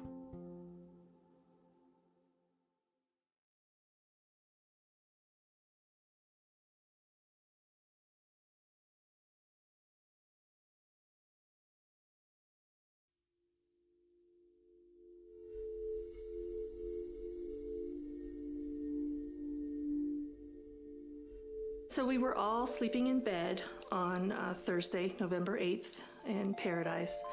And first the house phone rang. Picked up my phone. It was my sister who lived a block or so away from us. We were woken by a telephone call from my daughter. She said that we were being evacuated. I left sooner than them. I had everything ready. They were on the way out the door. There was not time to think about what you're going to take, what you're not going to take. The night before the fire, I knew it was a red flag warning, and I knew that it was a high risk. So on my way home, I filled up the tank. On our way out, we didn't get too far from the house, and we're watching fire coming down the hill. There was a machine shop right to my right there, and it had gas tanks and propane tanks. And I saw a lone ember kind of floating through, dancing through the air. And I watched it as it landed on the machine shop. In the time it took me to get my phone back into hand and to take a picture, it was engulfed in flames. And I knew that within moments it would start exploding and I would be dead.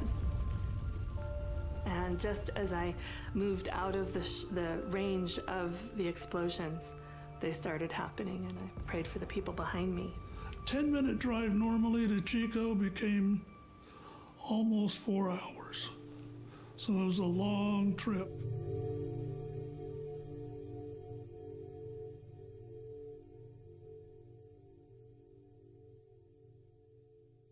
We started to hear a pattern. People kept telling us their story of how they escaped the campfire. And they talked about how if it wasn't for my neighbor who came and knocked on my door to tell me there was a fire, I don't know that I would have gotten out alive.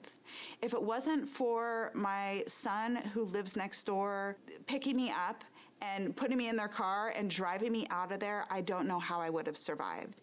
And so I started really thinking about this connection between isolation and how connected you are to your community, to your neighbors, to your friends, to your family, and how that can be really helpful in a time of a disaster.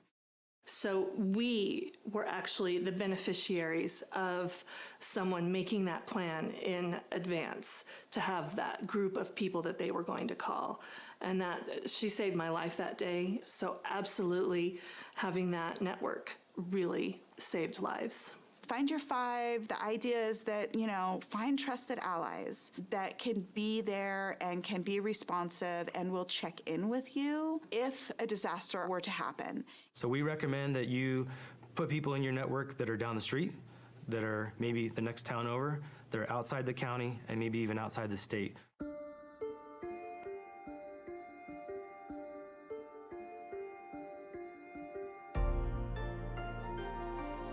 The final tier of the Ready, Set, Go is that go piece, and it's simply that, it's go. Evacuation information comes in two types. The first type could be an evacuation warning. This is essentially information that we're going to push out to the public, notifying them of a potential threat in their area where they may have to evacuate their home. An evacuation order is essentially that. We are telling people that it's time to go. There is an imminent threat to life, and we do not believe that you have much time to leave the area. Code Red is a opt-in alerting system that will dial your number. It'll send you a phone call, a text message, and an email notifying you of an emergency. That message is sent from our office, the Office of Emergency Services. It's going to be very targeted to your area, and it'll be specific to you. At 5:13, the phone rang with the Code Red call. And so as I was going up 49, I could look over to the left and see the flames in the canyon. The next layer is for staff to actually be out driving in the areas with a high-low siren. There's no other reason you'll hear that in an area unless we're putting out that evacuation order, not a warning, but an order. My day started routine patrol, came in and I was notified by dispatch to respond out to the Jones fire. Houses that had evacuation tags made it so we could just pass by. We knew that the residents had already been evacuated. Residences that did not have the tags, we would have to physically go in, knock on the door, look in the windows, make sure there were no occupants inside.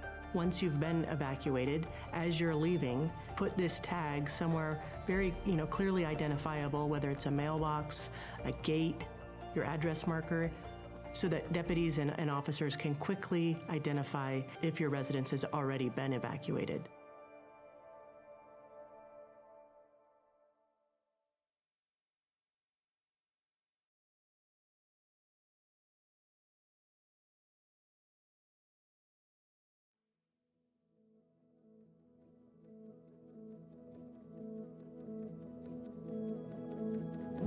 You look out my back window here on the east side, and you see how close this fire came. It was certainly a shock, and at the same time, it was such an incredible relief to have the house as safe as it was. I think with personal preparedness and being ready, it can feel overwhelming. It can feel like a lot to do, and the most important piece is to just start with one little bite at a time. Just start the conversation. Have some sort of plan. It can be as small as a meetup place, a destination that everybody will get to, everybody in the household will get to if there's a disaster. Recognize you live in a community, in a county, that really does take the emergency response as a priority. We have worked diligently throughout the last few years on ensuring that not only our staff are trained and prepared, but we're also putting that out for our community. The more prepared you are in your own community, the better the outcome is going to be. The level of community awareness, they have to be part of the solution. They have to communicate with their neighbors. They have to be part of the discussion in communities. They have to support the response, the prevention, the education, and ultimately the collaboration and the engagement. People have to be engaged at all levels. The more you think about it now, the easier it will be when the time comes that you need to evacuate. We've created this network, and we want you to make sure that you know that you can tap into that. So if you are feeling a little bit overwhelmed, not sure where to start, reach out to one of our offices, reach out to the Fire Safe Council or 211. We're here to support you.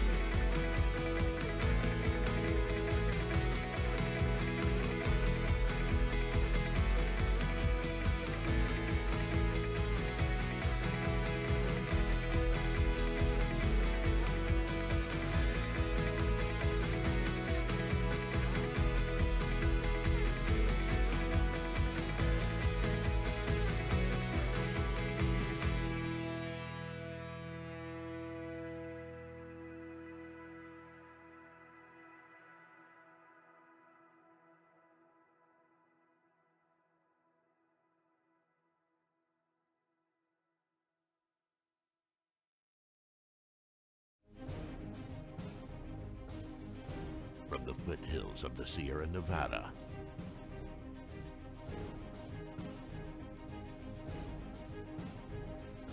A new hero will emerge.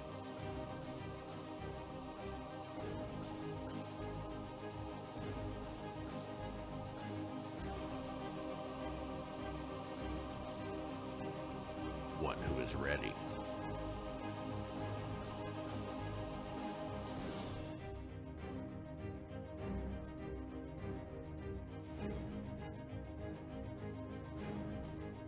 One who makes sure their friends and family are set.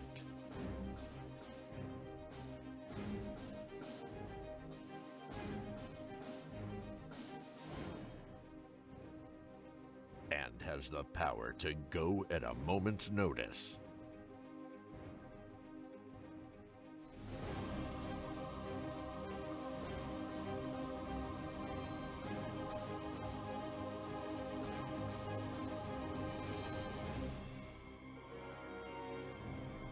This fire season, you're the hero.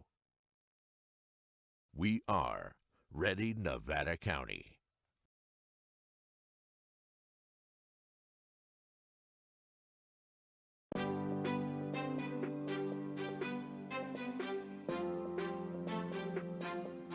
Nevada County has a new tool to make evacuations safer and more efficient in the event of an emergency. This new tool is called Zone Haven, and we need you to know your zone. In order to know your zone, you need to go to community.zonehaven.com, type in your address. Once your address populates in the pop-up window, take that information and write down the zone that is given to you where you know you'll find it in case of emergency. Zone Haven and knowing your zone does not replace Nixle and/or Code Red.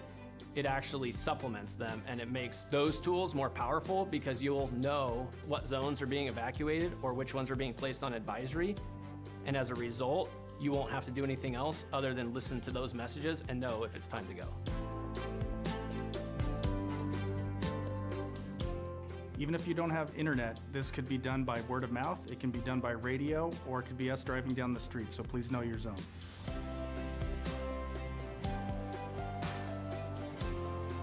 From Truckee to Lake of the Pines, from Chicago Park to Spenceville, every single square mile of Nevada County has a zone. And having a zone that you know for your neighborhood is going to help you save time to be able to evacuate and keep you and your family safe.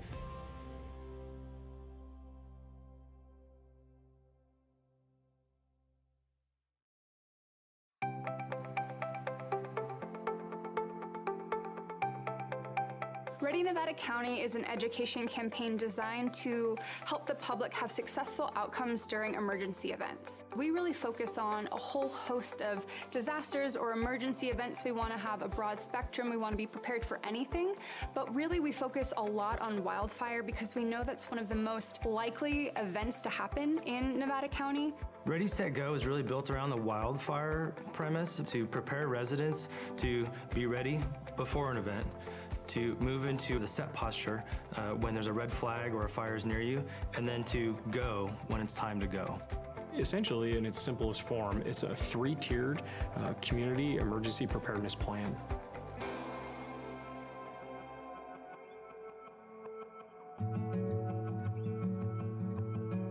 I have lived in this house, which we built, my husband and I, 26 years ago now, actually. We selected the hardy plank, the concrete siding, and also the metal roof. Then when we moved up here and heard about the 49er fire, that's when we started to say, wow, this really is even more important than we first realized. So the 49er fire is one of the most historic fires in Nevada County's history. They figured it changed the laws of the state of California that said this is how you have to protect your home. That came out of Nevada County. Steve Eubanks came from the Fire Safe Council, and the main thing we needed to pay attention to was the ladder fuels. Planting has been removed from the edges of the house so that it does not touch the house. It was an incredible service from the Fire Safe Council to come out and spend a couple of hours going through this property. So the ready phase is when there's no immediate threat to you and your family. This is the time when you should be doing education and planning, whether that be training, educating yourself, or accumulating equipment, hardening your home, creating defensible space. Defensible space is really all about creating a buffer zone between your house and flammable vegetation. We really focus on defensible space around the home, that first 100 feet, but also around the roadway too. Another aspect of the ready phase is hardening the home, and really what that means is making your home more resilient to wildfire. That's going to be putting the fine-grained mesh around the vents of your home so that embers won't get under your house or into the eaves of your house. That's going to be using non-combustible materials on your deck and around your home. So when an ember storm comes through, it's not going to ignite your home itself.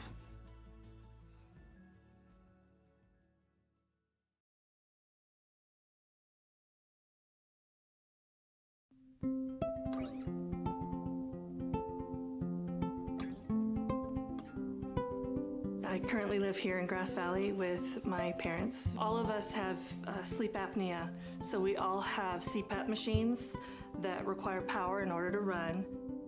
I also use a nebulizer, and that's used to disperse medication that I need to get myself breathing again.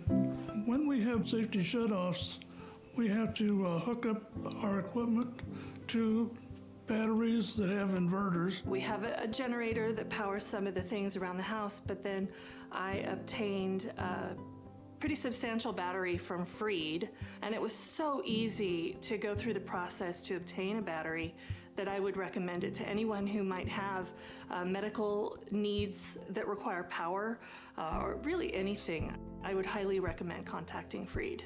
So whether it's a snowstorm or a public safety power shutoff, we really want folks to be thinking about, okay, what are the things I'll need on hand to weather the storm? Do I need to have candles? Do I need to have battery-powered radio? Do I need to have flashlights? So what are the things that you'll need to shelter in place or address the disaster at hand? So a go bag could be anything. It could be a backpack, it could be a suitcase. It's going to be something that you put together to sustain yourself, your family, your pets if needed. That's going to have food, water, medication, clothing, toiletries to get you by for 72 hours. You need to think of your go bag as the only resource you may have. Stores may be closed, the power may be out, so you may have to literally live out of this thing for a 3-day period as an evacuee. If you are someone with a disability, maybe you have a chronic health condition. For me, I have type 1 diabetes, I have an insulin pump, right? And so that's a critical piece that I need to plan for if I'm gonna ever evacuate or be away from my house, frankly, for any amount of time, right? What we find often is that if people don't evacuate with their CPAP machine, with their oxygen concentrator, with their wheelchair, walker, then it can be difficult on the other end. My name's Ulysses Palencia. I work in the 211 call center. I'm just a resident of Grass Valley. I have 2 daughters, a 4-year-old and a 1-year-old. In Nevada County, 211 is available 24/7. So what we provide for the community is information. That could be anything from directions to the resource centers. It can be letting them know where the fire is, if they are themselves in an evacuation center, if it's a fire, if there's any information as to whether their power's coming back on during a PSPS. 211 gets the information that we provide directly from the county, so directly from the Office of Emergency Services. The whole team cares. We're all local community members. We all just want to help.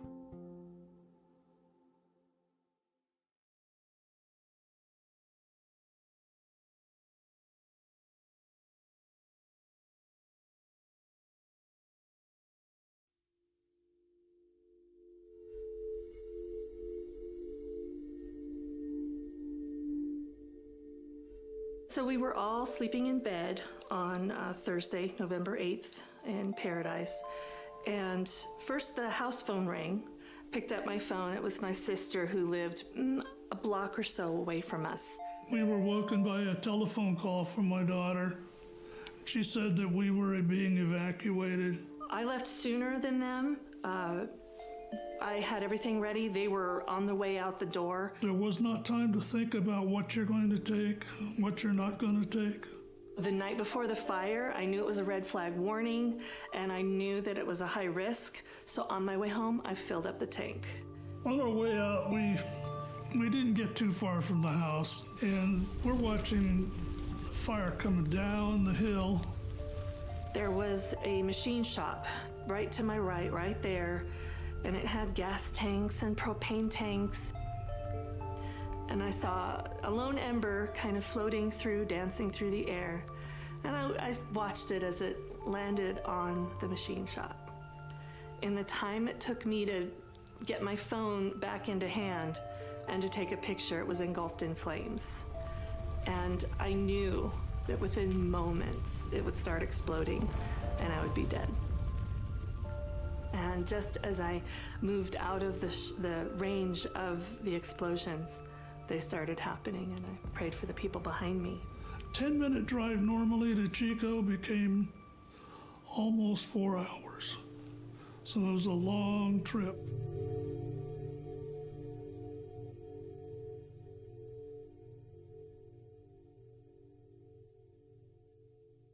We started to hear a pattern. People kept telling us their story of how they escaped the campfire. And they talked about how if it wasn't for my neighbor who came and knocked on my door to tell me there was a fire, I don't know that I would have gotten out alive.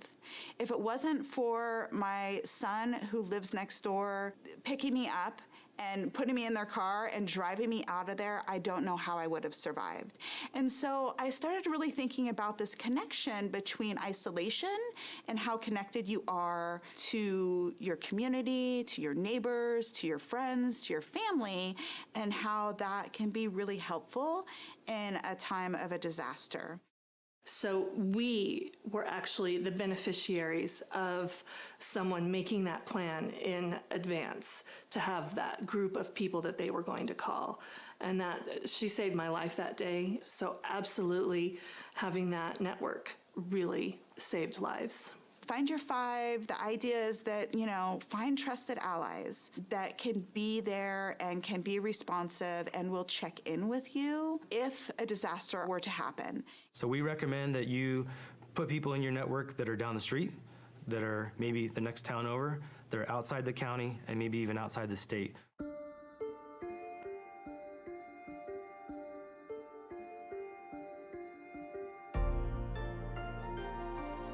The final tier of the Ready, Set, Go is that go piece, and it's simply that, it's go.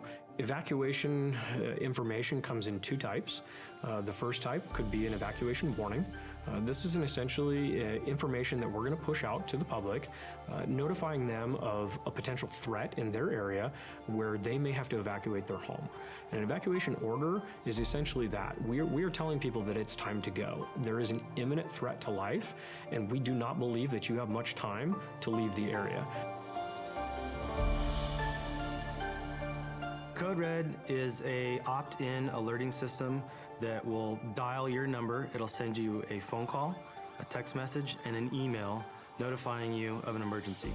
That message is sent from our office, the Office of Emergency Services. It's going to be very targeted to your area, and it'll be specific to you. At 5:13, the phone rang with the Code Red call. And so as I was going up 49, I could look over to the left and see the flames in the canyon. The next layer is for staff to actually be out driving in the areas with a high-low siren. There's no other reason you'll hear that in an area unless we're putting out that evacuation order, not a warning, but an order. My day started routine patrol, came in, and I was notified by dispatch to respond out to the Jones fire. Houses that had evacuation tags made it so we could just pass by. We knew that the residents had already been evacuated. Residences that did not have the tags, we would have to physically go in, knock on the door, look in the windows, make sure there were no occupants inside. Once you've been evacuated, as you're leaving, put this tag somewhere very, clearly identifiable, whether it's a mailbox, a gate, your address marker, so that deputies and officers can quickly identify if your residence has already been evacuated.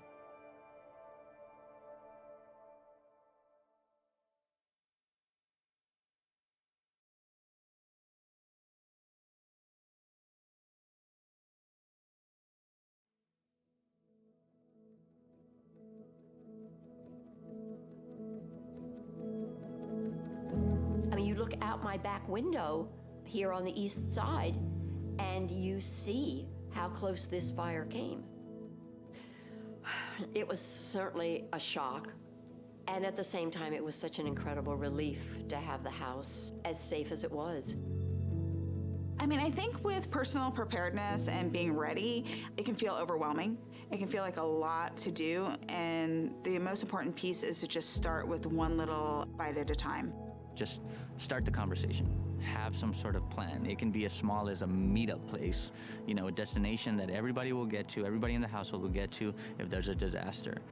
Recognize you live in a community, in a county, that really does take the emergency response as a priority. We have worked diligently throughout the last few years on ensuring that not only our staff are trained and prepared, but we're also putting that out for our community.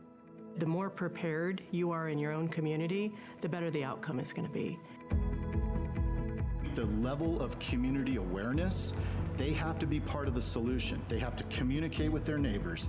They have to be part of the discussion in communities. They have to support the response, the prevention, the education, and ultimately the collaboration and the engagement. People have to be engaged at all levels. The more you think about it now, the easier it will be when the time comes that you need to evacuate. We've created this network, and we want you to make sure that you know that you can tap into that. So if you are feeling a little bit overwhelmed, not sure where to start, reach out to one of our offices, reach out to the Fire Safe Council or 211. We're here to support you.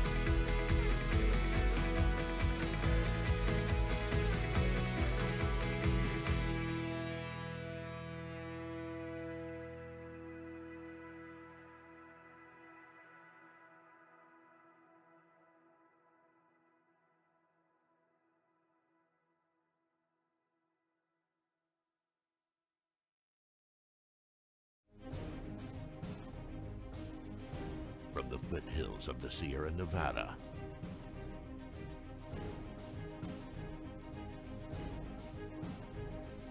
a new hero will emerge.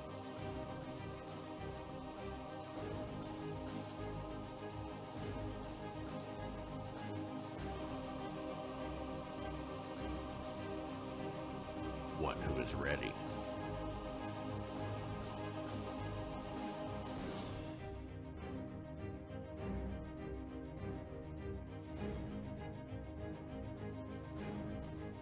One who makes sure their friends and family are set.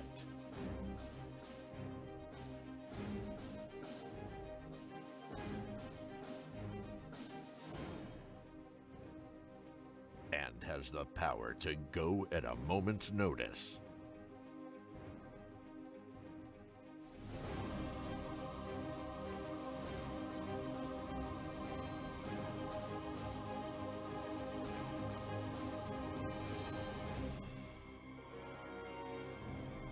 This fire season, you're the hero. We are Ready Nevada County.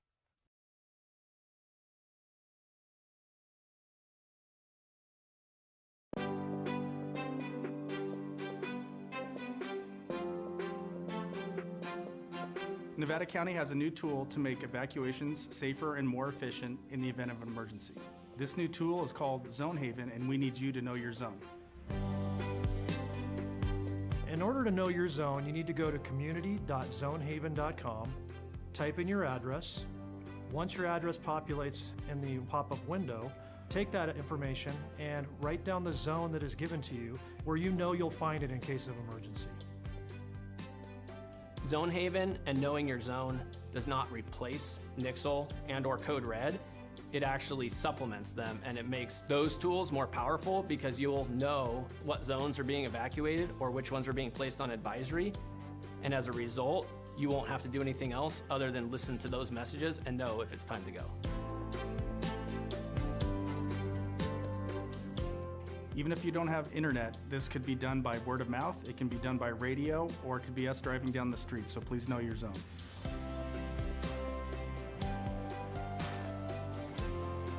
From Truckee to Lake of the Pines, from Chicago Park to Spenceville, every single square mile of Nevada County has a zone. And having a zone that you know for your neighborhood is going to help you save time to be able to evacuate and keep you and your family safe.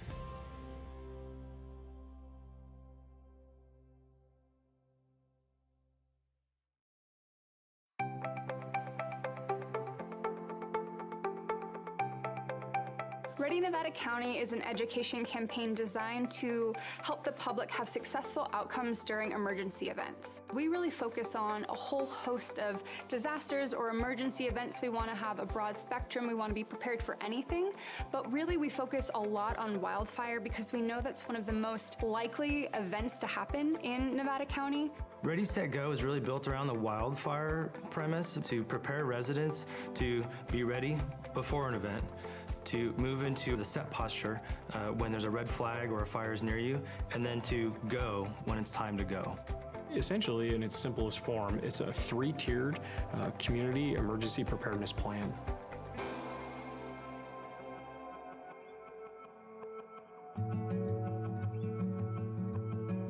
I have lived in this house, which we built, my husband and I, 26 years ago now, actually. We selected the hardy plank, the concrete siding, and also the metal roof. Then when we moved up here and heard about the 49er fire, that's when we started to say, wow, this really is even more important than we first realized. So the 49er fire is one of the most historic fires in Nevada County's history. They figured it changed the laws of the state of California that said this is how you have to protect your home. That came out of Nevada County. Steve Eubanks came from the Fire Safe Council, and the main thing we needed to pay attention to was the ladder fuels. Planting has been removed from the edges of the house so that it does not touch the house. It was an incredible service from the Fire Safe Council to come out and spend a couple of hours going through this property. So the ready phase is when there's no immediate threat to you and your family. This is the time when you should be doing education and planning, whether that be training, educating yourself, or accumulating equipment, hardening your home, creating defensible space. Defensible space is really all about creating a buffer zone between your house and flammable vegetation. We really focus on defensible space around the home, that first 100 feet, but also around the roadway too. Another aspect of the ready phase is hardening the home, and really what that means is making your home more resilient to wildfire. That's going to be putting the fine-grained mesh around the vents of your home so that embers won't get under your house or into the eaves of your house. That's going to be using non-combustible materials on your deck and around your home.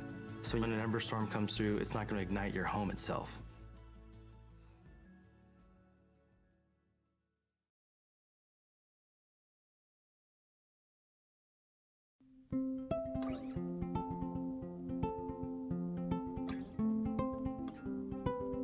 I currently live here in Grass Valley with my parents. All of us have sleep apnea, so we all have CPAP machines that require power in order to run. I also use a nebulizer, and that's used to disperse medication that I need to get myself breathing again. When we have safety shutoffs, we have to hook up our equipment to batteries that have inverters. We have a generator that powers some of the things around the house, but then I obtained a pretty substantial battery from Freed, and it was so easy to go through the process to obtain a battery that I would recommend it to anyone who might have medical needs that require power or really anything. I would highly recommend contacting Freed. So whether it's a snowstorm or a public safety power shutoff, we really want folks to be thinking about, okay, what are the things I'll need on hand to weather the storm? Do I need to have candles? Do I need to have battery-powered radio? Do I need to have flashlights? So what are the things that you'll need to shelter in place or address the disaster at hand? So a go bag could be anything. It could be a backpack, it could be a suitcase. It's gonna be something that you put together to sustain yourself, your family, your pets if needed. That's gonna have food, water, medication, clothing, toiletries to get you by for 72 hours. You need to think of your go bag as the only resource you may have. Stores may be closed, the power may be out, so you may have to literally live out of this thing for a 3-day period as an evacuee. If you are someone with a disability, maybe you have a chronic health condition. For me, I have type 1 diabetes, I have an insulin pump, right? And so that's a critical piece that I need to plan for if I'm gonna ever evacuate or be away from my house, frankly, for any amount of time, right? What we find often is that if people don't evacuate with their CPAP machine, with their oxygen concentrator, with their wheelchair, walker, then it can be difficult on the other end. My name's Ulysses Palencia. I work in the 211 call center. I'm just a resident of Grass Valley. I have 2 daughters, a 4-year-old and a 1-year-old. In Nevada County, 211 is available 24/7. So what we provide for the community is information. That could be anything from directions to the resource centers. It can be letting them know where the fire is, if they are themselves in an evacuation center, if it's a fire, if there's any information as to whether power's coming back on during a PSPS. 211 gets the information that we provide directly from the county, so directly from the Office of Emergency Services. The whole team cares. We're all local community members. We all just want to help.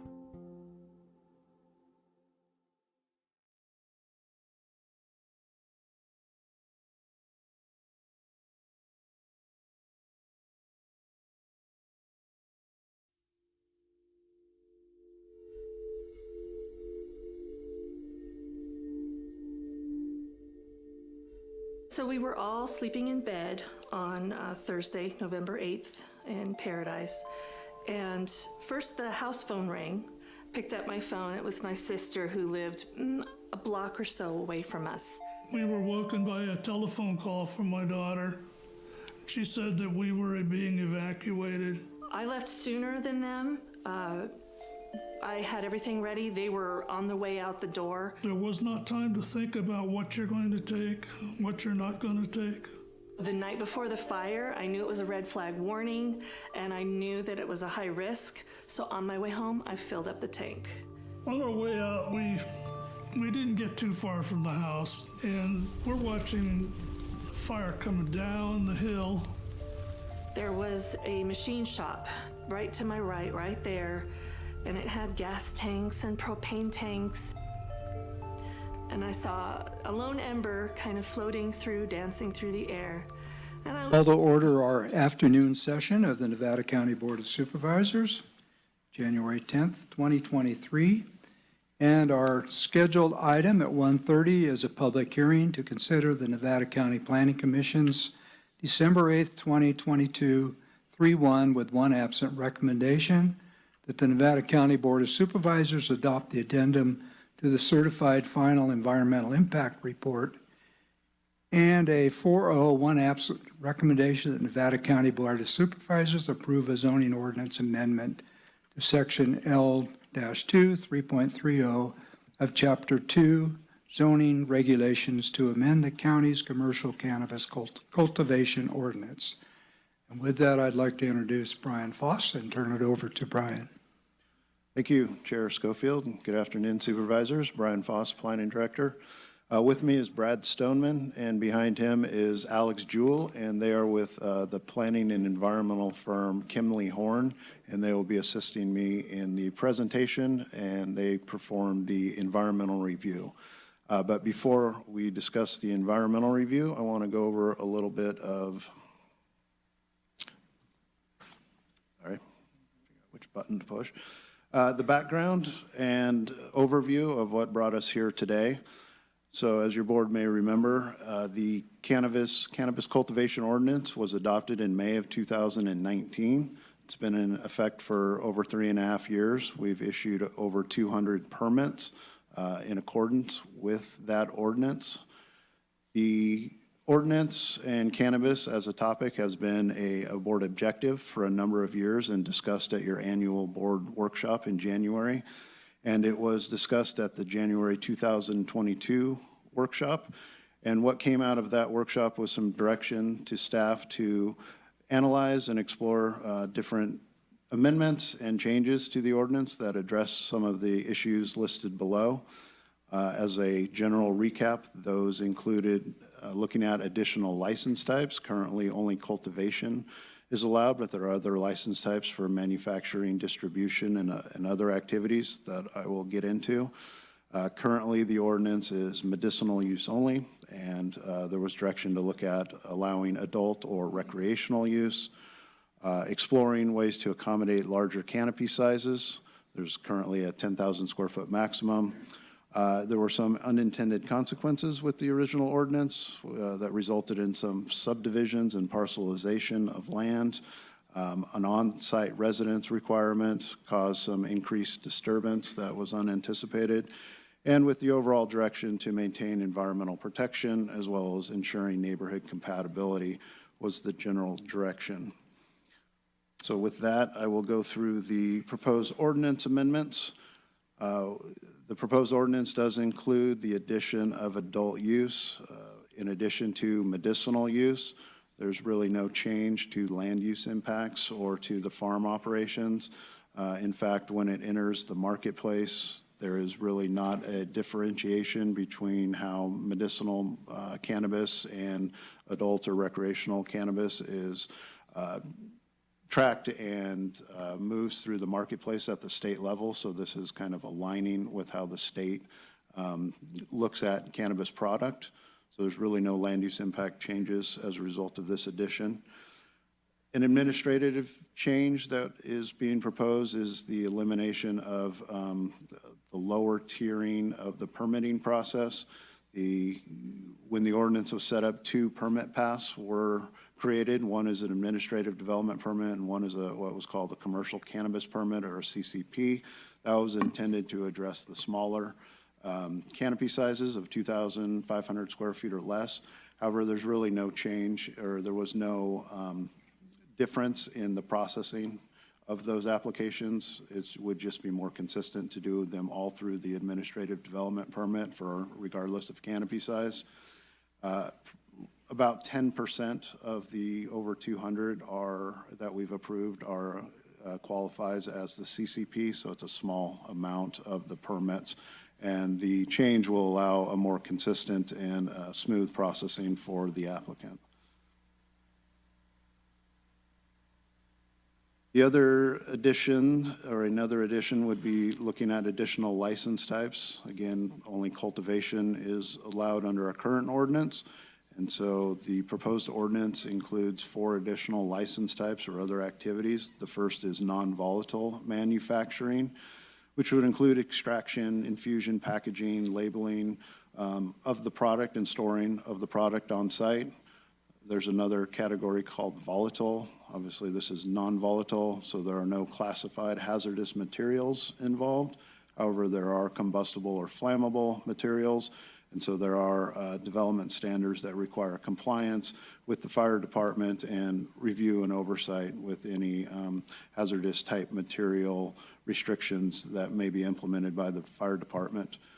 We've also included a limitation for 1,000 square feet on site in order to limit the area for these proposed activities. The second license type is distribution, and this more relates to the movement of the cannabis products once it is processed and leaves the site.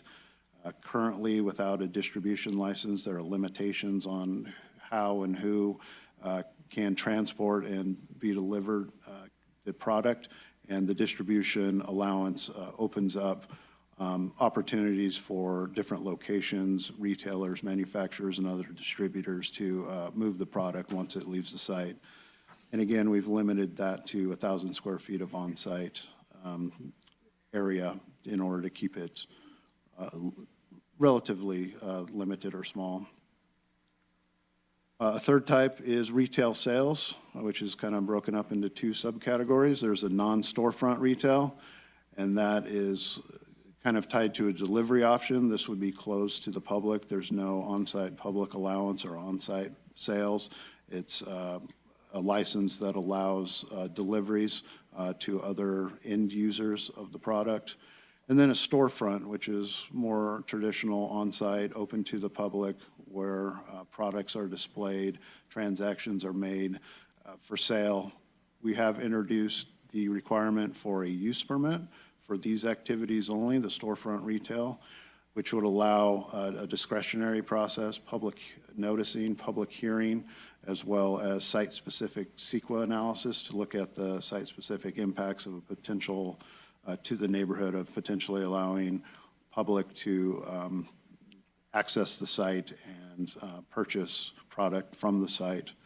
And the fourth license type is called a micro business, which is required when any three of these activities are engaged in by the operator of the farm. And this is intended to mirror the structure of the state ordinance or the state permitting system. One of the issues that I mentioned was currently there is an on-site residence requirement, so any parcel that is engaging in cannabis cultivation requires an on-site residence. There has been an unintended result of increased development and disturbance on sites in order to try to maximize canopy sizes. And I have a couple of illustrations to depict on what I'm trying to describe here. So the current ordinance if there are two 10-acre parcels, which is the picture on the left, would be limited to 5,000 square feet of canopy, but only 2,500 square feet would be allowed on each parcel for a total of 5,000. In order to maximize the canopy sizes, a second house would need to be built on the undeveloped property, as depicted on the picture on the right, in order to take advantage of the maximum allowable canopy sizes. So that mandates an additional structure, which includes disturbance for driveways, septic systems, and other access issues.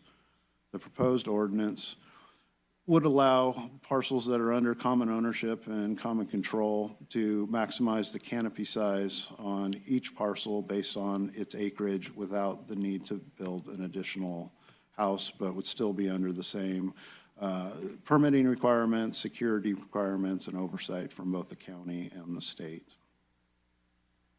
This is another example of the current ordinance limitations. If there were two parcels under one operation, the maximum canopy size is based on the largest parcel size. And so under this scenario of a 13.5 acre parcel and a 7 acre parcel side by side under one operation would be limited to 5,000 square feet of canopy. However, the changes in the ordinance language would allow the total acreage to be used to calculate and dictate the total canopy size allowed. So this would allow this setup to engage in 10,000 square feet rather than 5,000 square feet, and taking advantage of the additional property included in the operation. Another change is regarding the canopy sizes allowed. Currently, there is a 10,000 square foot canopy maximum for parcels 20 acres and greater, regardless of how much greater. The current ordinance from 5 to 9.99 acres allows 2,500 square feet of canopy. There's no change to this proposed. 10 to 19.99 acres allows 5,000 square feet of canopy. There is no change proposed. And 20 to 39.99 acres allows 10,000 square feet of canopy, no change. We have proposed to add increments of 20 acres and 10,000 square feet of canopy between 40 and 59.99 acres, allow up to 20,000 square feet of canopy with a 10,000 square foot limit of indoor. So additional canopy could be outdoor or mixed light. And then incrementally with 20 acres, it would increase by 10,000 square feet until reaching 80 acres total, there would be, or 80 acres and above would have a 40,000 square foot canopy max with a limitation of 10,000 square feet of indoor.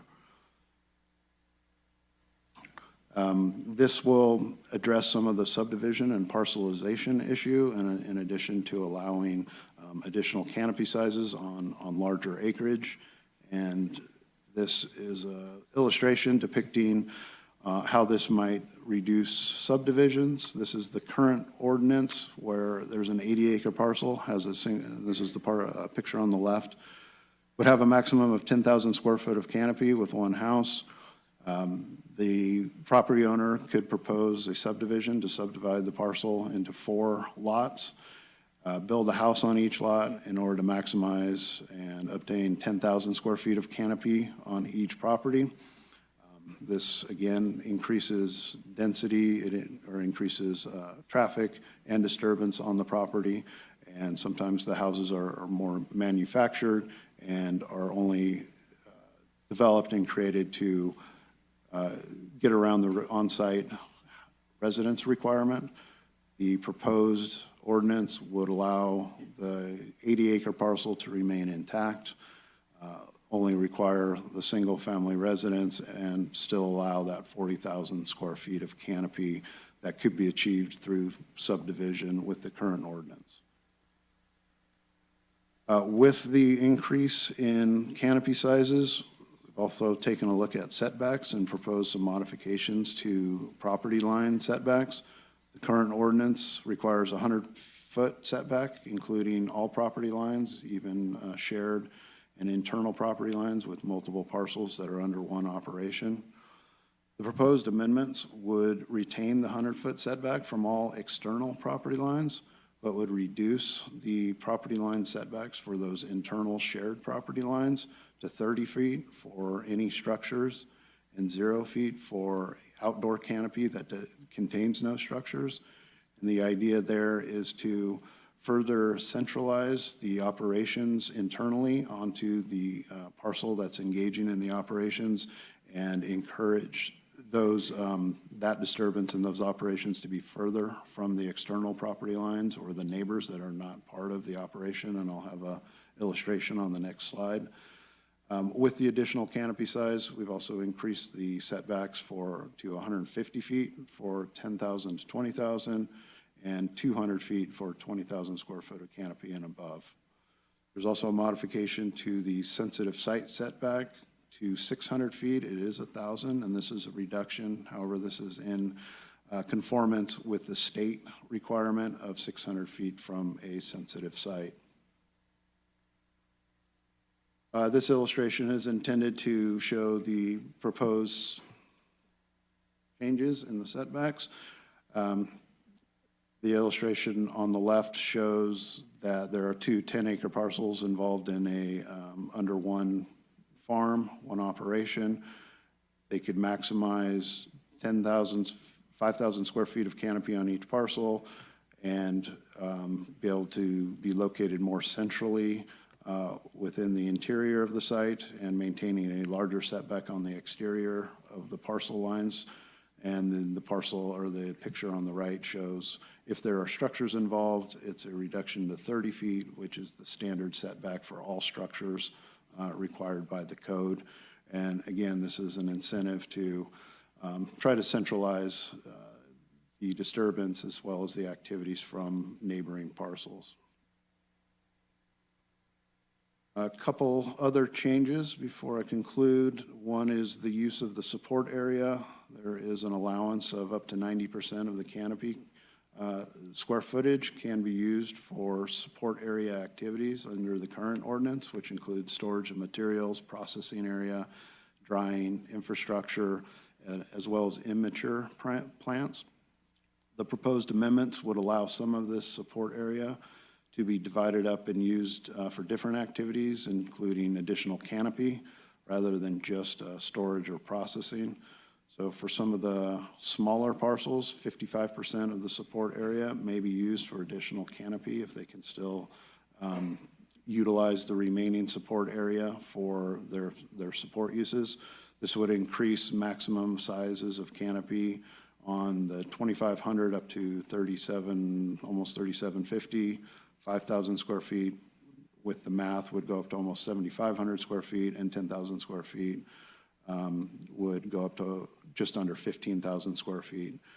There would be no net increase in the total area dedicated to cannabis operations, and this is also tied to environmental impacts in the original EIR, that there was a certain footprint, if you will, identified for potential disturbance for either canopy or support uses, and this modification just allows that same total square footage to be utilized for different uses at different percentages and different sizes. A couple other minor changes. We added some parking requirements that were not included with the original ordinance. We've reformatted the ordinance to match more of the format that's in the current zoning ordinance for other sections, because it's not a standalone ordinance and it is part of our land use and development code and the zoning ordinance. There's an allowance for an increase in the liquefied propane from 55 to 1,000 gallons. There are some regulations and oversight that's required from environmental health and fire department for anything between 55 and 1,000 gallons, so that will be managed and regulated. And we've also included some language regarding CC&Rs or deed restrictions, and I will go into a little bit more detail on that on the next slide. That was an item of discussion at the Planning Commission, which heard these proposed changes to the ordinance on December 8th. And in addition to their recommendation for adoption and approval, was to include additional language requiring assigned acknowledgement by the applicant that places the responsibility on the property owner to acknowledge compliance with any applicable CC&R requirements as part of application submittal. So this puts the applicant on notice that they need to research and be aware of their HOA and their CC&Rs and indicate that they are in compliance as part of their application submittal to the county. And with that, the Planning Commission did make a recommendation for approval with the inclusion of the addendum to this to the EIR that was prepared. And at this time, I'll turn it over to Brad.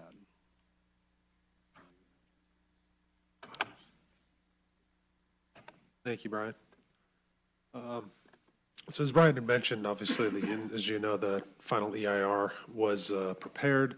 To that, we prepared a CEQA addendum in accordance with CEQA guidelines 15162 and 15164, which set forth the requirements under which an addendum can be prepared instead of something like a supplemental EIR. So an addendum is used for an approved project that's been updated or modified. And then when those updates or modifications are minor technical changes or additions to the document, the changes do not result in any new or more significant impacts. There are not substantial changes in the circumstances or the major revisions.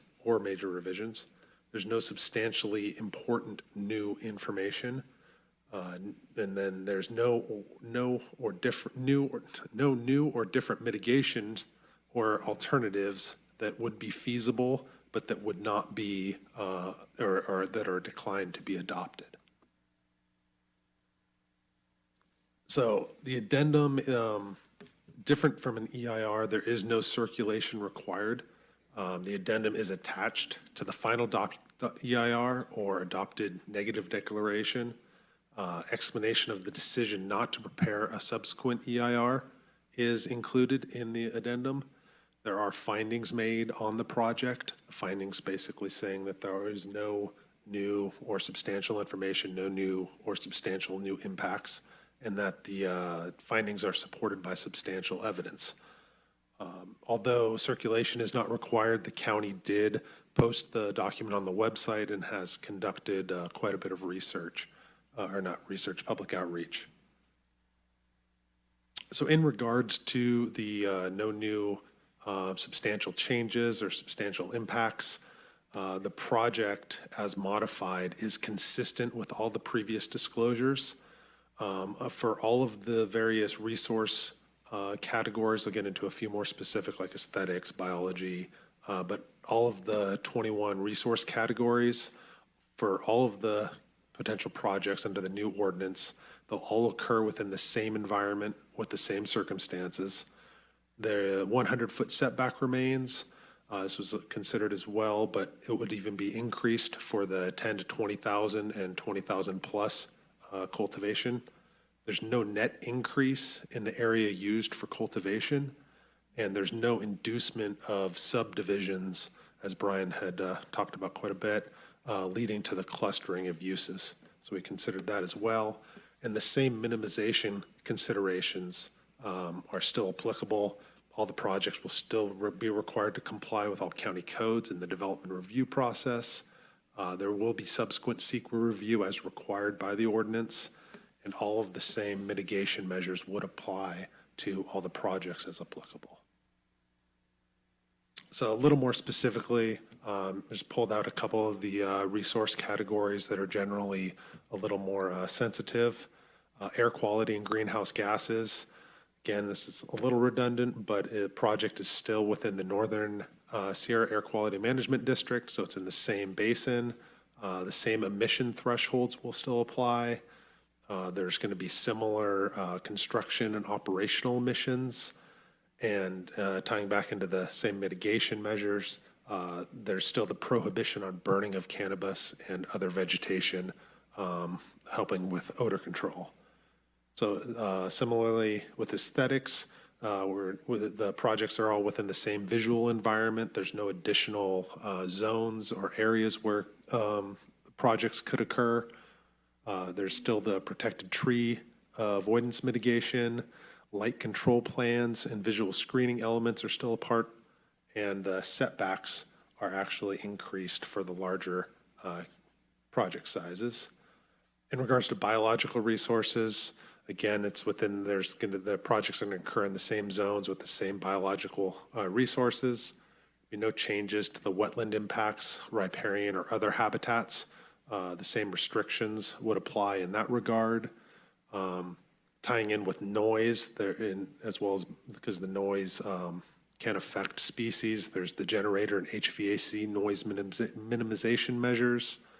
And one of the big elements for biological resources is the pre-screening element, which identifies constraints, requires a biological inventory and habitat management plan if required. And then again, tying back to aesthetics, there's the lighting plan, which helps reduce nighttime lighting impacts on species. And lastly, transportation impacts. Project would occur within the same roadway network. The projects would all comply with county codes and development review process. The same emergency access, parking, ADA compliance is applicable for projects that Caltrans would come into play. Caltrans requirements for access would still be applicable. There's payment of fees and taxes that can be used for roadway improvements. And then there's a possible reduction actually in the vehicle miles traveled. This was briefly discussed in the addendum, going back to the retail and manufacturing. There's potential for more efficient delivery and then more efficient shipping of products as well. So that all led us to find that the updated ordinance is consistent with the requirements of, again, CEQA 15162 and 15164. No net increase in the area of cultivation. There's no substantial changes to the circumstances. Again, a lot of this is administrative changes, conform to the regulations of the Department of Cannabis Control. Brian touched on that as well. The updates do not result in new or substantially different impacts. The updates are balanced by increased setbacks for the larger canopy sizes. As I noted, it remains limited to the AG, AE, and FR zones, so there's no expansion into areas where cannabis would not have previously been allowed. And these are generally consistent of rural lands, which are less populated with fewer sensitive receptors. And then the retail and manufacturing and distribution elements comply with state law. Last slide. So continuing with the findings, the project would implement county land use and development code to reduce or avoid the impacts, reduces the addendas. The project still reduce potential impacts from subdivisions. There is the required CEQA review process as applicable. Again, all the same mitigation measures and the mitigation monitoring reporting plan are still in play. The projects all would conform to Title 24 and include green development, and the development review process through the county would remain in place. Thanks, Brad. And with that, the Planning Commission and staff's recommendation is to adopt the resolution, to adopt and approve the addendum, as well as adopt the ordinance amending Chapter 2 of the Land Use and Development Code for commercial cannabis cultivation. And I'm happy to answer any questions you may have. Thank you. Thank you, gentlemen. I'd like to point out that Supervisor Bullock is unable to be with us today, but he is with us remotely. So as we go into questions and comments, Supervisor Bullock, would you like to start us off? Sure, thank you, Chair Schofield. Thanks, Brian. I appreciate the work and your conversations prior to the meeting here. And thanks to everybody in the consultant team on the CEQA portion as well. Brian, just to confirm, the addition of the adult use portion is just bringing us into line with what the state law already essentially calls for. Is that right? Supervisor Bullock, yes, as I understand it, there is not, once it leaves the farm and enters the state system, the marketplace, it can be used for any type of product and purpose. And so it's not really, it was something that was set up with the early days of allowing medicinal use only through the state and through the county. And so it would just align with kind of removing that term and that restriction with the state. Mm-hmm. Okay. On the non-volatile manufacturing portion, could you just give us some examples of what types of products that would be? Would that be edibles and food and like things like creams and things like that? I think in addition, like bath salts, or I'd have to defer to the industry a little bit more, but it's soaps, things like that, in addition to some potentially edible products. Okay, but non-volatile meaning, obviously, it's not prone to flashy explosion type of things, but it is still flammable, subject to whatever regulation goes with flammable type of materials in manufacturing. Yeah, Supervisor Bullock, I think there's a list of different types of materials and chemicals that are classified as either volatile or non-volatile, and it's regulated by the state. So any extraction or infusion processes that are used for non-volatile need to only involve those types of materials and or chemicals that are on the approved list or on that criteria. But some of those chemicals and gases and things could still be flammable or combustible, but they're just not considered volatile materials. Okay, understood. Okay. Brian, was there any discussion either at the Planning Commission or at the staff level regarding kind of a good neighbor policy that would allow setbacks to change based on the neighborhood? So for example, if you had a 20-acre parcel with a 20K square foot canopy and the neighbors said, yeah, we're fine having our neighbor who's growing reduce the setback to 100 feet. Is that something that was discussed at all, or was it the result of that, the setbacks that we came up with here in the staff recommendation? Supervisor Bullock, the current ordinance does have two options to reduce those 100-foot setbacks and would apply to the increased setbacks. One is a variance process, so that a landowner could apply for a variance, and if certain findings could be made, they could reduce those setbacks to not less than 60 feet.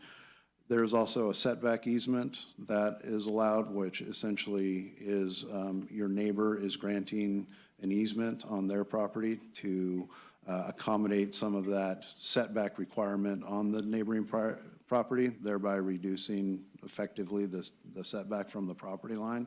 So that's already built into the current ordinance. And it was not expanded, but it would apply to the existing and the new setback requirements. So there is a provision to reduce the setbacks with neighbor agreement. Agreement, okay. Okay.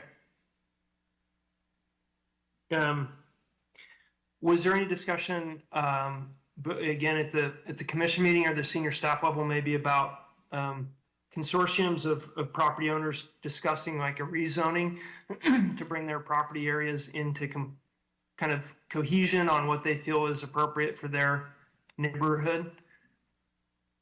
Supervisor, yes, that's always been a potential avenue for neighborhoods for a rezone out of one of the allowed zone districts.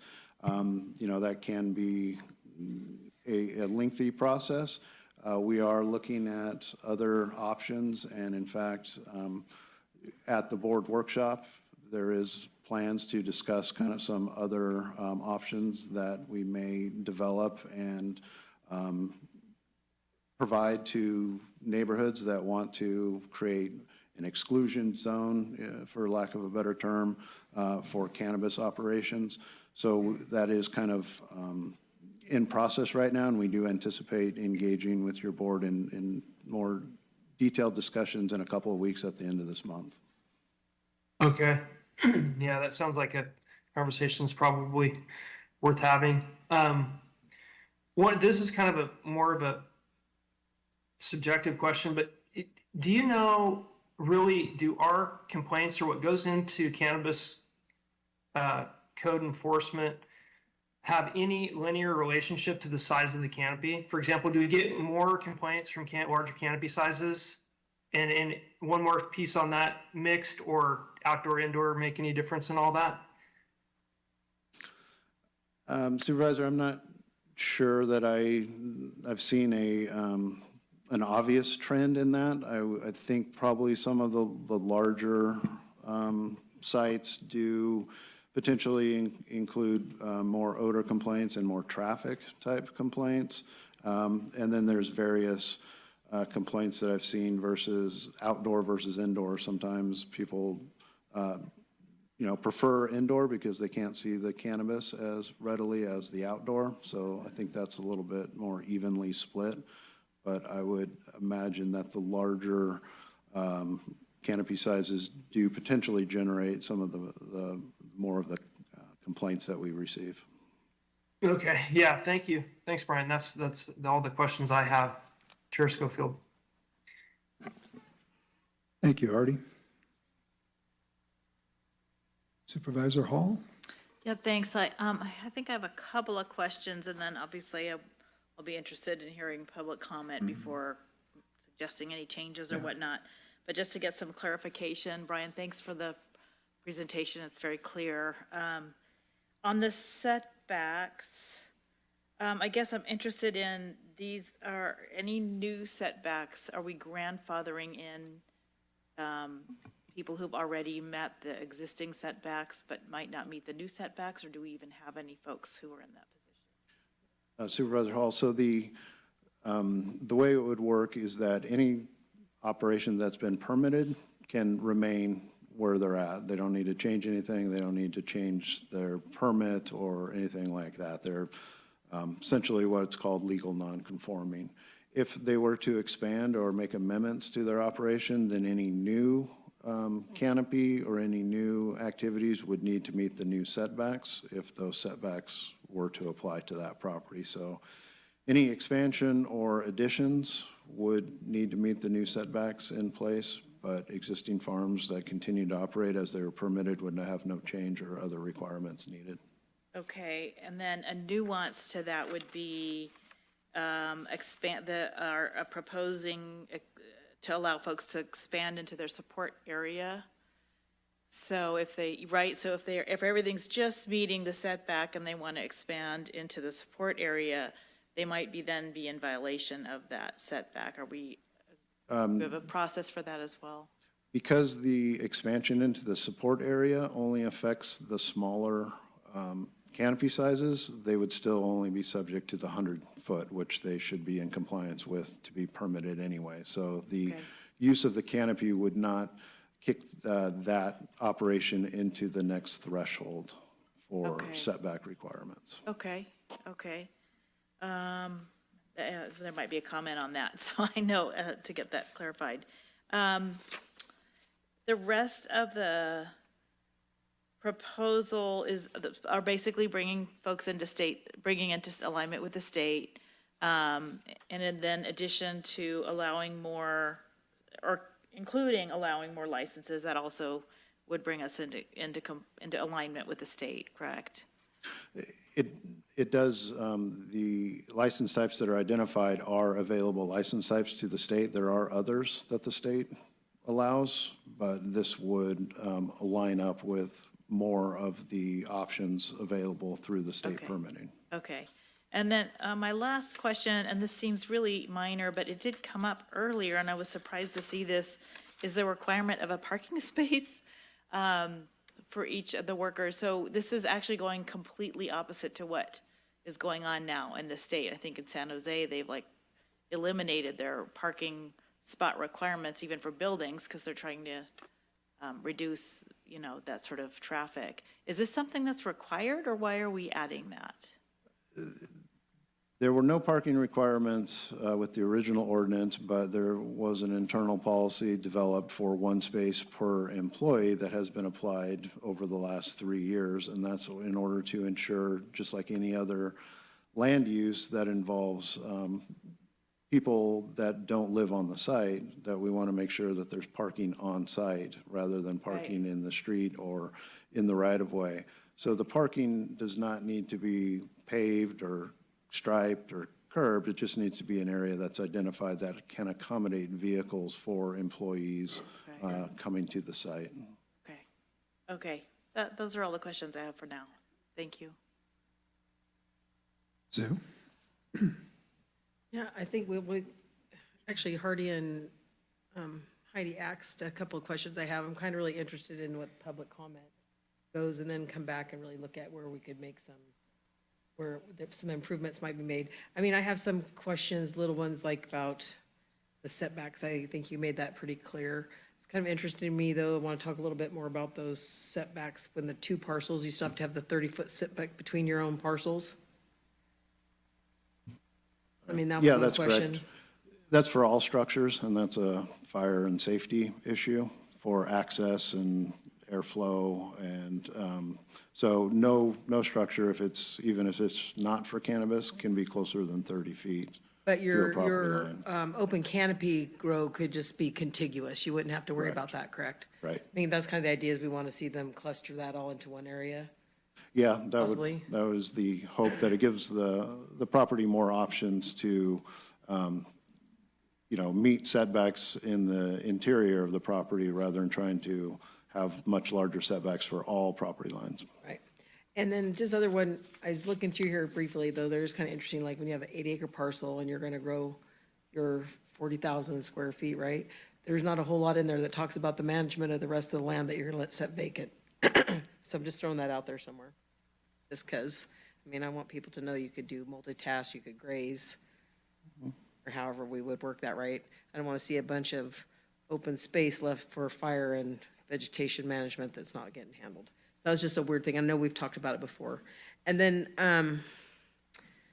there was the other thing about the mixed light. I just wanted to be real clear. When you get the larger parcels and you can have the 40,000 square feet or whatever it is, that still doesn't limit you to the mixed light and or greenhouse grows with lighting, right? I mean, is there going to be a limitation to that, or are you going to have 40,000 square feet of greenhouses? Supervisor Hook, as it's currently written, 40,000, you could have 40,000 square feet of outdoor or mixed light, including hoop houses, or those 80 acres and above. Okay, not quite sure how I feel about that. That's a little overboard.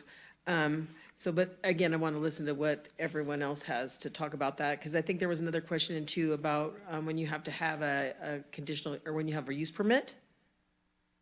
When I read in here, so when you have a use permit, it's a whole different ballgame, right? You got to come in and meet a whole different set of standards. And I just, for example, I have a group in my district that has a wonderful facility that they've changed over from a winery per se to another building that might not meet those exact 1,000 square foot measurements. When we want them to use buildings that are already there and approved, is there going to be a variance for that, or how's that going to work? Or could that just be taken care of inside of a use permit? Supervisor Hook, if there is a 1,000 square foot limitation as currently written, if your board wants to remove that, then we would certainly remove the 1,000 square foot restriction. But it would only be encompassed inside of a use permit that has to meet all those other standards. Correct. The 1,000 square feet is referenced in a couple different places that apply to different activities, and there was one specifically for retail in that use permit requirement. And if that is directed to be removed, then that could be removed with really no major impacts to the structure of the ordinance or the CEQA document. Okay, and then was there anything placed in here into where we talked about being a landowner in good standing? Like your taxes have to be current when you apply for your application? I didn't see any place we added that. We did not make any changes to that, so all of the application requirements and submittal requirements in terms of other permits, but if there is no requirement for being consistent with your, or up to date with your taxes, then that was not an addition that has been made to date. Okay. Those are just some I'll be interested to hear the rest of the company. You guys did a great job putting this together. It was great reading material. Lisa? Thank you. I just have one question. On the retail component that we're asking for, do you have a framework for what that's going to look like? Supervisor Swarthout, I mean, I don't know like a business model or what the requirements would be for how big it could be, where it could be, what the road standards would be. I mean, I'm new to all of this, so I know you guys have talked a lot about some of these things before, but I think the retail component is pretty new. So I was just curious as to what that looks like. So the use permit requirements would require full review by fire department, public works, certain road standards, either class 1 or emergency access road standards would apply. There'd also have to be secondary access requirements, and then any environmental health requirements that pertain to septic or class 2 wells to ensure that based on the size of the activities proposed, that the infrastructure could accommodate it. So all of that is looked at through the use permit process and the CEQA process that's reviewed by all the county departments, including fire, public works, environmental health, and conditions of approval are developed that would apply prior to the operation, and then it would be up to, in that case, the Planning Commission to make a determination, which would be appealable to the board.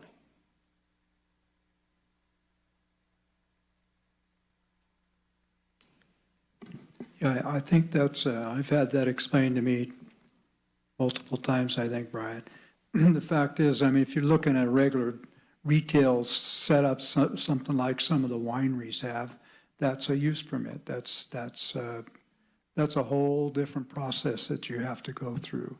So the understanding is retail, to most of the folks that have permits, only has to do with the transportation of the product. Am I correct there? For the non-storefront retail that is proposed, then yes, it's not open to the public. There's not that on-site public component. It's basically a distribution option to allow the product to go to a different end user off-site than would be currently allowed with just a cultivation license. Right, right. All right, well, that needed clarification, I think, and it's kind of hard to even get it after hearing it multiple times, but I think what we'd like to do, unless there's any other comments, is at this time... Chair Schofield, could I ask one more quick question? Oh, sure, Hardy. Thank you. Brian, is there any discussion about a limitation to the storefront retail component, the number of licenses that may be issued? I know that at the kind of infant stages of cannabis, particularly in some of the towns and cities, there was a discussion about the number of established retail storefront, licenses that were out there for circulation. Has there been any discussion about that? Supervisor Bullock, some discussion, but nothing's been included in the ordinance as far as a cap or a number. Because of the use permit process, it is fairly involved, and they will be going through, the public hearing process. So, potentially in the future, if there was you could certainly establish a cap now, but if there was a trend that we were seeing quite a few of these go through the process, then, that could be a time when that's entertained or discussed. But the use permit process is not quick. It takes a number of months and quite a bit of financial investment. So I think we would start seeing a trend develop before a lot of them were approved if we saw an influx of applications. We'd have some time to look at that trend growing. Okay. We could. Thank you. Yes. One more question, Ed, if I could. Sue? Yeah, I just wanted to kind of be clear again. So if you are currently have your application, but you want to amend your application, then you'd have to come to the new current standards. Right. So is that especially effective? I'm still curious about this Board of Forestry road standards that we're looking at. Is that going to trigger that for a lot of these? I think we're still determining how those regulations would affect any operation. But yeah, there is a chance that amendments could require compliance with the new Board of Forestry standards. But those might be minimal, and there may be options for petitions and things like that. But we're still digging into those details. But only amendment would trigger that. Right. So an amendment to use your support area, would that do that? Or is that's kind of a different sort of an amendment? I'm just trying to see what's going to trigger these things. I think to use the support area would probably not because it's already trigger that, because it's already there. I think it would just be more of an expansion of the canopy, or addition of maybe like the retail type uses would be really the main area that would have the most likelihood to trigger it. Okay. Thanks, Ed. Any other? All right, then what I'd like to do is open the public comment. And if you would come to the podium, you will have 3 minutes. And if you would give us your name and the district would be very, very helpful if you would.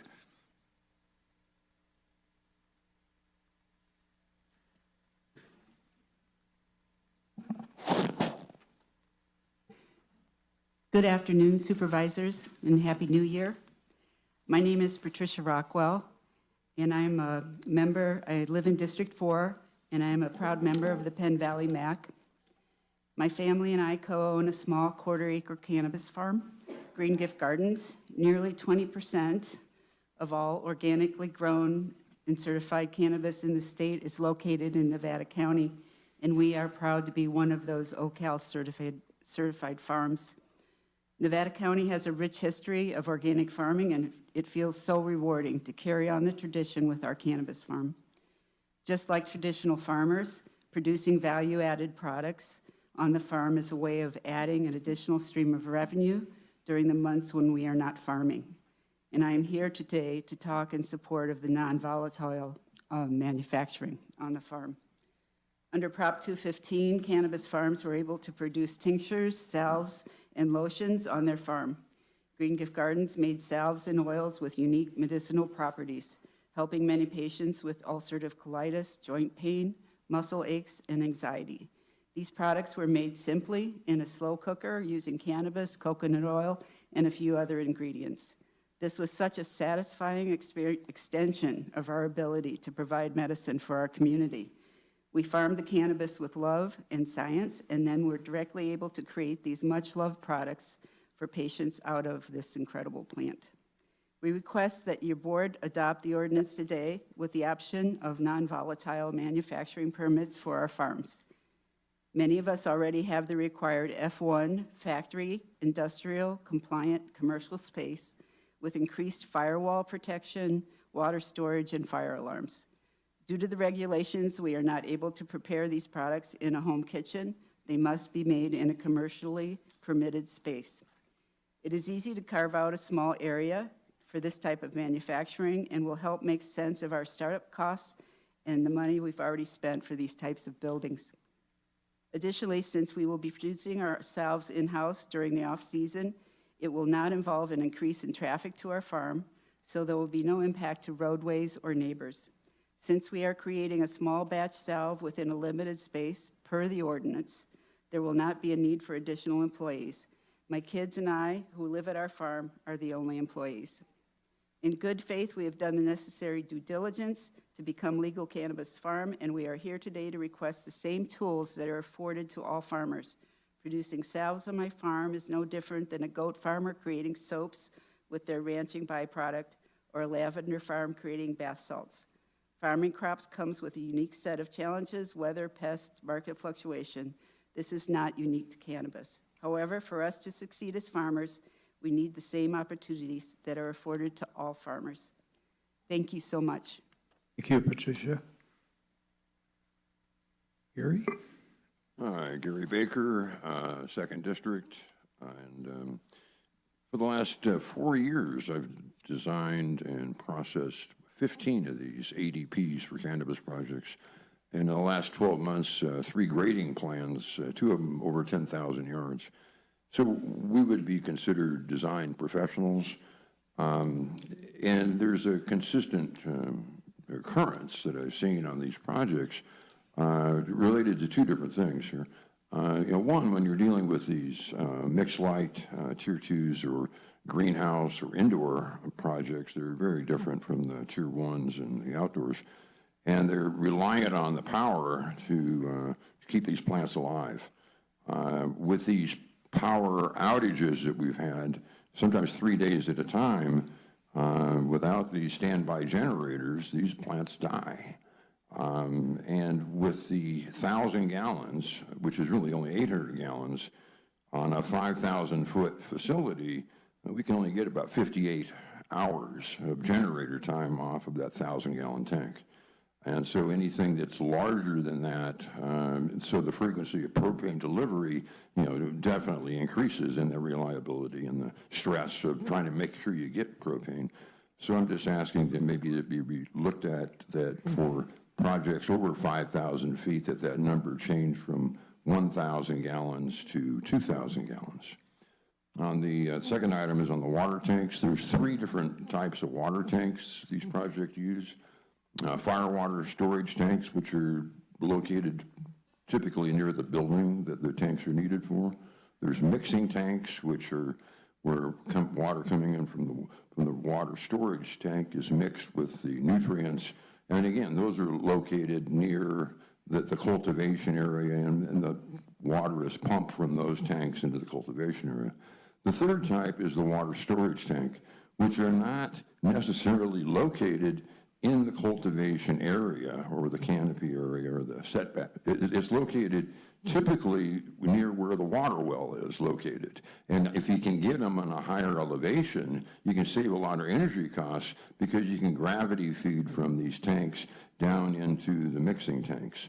The fire water storage tanks, they just maintain the water all the time, and there's really not much activity there unless there's typically a fire or a use. But the mixing tanks take a great deal of activity because they are, and because of where they're located, so they're dealt with every day because you're mixing in these tanks. So I'm just looking at, when you look at these water tanks and the setback requirements, that water storage should be considered, something different than these other 2 tanks, and that we can work within the existing setbacks that we have. And thank you so much. Thank you, Gary. Good afternoon, Supervisors. My name is Elise Timoney, and I'm one of the founders of Sierra Kind, a quarter-acre cannabis farm in South County in Ms. Hoke's District 4. I'm a born and raised resident, as is my partner, Cody Jackson, and we met at Magnolia last century. Our kids attend Clear Creek, and I sit on the board of the Nevada County Jewish Community Center, and we are associate members of the Farm Bureau. Like any small business owners, it is crucial to be able to adapt to shifting market conditions. Due to the fluctuating cannabis market, we need to modify our current business plan. Sierra Kind wants to apply for a microbusiness license, which will allow us to distribute and manufacture craft product on site. Now, this does not mean setting up a factory with billowing smokestacks. For our farm, it would be as simple as putting in a permitted commercial kitchen in the processing building that we are planning on building in this next year. Or it means being able to run a rosin press, which is a quiet machine that simply squishes plant material to squeeze out the oil. But most importantly, a microbusiness license will allow me to transport my own product. Just a few weeks ago in December, I paid $250 to an out-of-town distributor to move 2 pounds of my product from my farm down to Santa Rosa for the Emerald Cup. This out-of-town distributor used county roads as well as 2 private dirt roads, a total of 4 times, a round trip to pick up the product and a round trip to return the product. I also went to the Emerald Cup, so the roads were used 6 times instead of just 2. This doesn't just meet my needs as a business, because it obviously meets the needs of my neighbors, who one of the biggest complaints is the traffic. And just like my rural neighbors, I do not want more people in my neighborhood. I would much prefer to move my own product rather than have white vans come onto my property with my kids and my livestock. So I don't think we're alone in that. I think we can all agree on that. So I do urge the board to please adopt the Planning Commission's recommendations today. This will allow cannabis operations to stay centralized on the farm and will keep more business local. In addition, it is imperative to please grandfather in the regulations already adopted, approved by the board that licensed farms have already had permitted and approved by the county. 100-foot setback, we've complied with that. If I use my processing building, which I would have to apply for a microbusiness, that might, just because that building is within that current 100-foot setback now, it might not meet the new requirements later, and that's a significant issue and would cause a lot more environmental and a huge financial burden for us. I would just like to say thank you again for your time, and thank you again. Thank you, Elise. Hi. My name is Jim Moe, and together with my partner, Carl, we own and operate Divine Pines, a 5,000 square foot licensed cannabis farm in District 1. I support the proposed changes, especially using aggregate parcel sizes to determine canopy size. The current ordinance does not allow using 2 adjacent parcels to be counted for total acreage, and there are some very real life unintended consequences to that requirement. We owned a 9-acre parcel on which we live and an adjacent undeveloped 5-acre parcel. We could only grow 2,500 square feet without merging these 2 properties. Merging properties cost a lot of money, and once merged, you have no guarantee they can never be separated again. Furthermore, once you begin to merge 2 properties, you almost always end up involving banks, and that can be disastrous, at least it was for us. Before the merger could be completed, Bank of America, the holder of our home mortgage, had to okay the mortgage. I just assumed, being we were adding value to that asset, that they would just sign off on the deal. But they required appraisals on each parcel and on the new proposed merged parcel. So we had to pay for 3 appraisals. While doing the appraisals, the permits for our newly built shop were reviewed, and they found out it was a cannabis shop. The bank then refused to sign any merger papers because of federal cannabis laws. So we were pretty stuck there. The only way we could proceed was to get a more expensive private loan and pay off the Bank of America mortgage, which we did, and then merged the 2 parcels. Let me remind you that nothing physical changed on the land that made up the new parcel. Only the invisible line between the 2 was erased to make 1. And all of that cost us tens of thousands of dollars, which we are still paying for in our new higher rate mortgage. I hope this change goes through because I don't want anyone else to have to go through this very unnecessary merging. It was very stressful. It took 2 years to get a new bank mortgage. I was refused for 1.5 years until finally I got lucky and got one. Because of our reported cannabis income and because we had cannabis on the property. And to top it off, the value of this new merged property is much lower than the combined value of the individual parcels. So we spent tens of thousands of dollars for this merger, only to lose, by estimates from 3 different appraisers, over $50,000 in valuation on our properties. So I hope I made myself clear. To sum up, allowing aggregate parcel sizes to determine canopy size just makes good sense. I hope you support the proposed ordinance changes and adopt the ordinance today. Thank you. Thank you.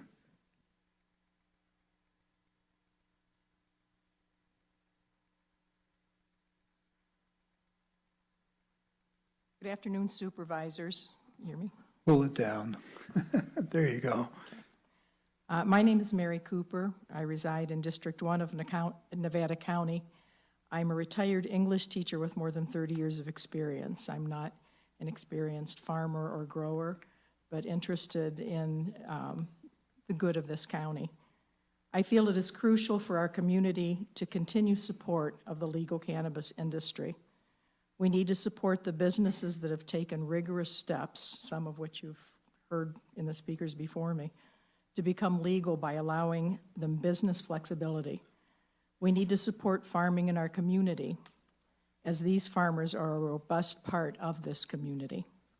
We need economic development that will provide revenue pathways in Nevada County. The cannabis industry provides this revenue in a number of ways. First, the industry provides for small family farms to make a living. Secondly, these farms supply jobs in the community. Finally, these farmers support the local business chain, such as hardware stores, garden stores, printing shops, grocery stores, and restaurants, to name a few. The cannabis industry is breathing life into our community and commerce. Therefore, we should do all that we can to support it and pass these new changes. Thank you. Thank you, Mary. I need to raise it up a little bit. Good afternoon, supervisors. First, I would like to welcome Supervisor Swarthout to the board. She comes with incredible credentials. My name is Chris Hennis. My brother Rodney and I own and operate Rock Creek Ranch, a 32-acre parcel in District 1. We have a 10,000 square foot outdoor cannabis permit. We are good neighbors, active in our community, and are good stewards of our property. We maintain a large vegetable garden and have over 100 fruit trees and vines. All of our farming, including cannabis, is done using sustainable and regenerative methods. We plant native plants to enhance monarch butterfly and other pollinator habitat, as well as attracting beneficial insects. A local beekeeper places hives on our property. Rock Creek Ranch is a sanctuary for wildlife. We would like cannabis to be included in mainstream agriculture. As you know, cannabis is the major agricultural crop in Nevada County with enormous economic impact.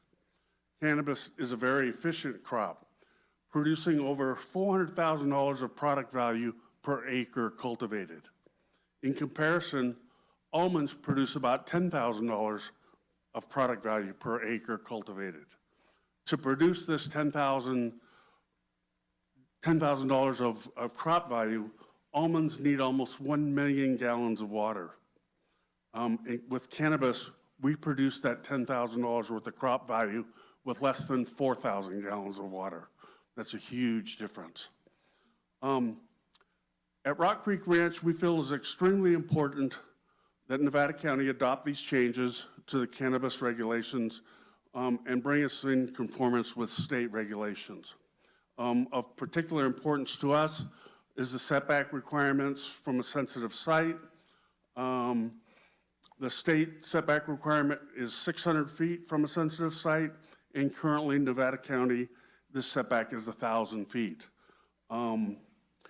This inconsistency between state and county regulations caused us hundreds of thousands of dollars in added costs to move our grow. We were planning on 600 feet, and then at the last minute, we had to change it to comply with the 1,000-foot setback. All of us cultivators in Nevada County are small businesses. We work together, sharing expertise, experiences, ideas to promote Nevada County cannabis. We have unique growing conditions here and strive to grow the best possible craft-style cannabis in the state. Please help us by adopting the ordinance before you today. Thank you very much for your time. Thank you, Chris. Hi, good afternoon. District 1, my name is Maria Busby. I'm a local business owner of Gold Coast Botanicals Farm Labor. We provide opportunities for local people to join the farm labor and support our small cannabis farms here, and we are in support of the amendments. Thank you.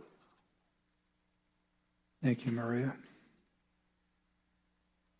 Hello, Supervisors. My name is Elisa Pires. I'm a 30-year resident of Nevada County in District 4. I am an alumni of Nevada Union High School. I'm a parent of children currently attending local public schools. I am an owner-operator of Sanctuary Farms, holding cultivation and nursery licenses in the Bridgeport area of Penn Valley. We are a regenerative, all-natural cannabis farm where we also raise chickens, have vegetable gardens, and a fruit orchard. We are a small business operating with tight margins like any other small business in Nevada County. The first point I would like to make is that cannabis cultivation is agriculture. We grow plants in natural soil, tilled with natural nutrients, with natural sunlight in the same way that farmers of other crops do. We grow plants that are intended for adult use in the same way that grapes are grown to produce wine for adults.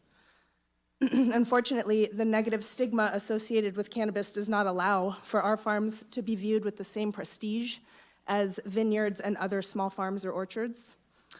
This lingering negative stigma that still persists locally should not dictate land use policy. I am in strong support of the additional license types on the farm so that we can approve efficiencies, reduce costs, and increase industry independence. I request that the new setbacks apply only to new applications and strongly oppose any changes to setbacks for existing farms or for those already in the permitting processes. Excuse me. I support using a percentage of the support area for mature canopy to allow us to remain competitive in the California market.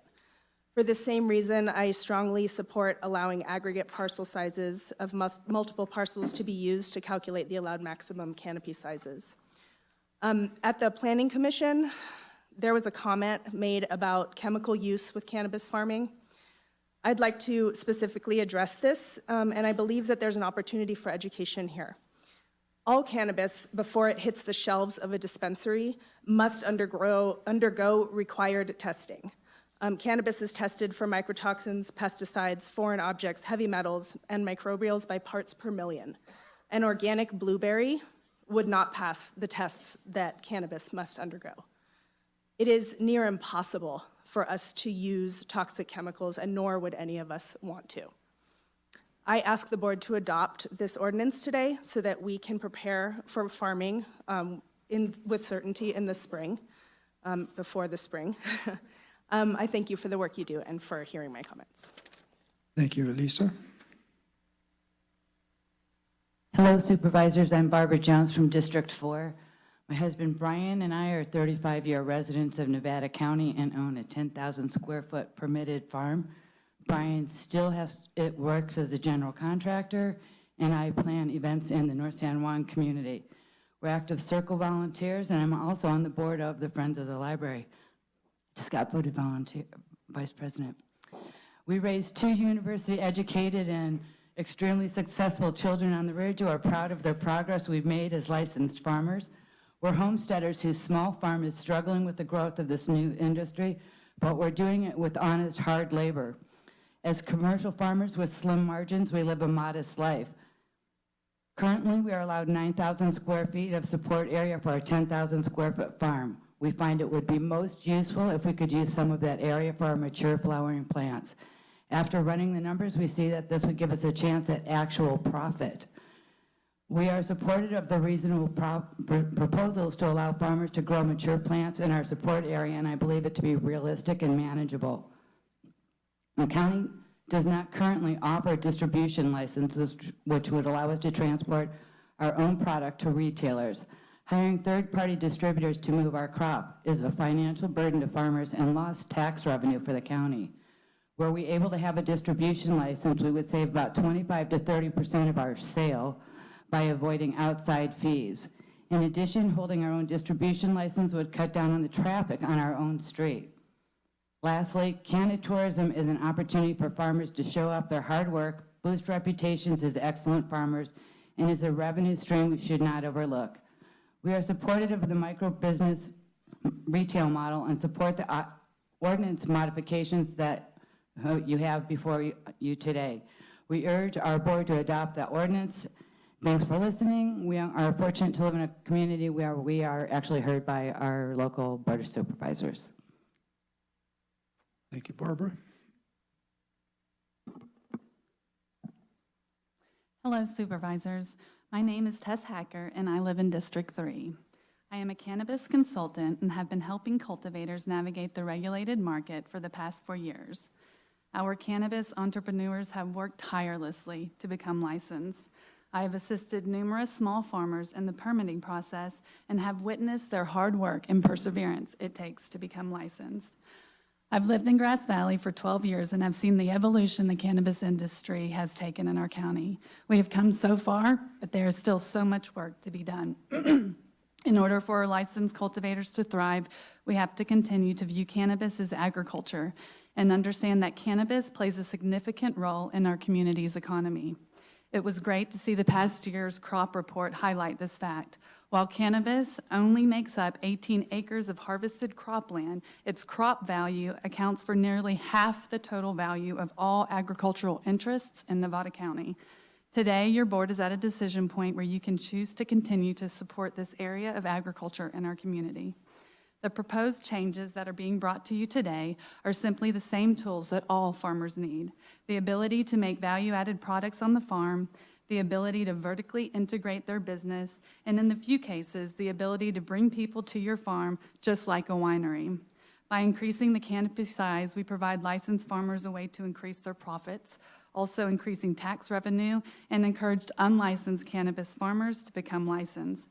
I strongly recommend that setback changes only apply to new applications. Setback changes would greatly impact existing farms that choose to change their cultivation layout through increased canopy. These changes could force licensed farmers to change existing infrastructure, potentially causing further environmental impacts. Cannabis farmers are facing challenges right now in the current market. With the price per pound plummeting to unbelievably low prices, cultivators are often faced with the question of whether or not to continue their business. We need to encourage licensed cultivators to continue farming and support the new folks entering into the regulated market. We have to continue to work together to streamline the permitting process to be more efficient and more attainable for the new licensees, while taking into consideration the potential impacts to neighborhoods and the environment. I believe with the proposed changes to the ordinance and potential equity programs on the horizon, we can reboot the cannabis industry in our community. There are so many benefits to having a thriving cannabis industry in our community. These farms are often small, family-run businesses that are paying taxes and hire and purchase locally, increasing the economic health of our community. Let's continue to work together to revive the cannabis industry. I urge you to adopt the proposed changes to the ordinance today so that our farmers have business assurance as they make their plans for spring planting. Thank you. Thank you, Tess. Wayne? Hi, my name is Wayne Clower. I have property in District 2, District 4, and District 3. I don't have a prepared speech, so I'm going to kind of go winging it here. I guess, first off, when you talk about joining parcels, I have two 40-acre pieces that touch by 1 inch, so I would now be allowed to put the full grow on one of those two 40-acre pieces to equal an 80-acre parcel. What if my wife and I get a divorce? Then you've got a huge building that's grandfathered in on just one parcel. There's a lot of gray area there. It's kind of like the canopy size. I have to pay for my halls and my closets and my stairways and everything in my house when I build it. Nobody lives there. So I don't understand how the canopy thing works compared to the entire building site. When people are going to move products, you have to use a PUC carrier, Public Utility Commission. You know that they have insurance when they're driving on our county roads. I don't see that it's going to create that many more trips on the roads when you look at the fact if you have a pizza delivered, you've got one trip in and out. And so they can use, you know, somebody with a Public Utility Commission number to move this stuff. I hear them talk about paying taxes. I guess I'm surprised. Probably nobody's affected more than me by the number of immediate grows. And I would invite any of you to come out and see my house and see the immediate grows next to it. And I know the one guy just stood up here and said that he just did a couple of 10,000 cubic yard moves.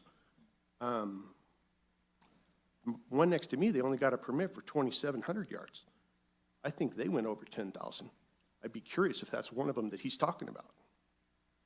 So the next thing would be when you talk about roads, like in Golden Oaks, are the setbacks going to be from easements? Will those easements be from NID for those setbacks? Will those easements be for public right-of-ways like the Immigrant Trail? Are you going to push, you know, off of that?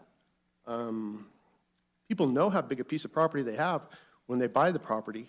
I think the parcels need to be joined together legally because you don't know if somebody's going to get a divorce, die, or sell the property later, and you've got it grandfathered in. It's going to create a huge problem. Roads is a problem.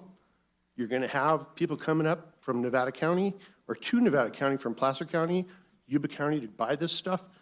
It's going to create less traffic, sure, because they're going to stop in Penn Valley to buy the stuff or stop on Carriage Road to buy the stuff.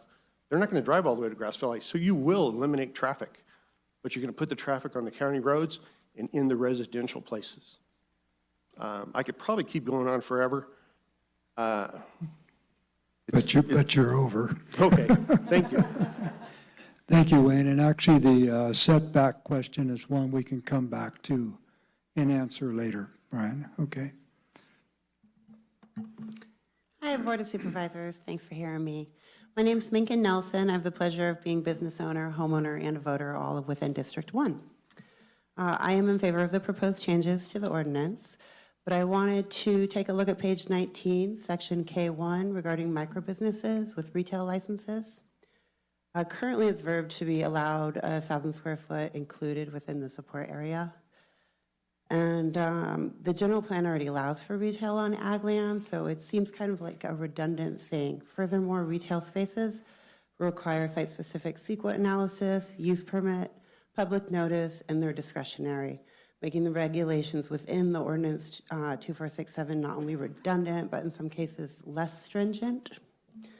Many operational cultivation sites already have built their support building areas to the 90% limit, and they're utilizing that space for what it was intended, support activities. It would hinder their operations to remove the ability to complete those actions now. Additionally, retail spaces have different California building codes than storage, so many of the recently built cannabis support buildings would not meet the retail California building code requirements anyway. I believe that the county has a great opportunity to pull in retail dollars with micro licenses near county lines. For example, in the case of cultivators located next to the Yuba County line, they could potentially pull retail from Yuba City and Marysville, where currently consumers are going up to Palermo, Orville, or Chico. And they're not willing to drive all the way to Nevada City or Grass Valley, but they could just bop over the county line. Those are not only lost dollars to the county, but also to the farmers as well.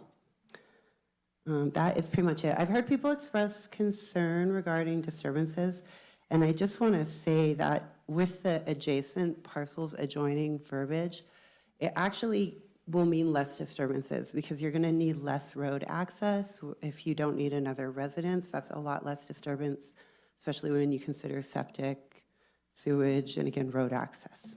That's it. Thank you. Thank you. Good afternoon, supervisors and staff. My name is David Cooper. I reside in District 4. I'm a father, a farmer here in Nevada County. I proudly own and operate Hillcraft Farms with my brother and my family. We were one of the first farms to go through this process alongside some of these other fellows in the crowd. We appreciate the pathway that's been provided thus far to help us accomplish our goals. We grow cannabis alongside vegetables, herbs, flowers, fruit trees, horses, and chickens. Our goal with the land is to bring more life back to it, as well as raise our children amongst the natural world. We'd like just as much freedom to accomplish our business and personal goals on our land as any other farm or ranch would be allowed. Our success is your success. I'm here to specifically voice the need for business flexibility on our farms, the same as any small farm would be allowed. As we look to the future, we'll need to be allowed to utilize our land for what it's intended for to the fullest extent. So far, our county's done a great job in helping us get to where we need to go, and we look forward to continuing the process with you. As you know, in any industry, it's constantly evolving. Specifically, I want to voice, and it's I'm going to cut a little bit short because a lot of people have said the same things here, but specifically I want to voice the support for allowing a percentage of the support area to be used for additional mature canopy. This area already exists as an approved area for cultivation. With this ordinance amendment, farmers have greater flexibility in how they can utilize this space. Even with the change, we're still growing a very modest amount for a crop farmer in the county. If we choose to utilize this space for cultivation, we would still be farming less than an acre, which is a micro farm by Nevada County standards. As noted in 2021 Nevada County Crop Report, there are currently 3,316 acres of land for harvested crops, yet only 18 acres of that is cannabis. I also want to echo the support for micro businesses to allow more flexibility in our business models, as well as I request for the setbacks to apply only for new applicants.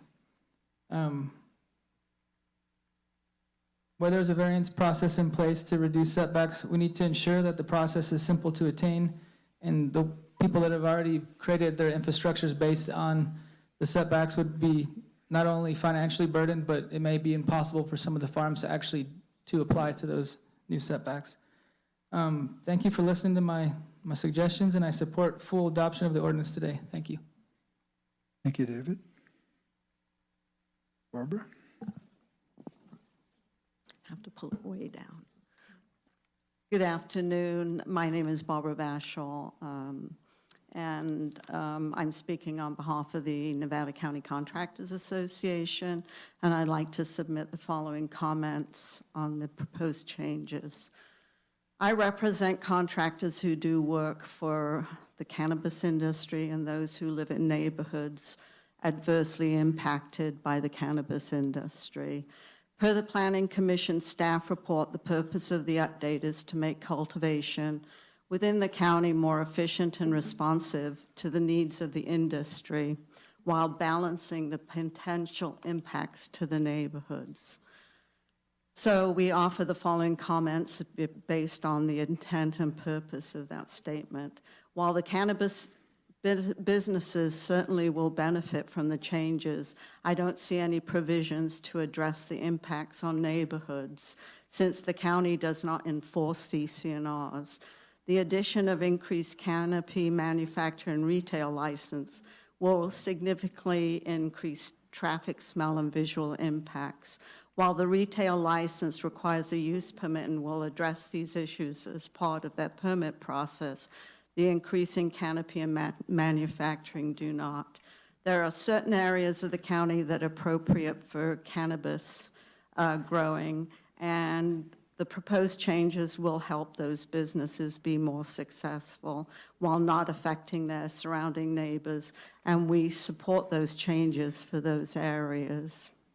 However, in certain areas such as Sunshine Valley, Golden Oaks, and some of the other subdivisions in the county, there have been significant issues in those neighborhoods. These proposed changes don't go far enough to protect those neighborhoods and their quality of life and will only serve to further exacerbate the conflict between neighbors and uses. Some of these neighborhoods have CC&Rs that prohibit commercial cannabis businesses, If the county wants to be responsive to the needs of the industry while balancing the impacts to the neighborhoods, then this piece needs to be addressed. The county doesn't enforce CC&Rs, and it would be up to the HOAs to litigate any permits that are approved. There has to be a better way to encourage cannabis businesses in areas that make sense while protecting neighborhoods where it doesn't, well before it goes into litigation and neighborhood conflicts. It would be better to prevent a problem before there is one. A little bit of prevention goes a long way. One solution would be to create an overlay zoning district exclusion area that clearly identify where those neighborhoods are and prohibit or discourages businesses from growing in there. Sum it up, Barbara. Okay, I'm sorry. I tried for 3 minutes. So there are many options to work on that, and it could simply be a map. And, another option is to just... You can leave that with the clerk, Okay. so that we can all see Okay. that, Barbara. I appreciate it, but I really wanted to make a point. There are lots of options. I hope that you take a little bit more time to address that piece. Thank you, Barbara. Hello, Supervisors. My name is Kim Rollins, and I'm a resident of District 4. I've owned my home and farm since 2016 and became one of the first county licensed cannabis farms in 2019. Our business is Luminescent Farms, a quarter-acre outdoor garden on 21 acres. Like many others here, we've just completed our 4th season as a licensed farm in Nevada County. We care deeply about being small business owners in the county. We shop at Hills Flat and B&C. We hire local accountants and bookkeepers, and during the construction of our building, we hired all local contractors. In an effort to be compliant and efficient, we have been constructing a 1,400 square foot commercial building on our property for the last 3 years. The vision for this building has stumbled due to declining revenues and inflated construction costs. Right now, it is crucial that these current proposed ordinance changes be designed to help us stay in business without raising new obstacles. As it stands, our commercial building was constructed at the 100-foot property setback per the existing ordinance guidelines. It would be discouraging to allow new canopy expansion under the condition of an increased setback, effectively moving the goalpost on 3 years' worth of work and so much of our hard-earned money. Please allow existing permitted facilities to operate with existing setbacks and enforce new setback requirements on new projects only. Please provide existing cannabis license holders a pathway to ensure we do not need to meet new setbacks on infrastructure that is already in place. I would also like to comment on the proposed expansion of allowable cannabis license types. The changing cannabis market has taught us that cultivators cannot survive on bulk wholesale alone at this scale. Just like traditional farming, some level of vertical integration is needed to remain competitive. By allowing these additional license types, cultivators can produce a shelf-ready product on site that can be sold directly to retail.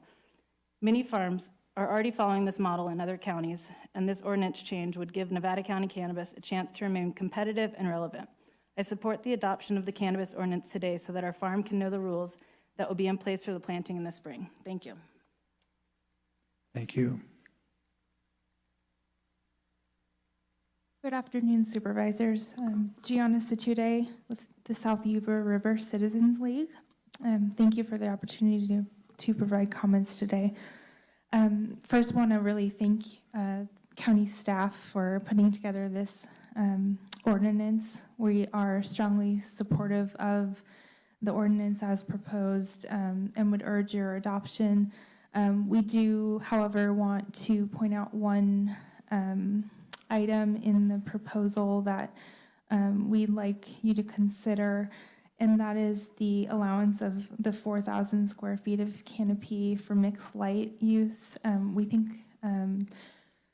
that might be excessive, and that might lead to undue environmental harm, potentially increased water use and energy use, impacts to our roads. And so while we wholeheartedly support this process and want to be a partner and encourage that, a small modification to the ordinance might potentially mitigate that unintended consequence. And unfortunately, I was unable to provide written comments to the board, but we'll do so following this meeting so you have record of our comments. Once again, just want to reiterate that we are supportive of this process and want to thank staff for all of the work that they've done on this so far. Thank you. Thank you.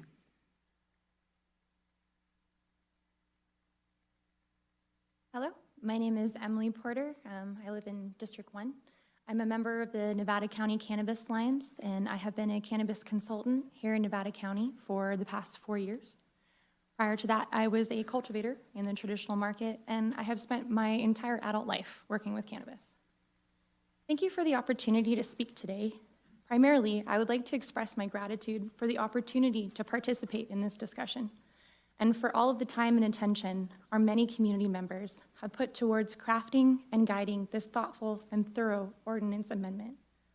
Although I work primarily within Nevada County, I also manage compliance for cannabis businesses across California and in many other states.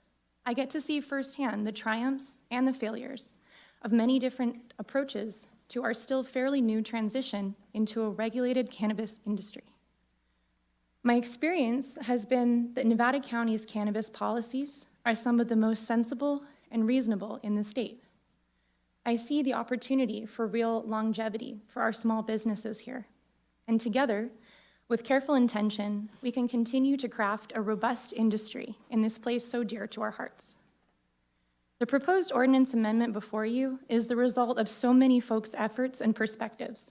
I am truly grateful that in a time when many other legacy-producing regions and their communities struggle to create and maintain a balanced and fair cannabis program, we are here together discussing viable options for our community's path forward. I would like to voice my strong support for these ordinance changes and ask that you allow our farmers the opportunity to grow, to diversify their agricultural businesses, to provide a stable future for their families during uncertain times, and to continue to set a standard within California for sensible cannabis policy. Let Nevada County be an example to the rest of the state of how to responsibly scale our industry while honoring our heritage and those who weathered the war on drugs and paved the way for any of us to be here today. Cannabis is agriculture and cannabis is medicine. Thank you. Thank you.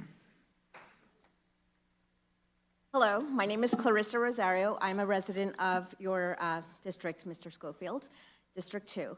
Thank you for the opportunity. Pull that mic down a little. Absolutely. There you go. Thank you for the opportunity to speak here today. Although the changes being proposed are called minor, they will have a large and positive impact on the future of the cannabis industry in Nevada County. It is my opinion that the proposed changes will be beneficial to the cannabis industry by streamlining the application process, as well as the opportunity to have licensing activities in addition to cultivation. Frankly, these are the same exact tools that traditional farms utilize to be a fully functioning farm. The ability to utilize 2 adjacent parcels to maximize canopy size, in addition to using a part of the support area for mature flowering plants, will greatly help licensed farmers in these challenging times and make it a lot easier to operate a business. Although I agree with the permit holder being required to acknowledge their businesses in an HOA, I would hope that the board would not allow any HOA to make additional restrictions outside of what is already legal within the county and state. Allowing HOAs to dictate county code may set a negative precedent for land use policy. Because even with all the proposed benefits, there will always be pushback by some individuals. It is unfortunate that I have seen so much harassment of the licensed farms within my community, and it's hard to understand why, considering they are doing the right thing by following the law. Some people cannot let go of their negative stigma against cannabis farming. I would hope that by acknowledging that the permit holder is within an HOA, it will not open the door for the HOA to restrict cultivation and cannabis business in an already approved CC&R in the future, as is currently occurring in my community. Our HOA has been pushing to make changes to our current CC&Rs to restrict all commercial agricultural activity on our agriculturally zoned lands when this is clearly allowed and legal in the state and county. And this is the reason why many of us have purchased agriculturally zoned lands to begin with. HOAs allowing the rules HOA is changing the rules to restrict commercial agricultural activity, but allowing all other commercial business is unreasonable. Again, HOAs should not have the authority to restrict cannabis cultivation when it is legal based on county and state law. Of course, it's stuck. HOAs have a tendency of instilling fear into residents. No HOA should ever dictate how one can earn a living on their private property, especially not in a right-to-farm county. I think the County Board of Supervisors has a duty to not only advocate for all small businesses, but also for the individual property owners and their rights within Nevada County. The Board of Supervisors cannot police each individual HOA in the county. Individuals still have property rights. Furthermore, there are unscrupulous individuals manipulating HOAs for their own self-interest. I am hopeful that the Board of Supervisors will support the proposed amendments to the cannabis ordinance and adopt this ordinance today. Thank you for your time. Thank you, Melissa. What is it? Carissa, I'm sorry. One more speaker here, and then we've got two callers on the line holding that, so we'll take them after this. Hello, Supervisors. Thank you for your time today. My name is David Trabazzo. I am a working professional, and I live in an HOA community in Nevada County in District 2. I was born and raised in New York City, within close proximity to my neighbors, where positive relationships and effective communication with one's neighbors was paramount to living a happy and harmonious life. Sadly, it seems to me that here in Nevada County, these positive relationships and open communications occur less frequently and sometimes just feel no longer possible.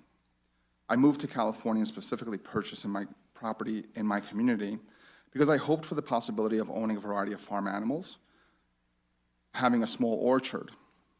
I moved to California and specifically purchased my property, recently, my HOA, although currently a road association only, has made attempts to limit the agricultural exposure and possible commercial agricultural uses of all property owners. Although these limitations are reported to be only against cannabis businesses and cultivation, I'm concerned that it will not end there. At what point in time will the restrictions prevent me from doing the things that I want to do on my property? At what point in time will I need to go to the board to ask what colors I can paint my house? At what point in time will I need to go to the board and ask how many guests can I have at my house because they're using the roads along the way? These limitations may begin with marijuana cultivation, but where will they end? I would like to be able to continue to pursue my farming activities of my choice on my property, which is zoned agricultural, without encroachment or restriction from an HOA. Cannabis is an agricultural activity, just like my desire to have farm animals and orchards. I hope that we can sometime in the future find ways to communicate, again as neighbors, and build positive relationships beyond anyone's bias against any particular crop. We should be helping people to be able to create small farm businesses and be supportive of our neighbors. Some people just need to get past the stigma of the cannabis industry. History repeats itself, though. 100 years ago, there were uproars about people building wine orchards in farming communities. By adopting the ordinance changes, the county will be in the position of not assisting any HOA and limiting the use of our properties for agricultural pursuits. I hope this ordinance can be adopted today. Thank you for your time. Thank you, David.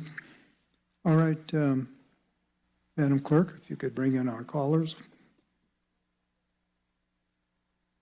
No, Debbie. We're going to the callers first. You'll get up there. Thank you, Chair. Can we bring the callers in, please? Good afternoon. My name is Sarah Smale. I'm a resident of Nevada County, District 4, and the owner of Sarah Smale PC, a law firm in Nevada City. As a local attorney, I work with many local farmers who are in or coming into our regulated cannabis program. I'm calling to indicate my strong support for the proposed ordinance updates. These common sense updates will allow compliant operators to run sustainable businesses that can compete in California's cannabis market and bring even further economic benefits to our county. In particular, I want to express my support of additional license types, use of support area space for mature canopy, aggregate parcel sizes, and grandfathering in already approved project setbacks. I also want to thank the Board, Planning Commission, and Cannabis Compliance Team for your continued openness towards exploring options for maximizing the success of local farmers who've chosen to enter the regulated cannabis industry. I appreciate you and your ongoing willingness to listen to your constituents. It makes me proud to be a resident and business owner here in Nevada County. Thanks so much. Thank you, Sarah. Can Next we bring caller. in the next caller, please?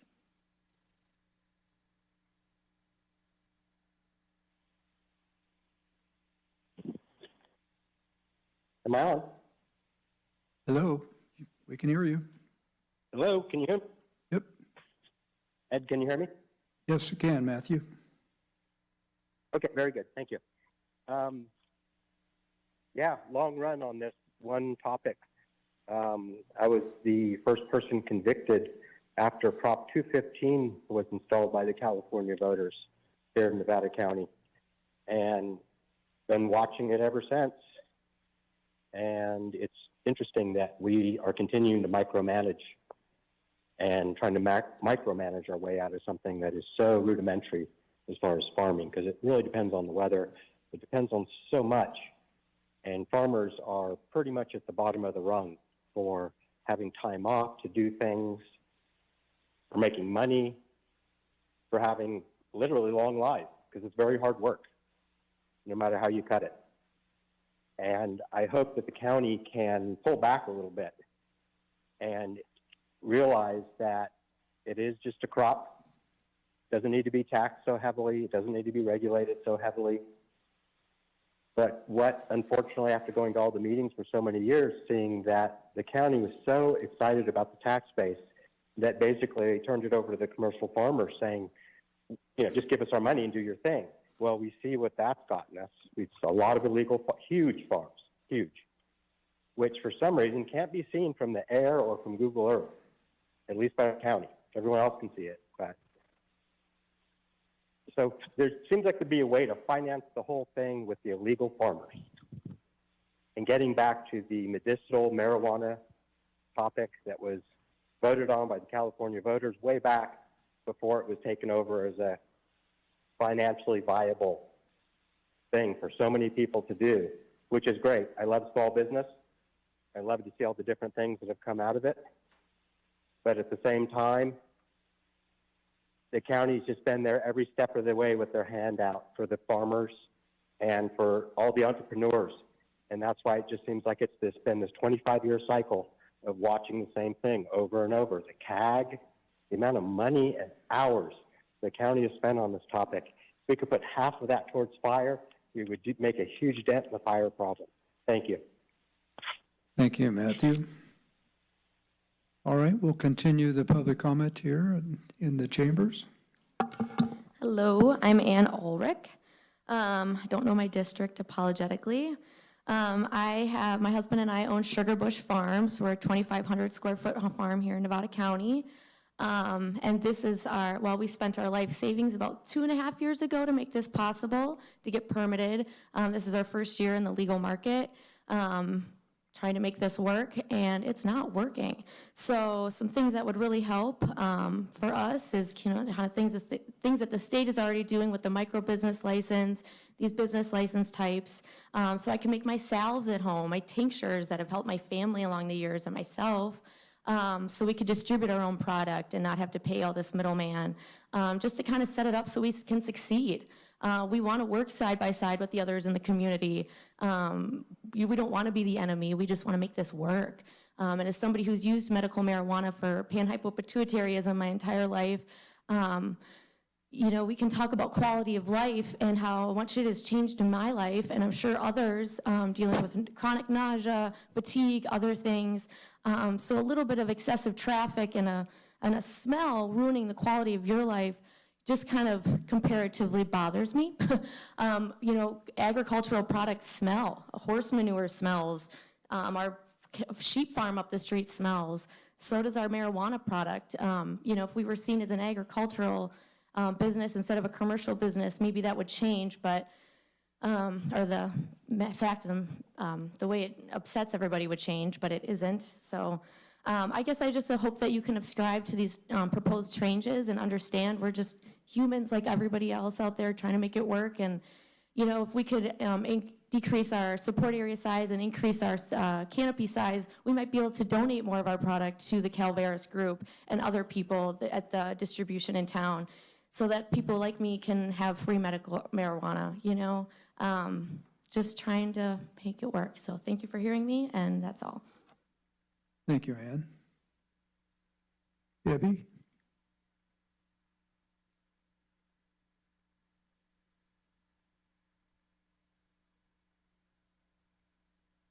Good afternoon. I'd like to require 5 minutes, please, because 3 minutes, Debbie. Thank you. our president doesn't get 5? I thought we No, did. We're down to 3.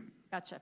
Debbie Porter, I live in Ed's group. I am the president of the Golden Oaks Homeowners Association, and along those lines, I have been on the board since the late 1990s, president for at least 12 years. I have lived here for 25 plus years, firsthand knowledge of how the increase in traffic. I will be referring to the traffic that comes and the fact that we're in a private association, we're paying for the roads. I oversee over 11 miles of private roads. My neighborhood consists of 103 lots and 17 easement properties that all use the private roads and pay yearly dues to maintain them. We acknowledge that we are zoned Ag X, but we are also a neighborhood of private homes with CC&Rs and bylaws that govern what is allowed. Since the county has decided to allow commercial cannabis businesses to set up, some issues have occurred. Being termed commercial by this ordinance, I hope you can acknowledge that the extra traffic that we see exists here. The owners have employees, the grower owners. The county has allowed trailers for their workers to use. Portable toilets are in place, parking lots, large greenhouses and outbuildings, increased traffic that brings in deliveries of soil, fertilizers, gravel, support vehicles, etc. This has already increased the traffic on our roads, and we are trying to come up with a way to equitably pay our dues. To this end, I ask the following.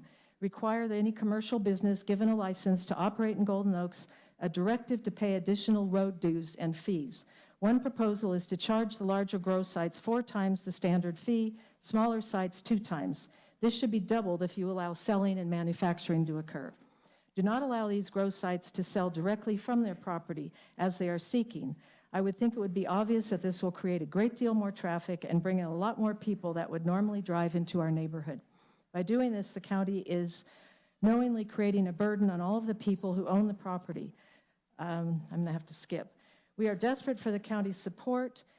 We have 4 legally allowed grows with a possible 5th. That is 4% of the people who pay for our roads. And it seems excessive that they don't pay more when they bring in so much traffic. As president, I have been asked by one of our association members to say a few things because his kid's school was closed today and his wife is at work, so he had to stay home. He has brought up 2 issues about the 5th Amendment and the 14th Amendment. In brief, the 14th Amendment says, no state shall deprive any person of the liberty or property without due process of law, nor deny any person within its jurisdiction the equal protection of the law. 5th Amendment says, property without due process, nor shall private property be taken for public use without just compensation. I'm pleased to see that you are reacting to some CCR issues because the burden is being put on those of us who are paying to use our roads with a very few people in the neighborhood who have excessively increased the traffic. Thank you, Debbie. I can't, okay. All right, Yeah, well, thank you. It goes fast, I know. I know, I don't have a problem with these Gotcha. ordinances. I just hope that you remember what you're doing to the majority of the people in these private road associations to help a minority. Thank you, Debbie. Good afternoon, Supervisors. My name is Tim Moreland. I am a board member for the Nevada County Cannabis Alliance. I actually live in Sacramento. I'm here to speak in support of the proposed ordinance that is before you today. One of the main reasons I'm speaking in support of that is just allowing additional license types. I am a former regulator for the state of California. I worked for Chairwoman Fiona Ma when she's at the Board of Equalization from 2015 to 2018. Nevada County was one of the first places that we actually took a tour of the cannabis industry. One of the major ideas was to allow cannabis licensees to have multiple licenses. I think that's what we're doing here. That's a great idea. And it helps the cannabis businesses save money, obviously. Want to speak on distribution. I've worked in the industry for some large distributors. it's going to save a lot of money. Just on the distribution costs, distribution can range anywhere from 10 to 25%.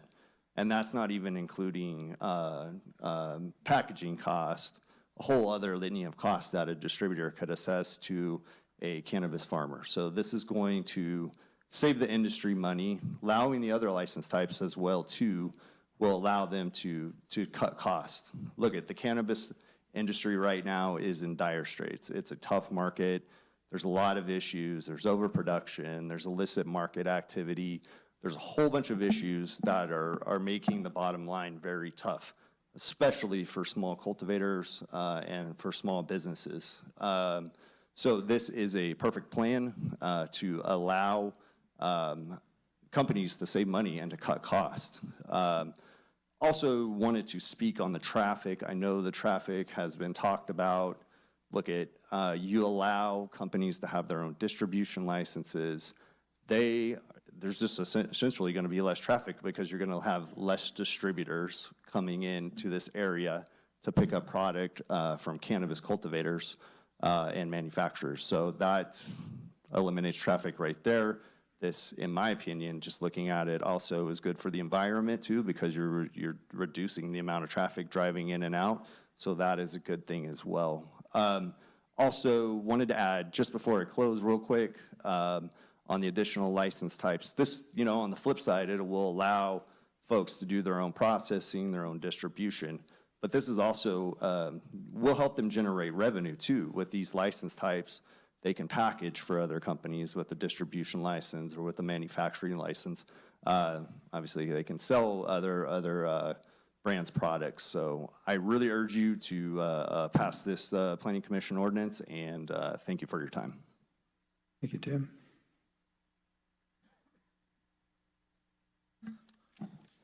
Good afternoon, Chair Schofield, Honorable Supervisor and County staff. Good afternoon. My name is Abraham Valinsky. I live in District 4 with my wife and 3 sons. I'm the Vice President of our road association, which is Wolf Mountain, and I take great care in helping and support our neighborhood and the roads. My wife and I operate Green Hummingbird Farm, a 1/4 acre organic cannabis farm. I'm here today to talk about the proposed setbacks for any new canopy that's over 10,000 square feet. The proposed 150 setbacks will disqualify many farmers from participating because most of the parcels in the county are sitting on odd shapes and they're steppe terrains and waterways. Now, if we go back 4 years ago to the CAG meeting, this was an issue, and it was agreed that it will be 100 feet and not changed, because this puts a lot of us out of the game. I wanted to clarify about I'm at 10,000 square feet, and I have a 10,000 square, 9,000 support area, which is already set for the 100 feet. I have nowhere to go, and many farmers are like me. They have nowhere to go. That's it. If you increase the setbacks, we're not going to enjoy it. So we're taking 2 steps ahead and 1 step back. I'm grateful for what the county's been doing, but like I said, it's not going to help us at the end of the day. Modifying new areas will cause significant disruption to the environment. This will put small farmers that need to grow in their support area in difficult situations that will cause them to they won't be able to take advantage over to the cost and the environmental impacts. Today I'm asking to adopt the ordinance. However, I'm seeking to grandfather in setbacks for those farms that are under 20,000 square feet and that are already licensed. Increased setbacks for those at 20,000 square feet would be more appropriate, because those that have more than 20,000 square feet are probably on bigger parcels. While there is a variance and an easement setback process, we all know where those processes and how they work. They never really happen. And I'm really concerned that this process will just be another spending money process. Thank you so much, and I hope this was heard and understood. Thank you. Thank you, Abraham. How many more speakers do I have? Okay, I'd like to kind of wrap this up. I think we've heard a pretty good amount, so if you can get up in line and we'll kind of put it, yeah, there you go. Go ahead, next speaker. Hello, I'm Vicki Day. I don't know what district I'm in, but I've Speaking to the microphone, Vicki. My name's Vicki Day. I've lived in Nevada County for 21 years now and built my house in 2006 on a 2-acre parcel. I'm surrounded by 7 and 10-acre parcels around me. I have about 7 illegal grows around my parcel, and we've been coexisting okay until this most recent person that moved in decided to clear cut and has the ambition to put in a commercial grow right in the middle of my neighborhood, right on the road. So for myself, I want to see small farmers. I want you guys to be productive, but there's always that one bad egg that gets me to be here today. And the idea that he's going to put in potentially a commercial grow that I can see from my house that is going to be smelling terribly, bringing in more traffic. I've had in the past guns coming into my neighborhood because of the illegal grows that are in the area. So I just ask you that as we try to support our farmers, which I'm there and I want small businesses, this is why I live in Nevada County, at the same time, don't forget about people that moved up here just to be here, just to be in the woods, just to feel safe in their neighborhood. And I would really like to see these additional setbacks, especially for neighborhoods. So if there was maybe a way to think about, and I'm new to this process, is maybe a residential home doesn't have to be within 1,000 feet of a commercial grow. I don't know if that is something that's been looked at or not, but thank you for your time. I know you guys have been here for a long time, so. Where do you live, Vicki? I'm up Willow Valley, Willow Valley. Berger Road. District 1, okay. Thank you. Thank you.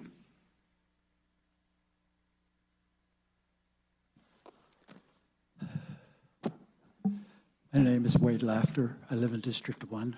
Hello, Heidi. Chair Schofield. Hello, Wade. First of all, I want to say that a little quick loop through history. Our original cannabis ordinance was drafted to try and solve some of the problems caused by prohibition. And in a deliberate and, I think, appropriate way, y'all went slow, small scale. And now, after a couple of years, you've seen some of the challenges. You've heard from some of the people who are actually trying to obey the rules. And this new ordinance, I really want to call out Mr. Foss and Ms. Lehman, and welcome to the Board of Supervisors, Ms. Forthart. But this is a very complicated topic because it seems to me as I read the new ordinance, it really is an attempt to regulate something like what the market was when I was very busy in it. And it's appropriate to have controls. One of the few things that's nice about legalization is the availability of safe, clean, tested, consistent product for patients, which is the next thing I wanted to speak to. As a patient myself, with a really renewed, strong interest in what cannabis might do for a person, here in Nevada County, because of you all and the folks in the planning department and council and even the sheriff, we're working this out. We're trying to sort out how to go from literally a market where the only rules were don't get caught to this insane, overly regulated situation that we have. And this goes a long way towards giving the folks who actually are trying to obey the rules a chance to make a living at it, so that persons like myself or some of the children in our community would continue to have access to what this plant can do for them. So I guess that's all I have to say. I think you can probably tell I would be in favor of you all voting for this. In much like the same time we did the ordinance a couple years back, let's see how it works. Give people a chance. Let's see if they obey the rules, pay their taxes. Maybe even some of them will succeed, generate jobs. It might be a great story someday. So thank you for your consideration, and I look forward to seeing more of you this year. Thank you, Wade. Thank you.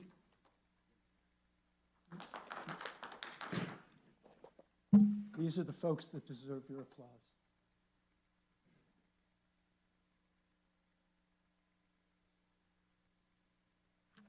Hello, my name is Pamela Emick. I'm from District 2, and I would like to bring up just a few points, if you don't mind. One of them is a question. I am curious to see how much income the fees on local grows bring into our economy. I don't know where that information is available for the public, but I would love to find out. And I'm also curious to see, with the possibility of the farms selling directly from the farm, what the dispensaries, how that'll affect the dispensaries and the control that that allows on the industry with the testing and stuff, how it affects their sales and what they think of that. So that type of information, if you guys can provide that information, I'd appreciate it. This was from one of my neighbors. He wanted to be able to come but was unable to. How can you, Nevada County, require the majority of the people in a private road association to pay for the actions of a few? Yes, it is their private property, but what they are proposing requires a drastic increase in the use on the HOA private roads. Now, at the commissioners' meeting, they informed us that Nevada County only owns 30% of these roads in the rural community, which means 70% of them, a majority, belong to private associations. That information isn't something I came up with. That's what they came up with in the meeting. Perhaps Nevada County should be paying the private road associations for this increase in use as part of your annual budget. After all, you are the ones taking the liberty to allow this in private industry and unrestricted use of our private roads, all the while you are collecting taxes and profiting from the revenue on the that the industry produces. It is true where we struggle to maintain the roads. It's very expensive, as Nevada County, will admit that they don't want to have to pay for all these private roads. But we would appreciate if there was more respect for what we have to go through to maintain our neighborhoods. And not only that, there's been numerous cases where we have lost high school students from the pot because it's been laced with stuff. Well, this encourages a lot of the families don't want their kids around the industry, and now they have no choice because it's brought right into their homeland. So I'd appreciate if you would consider that also. It is a majority of the people. Thank you. Thank you, Pamela. Good afternoon, Diana Gamzon, Executive Director of the Nevada County Cannabis Alliance, a trade association representing over 200 cannabis businesses. Our members are pioneering small farmers, artisanal product makers, and prominent cannabis educators. Collectively, in 2021, the local cannabis industry was valued at $12 million, roughly half the value of our entire agricultural interest in the county for that year. Yet licensed, harvested cannabis is utilizing only 18 acres. That is the equivalent of the size of that is the entire size of Mountain Bounty. Our farmers have been featured in Vanity Fair, Forbes, the California State Fair, and have won prestigious awards for our craft products, and we are just getting started. Over the past 3 years since our ordinance's adoption, county staff has created a framework for public participation through town halls and dozens of stakeholder meetings. The ordinance before you today represents a comprehensive ordinance that balances the need of economic development opportunities and land use compatibility. And we support the continued discussions to ensure land use compatibilities with HOAs and look forward to the board discussions on that. These minor changes to the ordinance will provide the tools, the license types necessary for our small farmers to modestly adapt their business plans, just as any crop farmer is permitted. Everything that is proposed today is already allowed as a use on agricultural zone land and is currently in use by traditional farmers. Today marks a historic moment in providing the simple opportunity of letting our cannabis farmers farm. Over 200 small businesses have started since 2019, employing over 250 people in the unincorporated area of our rural community. This economic growth is unprecedented, and with the adoption of the ordinance amendments today, the trend will continue. We support the full adoption of the ordinance before you today with 2 modifications. First, in alignment with Circle and the letter that the Bear Yuba Land Trust submitted and the Policy Committee of the Cannabis Alliance, we support the 20,000 square foot for mixed light cultivation limit with the amendment in F1. Second, given the use permit process for micro business with a retail license, we believe the use permit should dictate the size of the facility with an amendment giving discretion to the use permit, that's kind of a lot of words, on the size of the micro business with an amendment in section K1. Of note, the highest priority, as you've heard today, is to not move the goalposts for existing licensed farmers that are adapting their farm plans. There must be a simple variance process in place if existing farmers need to meet new setbacks. Creating overly burdensome regulations on farmers who have existing infrastructure in place will discourage businesses from taking advantage of the tools being approved today. Should a farmer seek to maintain their existing 100-foot setback, we want to ensure that the variance process is simple. Wrap it up, Diana. Approval with the neighboring property should suffice to maintain it. Express our gratitude for recognition of cannabis as an economic driver and the many steps forward that today's adoption of the ordinance will lead us. Thank you. Thank you. Hi, my name is Michael Chestone. I'm a resident of District 4. Diana's always a tough act to follow, but I'll try. I own 40 acres of ag zone land, and as we all know, the primary use of that ag zone land is agricultural activities, which is at a very base level what we're seeking to accomplish here today. I have a 10,000 square foot mixed light facility there, and I appreciate your consideration of this common sense policy before you today that is both a natural and anticipated progression of the work that we did several years ago on the ordinance and is critical for our local farmers and operators. 5 years ago, I started a distribution company in the Bay Area that serves to support my farm and local other farms up here, simply because the local jurisdiction here, we weren't there yet on our licensure process. So I still own and operate that facility down in the Bay Area. I would love nothing more than to bring that facility up here to my existing operation, to my home. At the end of the day, what that looks like in distribution is, it sounds scary. We hear these non-volatile distribution industrial terms. It's me driving a van 3 or 4 times a month round trip, unfortunately with very expensive commercial insurance. So there's not a major influx on our roads. I live on a private road. We pay for those increases in the road. The benefits to our local community will be great. There'll be additional tax base, et cetera. On the distribution license, I'm happy to answer any questions that you have. I've been through it all at the state level, so any questions I'd be happy to answer. As a commercial agricultural operation, my farm is required to comply with commercial building and fire standards for our cultivation support areas. This is a significant capital investment, and we simply ask you that we utilize this existing space when it's underutilized during much of the year for these ancillary and supportive uses.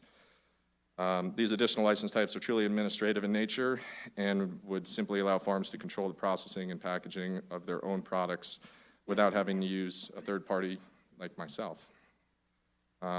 This is obviously consistent with other ag operations, apple orchards, making cut apples and packaging them, or making cider, some of these things, and we're subject to our building, fire, land use, CEQA standards already at this point, so this is well within your purview and ability to be able to exercise on this ordinance today. I'd like to thank the staff on the board for considering this, ensuring a fair public process throughout the course of this, CEQA compliance, adherence to land use, fire building standards, and I applaud you for continuing to refine our program. Thank you. Thank you, Michael. Good afternoon. Jonathan Collier, District 1. 7 years ago, I was a founding member of what is now the Nevada County Cannabis Alliance, and I remember many of you sitting side by side in meetings, and for the most part, I think I'm going to throw my notes away because a lot of people have spoken to this, and I feel I'm a little bit rusty. I mean, I was listening to this whole meeting. It's just amazing how articulate and how professional members of the cannabis industry have become. I remember 2012, 2014, when we pretty much had 8-hour, for lack of a better term, circuses. And it's just, the evolution has been so astounding. I think most of these folk are much more articulate than I am these days. And I think we're at a very important point here as we continue to move these regulations and these processes forward. As we know, there's a lot changing. There will be a lot that continues to change. It's an industry similar to the building industry where every 3 or 4 years we see the updates, regulatory updates, and we have to continue to evolve with them. And we're at another point where it's happening. And I just have to say, just watching what's happened across the state of California, I think people have spoken to this. You know, Nevada County has done one of the best jobs by doing a slow, balanced approach, by taking into consideration the interests of the public and measuring that with the industry. I just want to also just put in that we're also going to have to see things for the future, and I think people have been spoken to that too. I know 7 years ago when we talked about this, we talked about a craft industry and beginning to open up the things that would kind of make us a Napa and Sonoma. So we begin that today with the micro business licenses, and I think there's so much more to be said, but again, it's just let the people do what they're doing. We're doing such a good job of it. Continue to do what you've been doing, and I think we'll see really important things happen. And I also think that we'll see a lot of the latecomers also be inspired. The more that we make our businesses that exist successful, the more that encourages the latecomers to come on board and continue to be a model of success for the future. So just really appreciate everything that's been done here and appreciate all the people that have stepped up through the years to make this happen. So thank you much. Thank you, Jonathan. Good afternoon, Chair Schofield and Supervisors. My name is John Foley.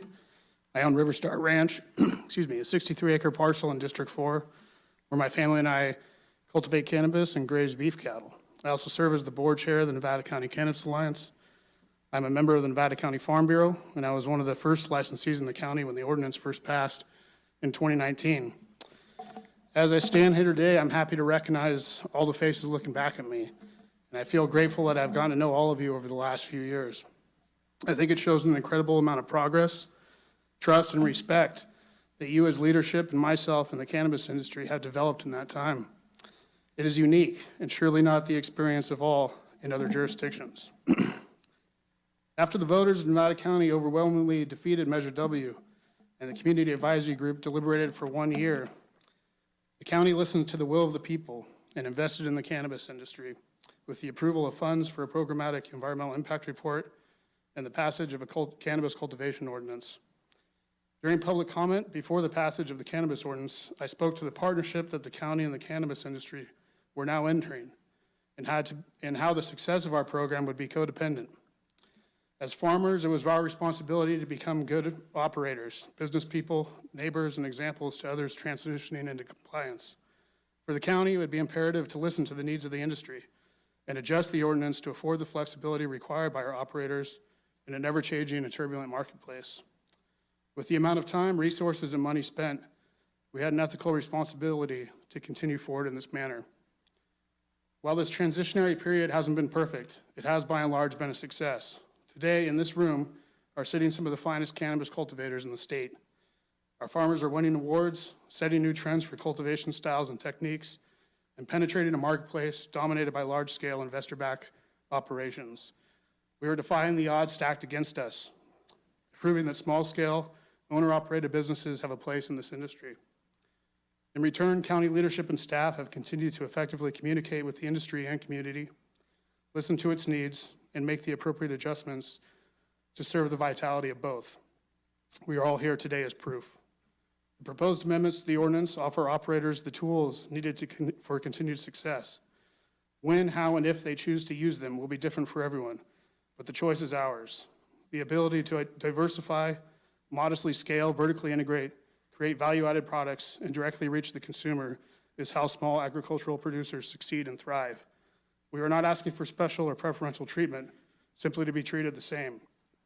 I ask that your board adopt the proposed cannabis ordinance changes today with the minor modifications proposed by the Cannabis Alliance.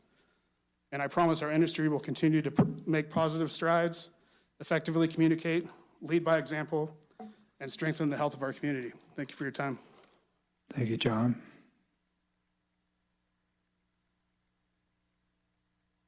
My name is Kefren Jenneman. I'm in the 2nd District, District 2, in Golden Oaks. And actually have 2 properties near Wayne and 2 licensed properties. I'm going to try to keep this quick, but I do want to address a few things I've heard here today. One, regarding the testing and what's required for the chemicals for cannabis. My mom used to work for the EPA, and the cannabis requires EPA or even more difficult standards, just so that's understood. I think one thing that's really important about what's happening here today is to hopefully negate some of the need or the fact that there are so many illegal grows. And I want to thank everybody for being part of this. I know that this is a difficult process, and I see a lot of progress happening in this county with the last ordinance and what's proposed right now. I think that's really important when it comes to illegal activity, and I think that is something we should all be focused on in both HOAs and in the county in general, and this is all good work that we're doing here today now. So thank you to everybody for being involved in this process and helping with it. Another thing I heard, on-site sales, any sales whatsoever in the state of California still require testing, the same really difficult testing that it is to pass.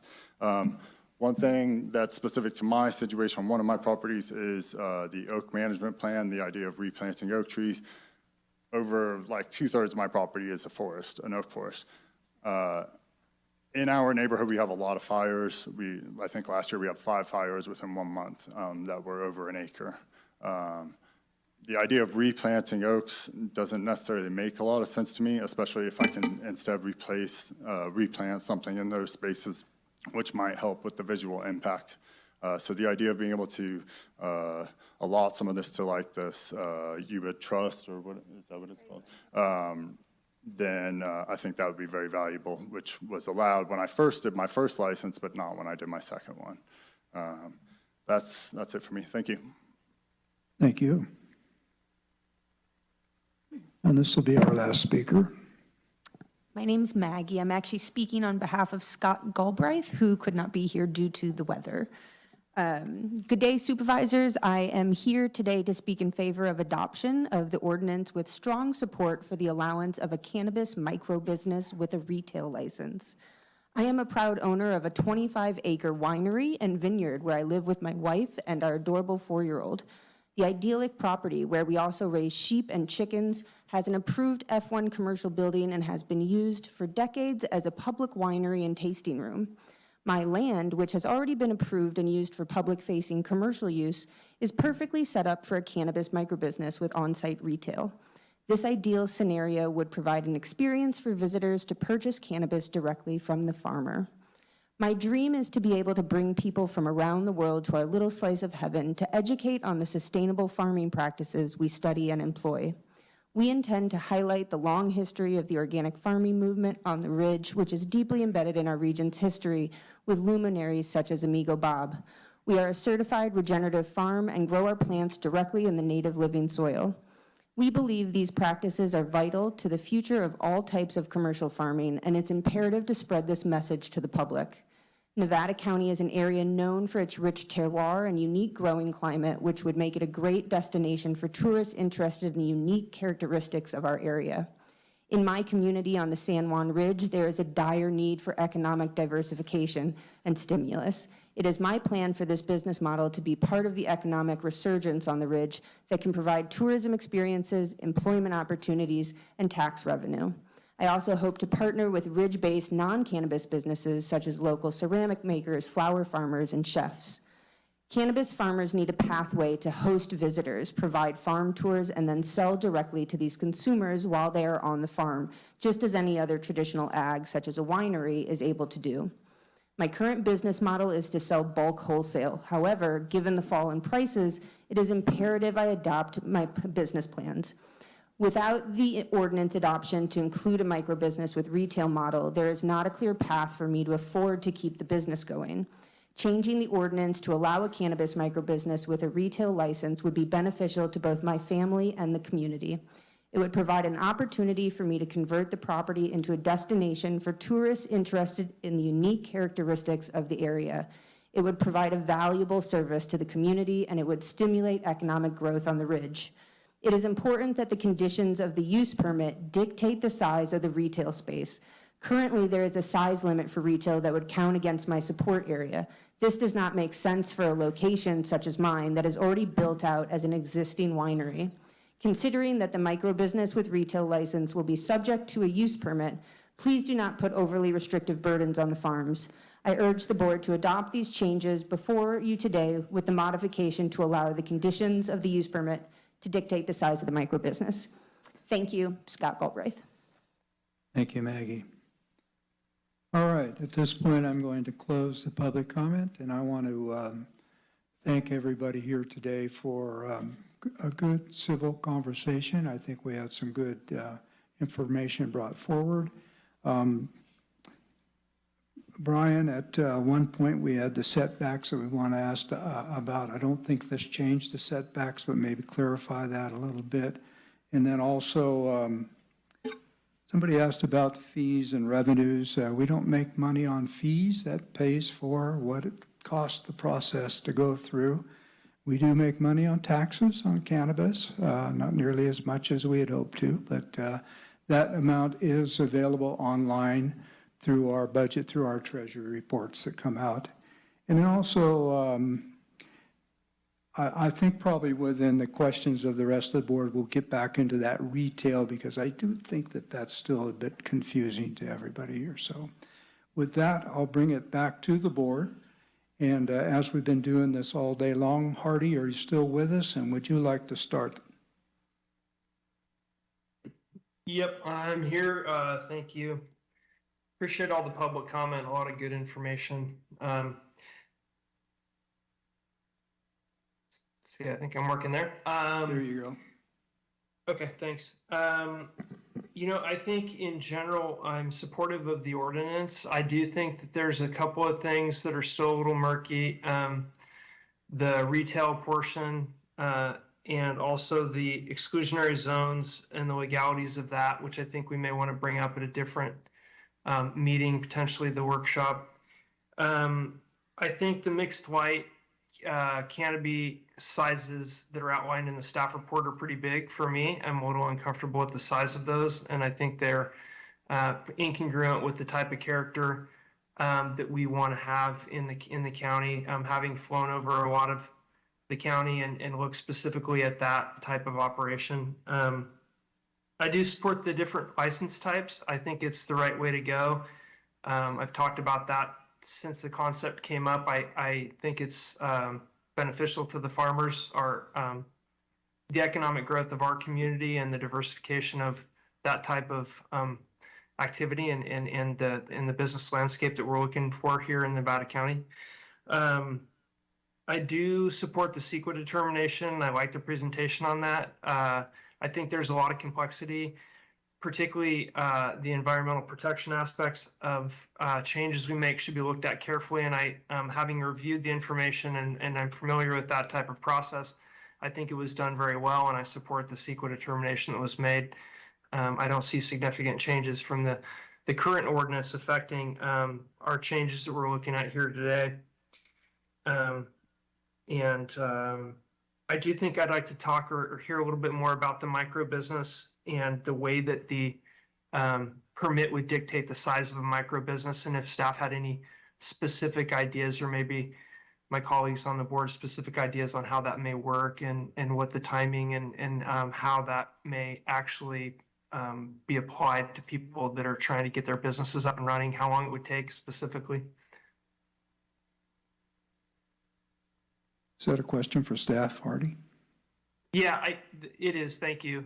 And Brian maybe could answer that, how, if that would work and how long it would take and what types of, I'm assuming that's ministerial in nature and it would go directly through that, or what, just talk a little bit about the process. So Supervisor Bullock, if I understand, I think you're talking about the storefront retail micro businesses and the 1,000 That's square right, foot yep. limitation? Okay. Yeah. So as proposed, the ordinance would require a use permit. The process for a use permit is submittal of an application, has a site plan and a number of other informational documents that are required that so that we can do the analysis from a CEQA standpoint, but also from a policy and an ordinance consistency standpoint. So there's a number of elevations and site plans that are required to show the activity locations, how the building or structures are going to be used for what use types. There would be parking requirements, there would be septic information, there would be roadway information as far as the conditions of the roads, the widths of the easements, legal access to the roads that are being used. All that information is routed to the departments, including fire, building, public works, environmental health, NID if appropriate, fish and wildlife if appropriate. It's a full use permits process. We receive conditions of approval and/or comments back from those agencies based on the original submittal. We supply those back to the applicant that might require refinements to a site plan or additional information. Once we have a complete application, we prepare a CEQA document. Depending on the level of impacts, could be a mitigated negative declaration, which it typically is for an operation that is similar to a winery or an event type activity, like we've had wedding venues, anytime that there's public introduced. And then it is circulated for public comment, and the entire project is noticed. Property owners are noticed. There's a comment period where comments are received, and then it goes to the Planning Commission for a public hearing and consideration. So depending on the size and scale, it is a multi-month process from time that it's submitted until the time it gets to public hearing. Could be 3, could be 6, could be longer depending on the complexity. The 1,000 square feet was added just as an attempt for keeping these in the rural character of where these types of operations can occur, as well as being consistent with the other 1,000 square feet limitations for the other activities that are being introduced with this ordinance. But certainly because it is a use permit and it is site-specific and there's a notification and quite a significant discretionary process, the removal of that 1,000 square feet for that particular and specific use would not necessarily make any significant ripple effects in the way that the CEQA document and/or the ordinance is structured currently, and would be considered on a case-by-case basis through the use permit process that hopefully I just tried to describe, based on site specifics and site-specific infrastructure and the merits of the project itself. Okay, that's great, Brian. Thank you.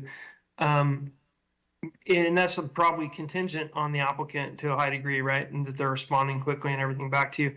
Just one more quick comment. And then I really liked Supervisor Hook when she mentioned property owners in good standing. And I just wondered if you could comment on the applicability of that type of language within the ordinance. And is that in relative to the tax, they're current on their tax bill, or a different? Yeah, exactly. Good standing. And maybe, okay. Yeah, and maybe other things related to encumbrances on their property for unpaid fines or enforcement violations or code compliance violations, or any of those number of things that could be brought into the ordinance so that we would understand that we're dealing with people who cared about what they're doing. So typically for land use entitlements, especially for discretionary actions But with some administrative, if there are outstanding fees from mostly CDA or other land use entitlements and permitting, that will be a condition of approval, that those are current before the ACP or any building permit is issued. We do not typically check for taxes, property taxes. If that's a, desire of the board that that is something that staff is looking at or a submittal requirement, then we could add that to the ordinance requirements and/or the checklist to show proof that, tax bills have been paid. But typically, that is not something we look at on land use entitlements, but other types of violations or code enforcement issues are addressed through the review process.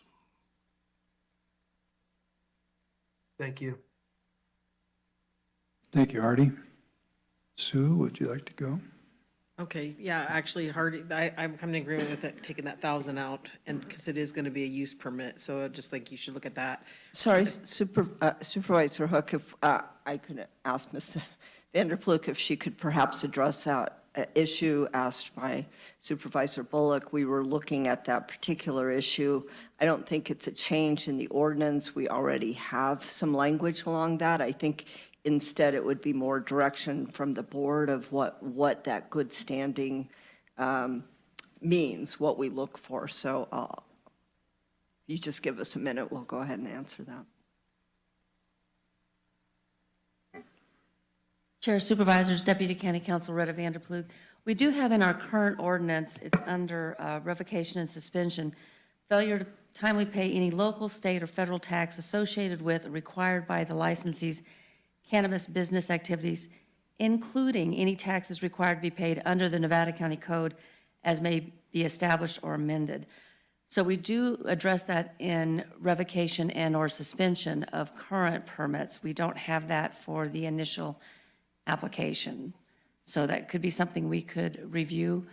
I do know, haven't researched it, but Monterey has something similar about taxes, and that taxes must be, what they do is they say it has to be in good standing, and then they define good standing as being current on their taxes. So there are some viable options there. Thank you, Retta. Thank you. Sue? Okay, so then I just wanted a couple of little quick clarifications. Mr. Clower had brought up a conversation about having the two parcels.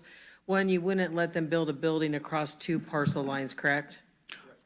So, and then I just want to be clear, in that situation, let's say you had the two 20s and you did all your grow on one parcel, you could not separate and sell your other parcel without losing that, without losing your permit.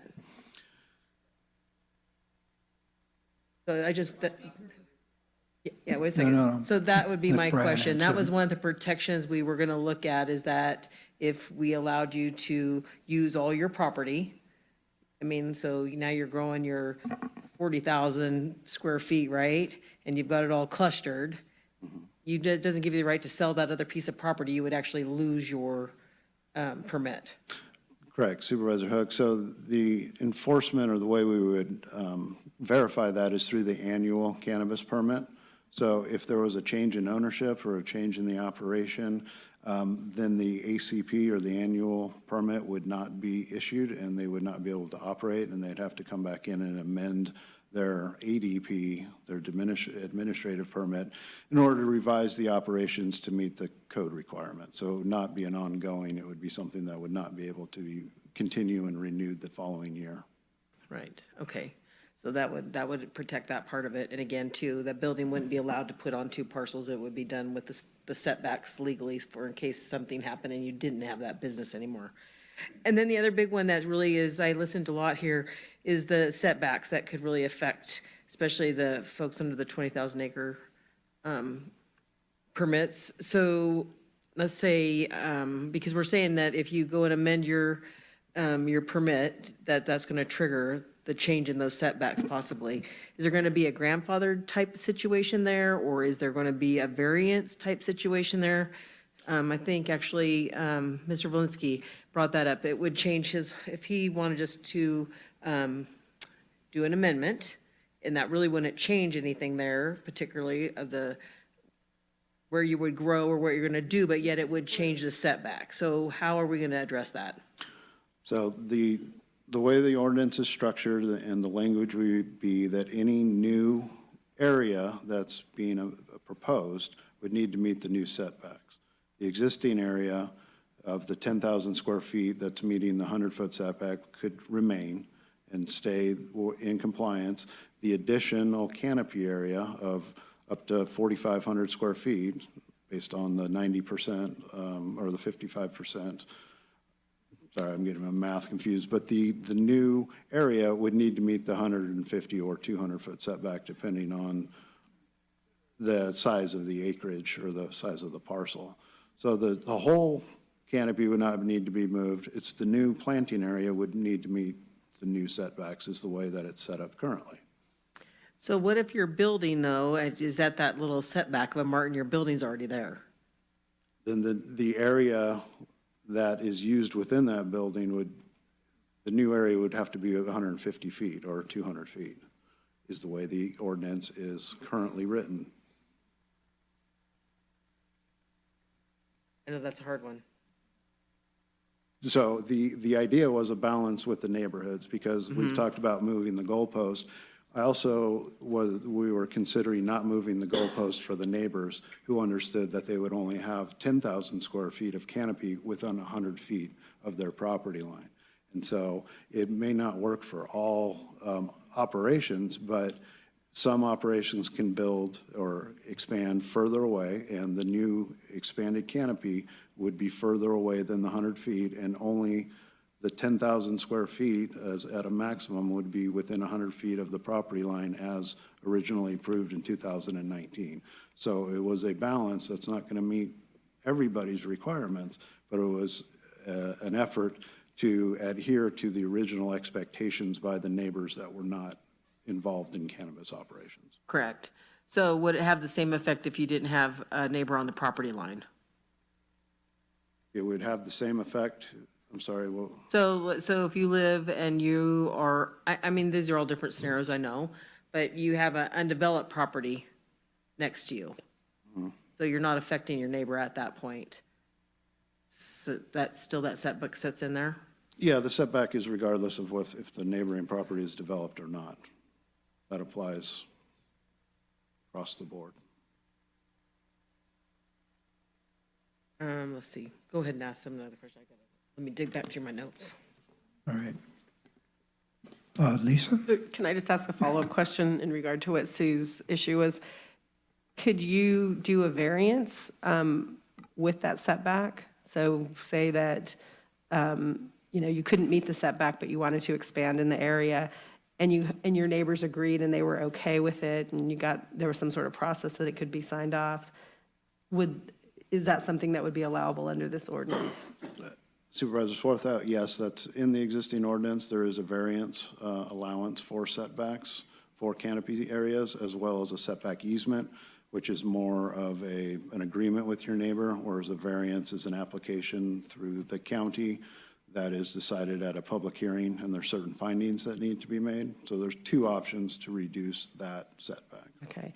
And then I just have a question, and apologize for my ignorance, but all the work I've done in cannabis in the county, in the city of Grass Valley, has all been based on not growing. So what does mixed light, what does that mean? I've heard that term a lot today, and I didn't understand it. Mixed light is a mix of natural light and artificial light, so typically hoop houses. Hoop houses, okay. All right, thank you for that clarification. And I will say, for the most part, I'm in agreement with the changes that have been proposed. I do have a lot of concerns and questions in regard to how the retail would work. And I know that there is a use permit, but there has to be a set of regulations that goes into that use permit. For example, are we going to allow these retail uses to be on private roads? I fully respect the neighbors' issues, also understanding the need for some of our cannabis farmers to want to sell their product directly to the public. So I think that needs to be a bigger conversation. Maybe it's not something that we're going to decide today, but, because I think there needs to be some public input into it, because retail, I don't know if the state has a distinction between retail sales and dispensary. I've only been familiar with the work of dispensaries. And obviously, there's a huge difference in how you sell your product. Dispensary, is a location with parking and a security plan and, all sorts of things. If we're talking about small farmers wanting to sell their product directly to the public, are we going to be requiring them to do all the same things that a dispensary would do? And I don't know if that's something that you guys have worked on as part of your use permit application, but those are some questions that I would want to know, because I don't want to establish this and then make it impossible for the small farmers to get the license. I just think that's counterproductive.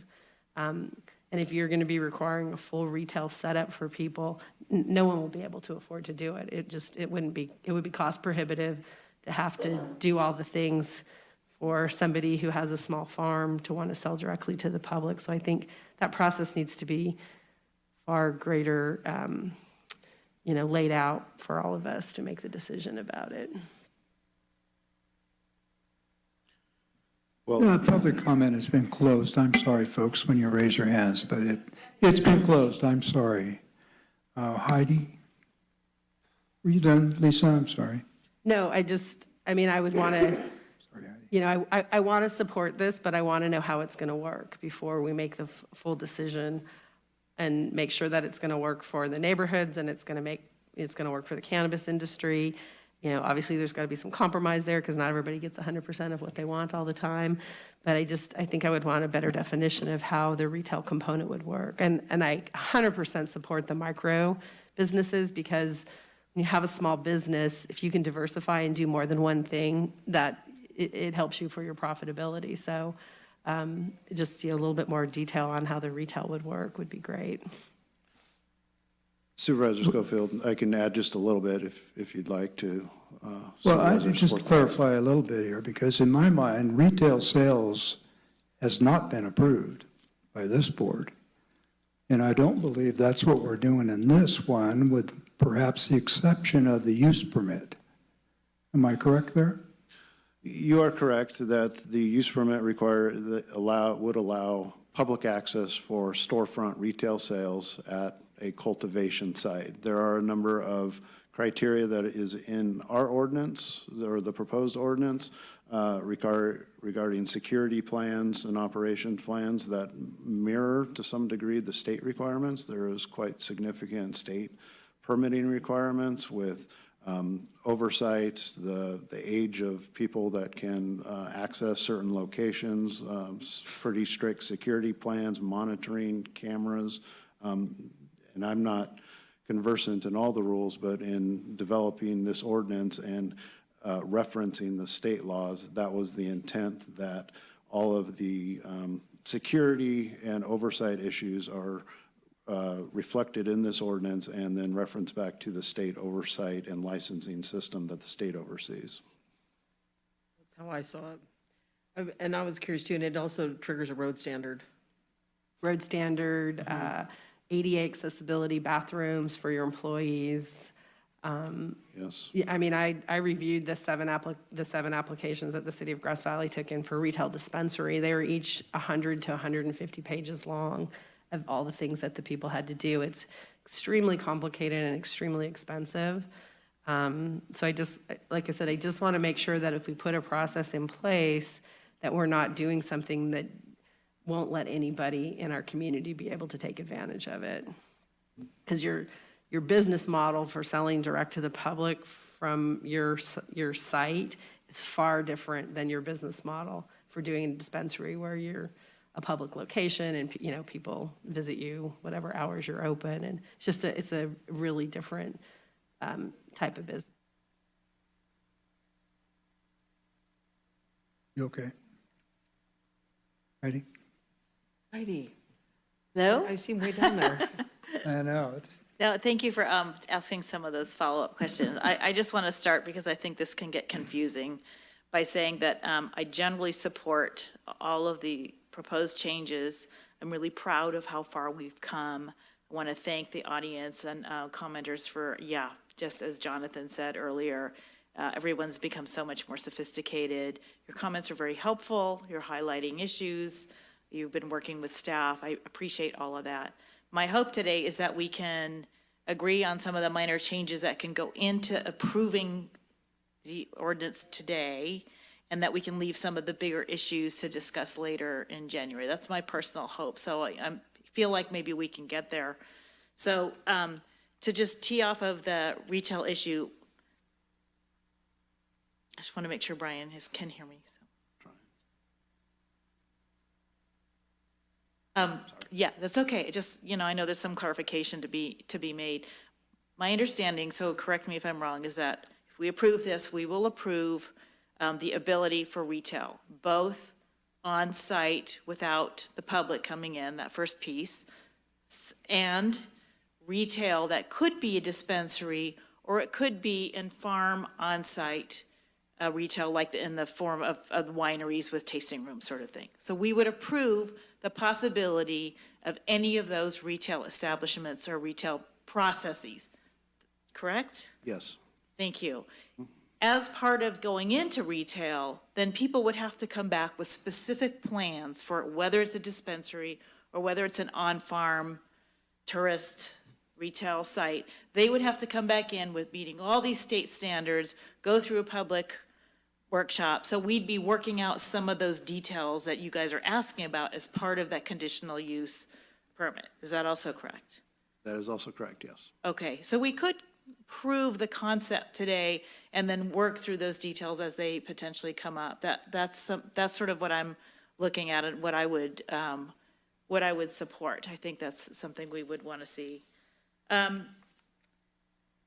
would also support taking out the 1,000 square foot limit and leaving that to the conditional use permit process, unless there's some other legal thing that we need to follow.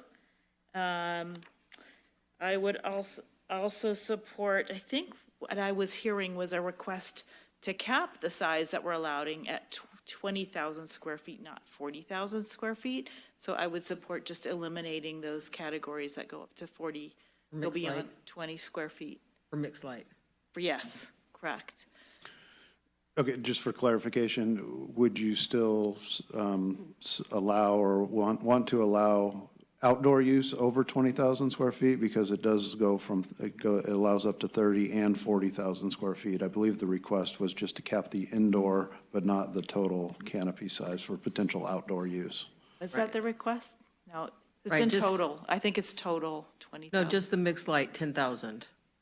No, mixed light I 10,000. mean, mixed light, 20,000 instead of 40,000. An additional 10,000 allowed outdoors, so total of 20,000 square feet. Nope. No. Can we ask Diana to clarify what the Cannabis Alliance was asking? Yes, you can. Okay. Is that a request? Yes.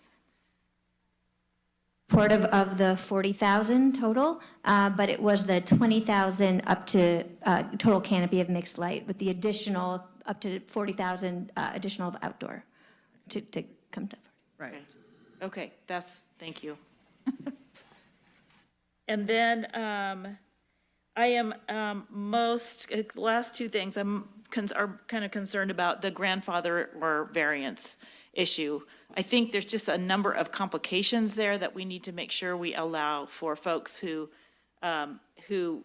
want to expand into the support area, bump up against that additional setback area. We need a process to make that work. I mean, I think even of your example, Brian, if they're at the 10,000 square feet, they go into their support area, but they can't do it on one side because of the setback, so they do it on the other side. Nevertheless, it's now 15,000 square feet, and how do they, then they still have to meet that 150-foot new setback on because the whole thing itself is now larger than 10,000, no.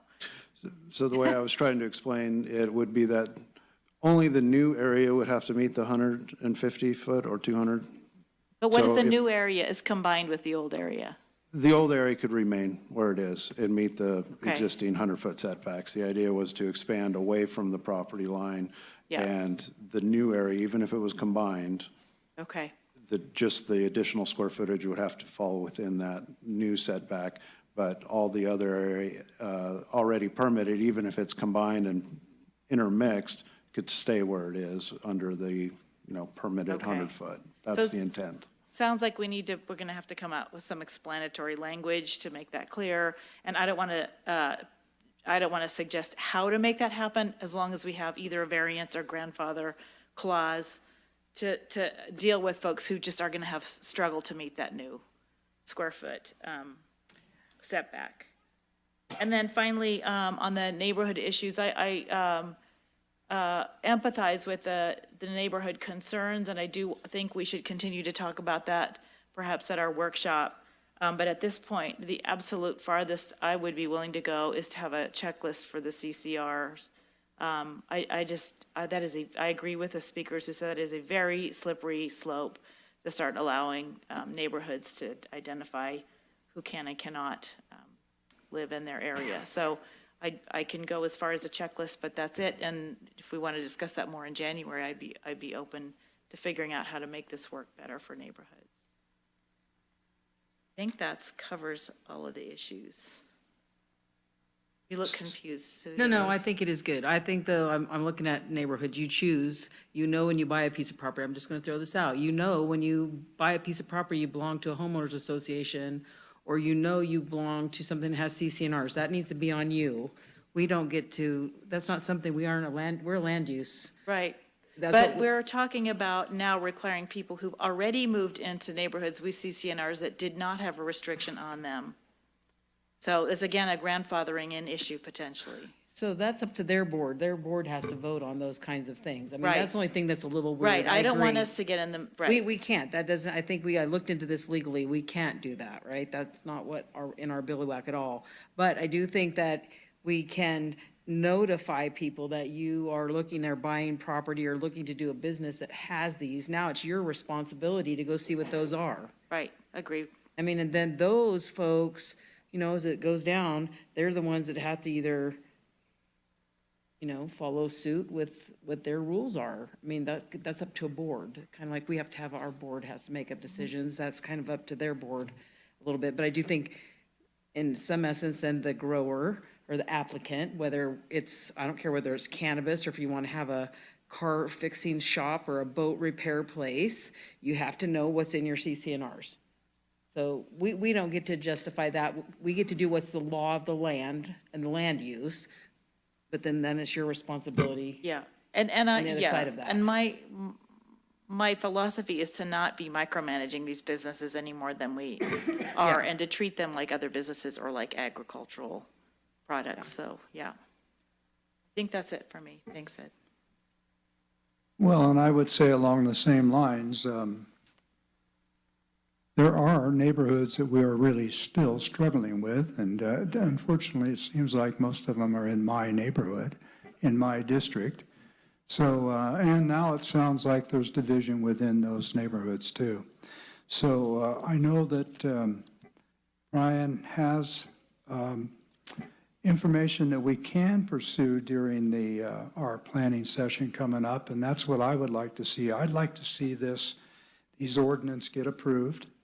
I'm all in favor of cannabis working, and we, as Wade says, really put some heavy restrictions, not necessarily just us, but the state of California, almost obscene at what's been put on them, and I think that we need to be able to do what we can do to make it better so that they can make a profit like a legitimate business and like the legitimate businesses that they are.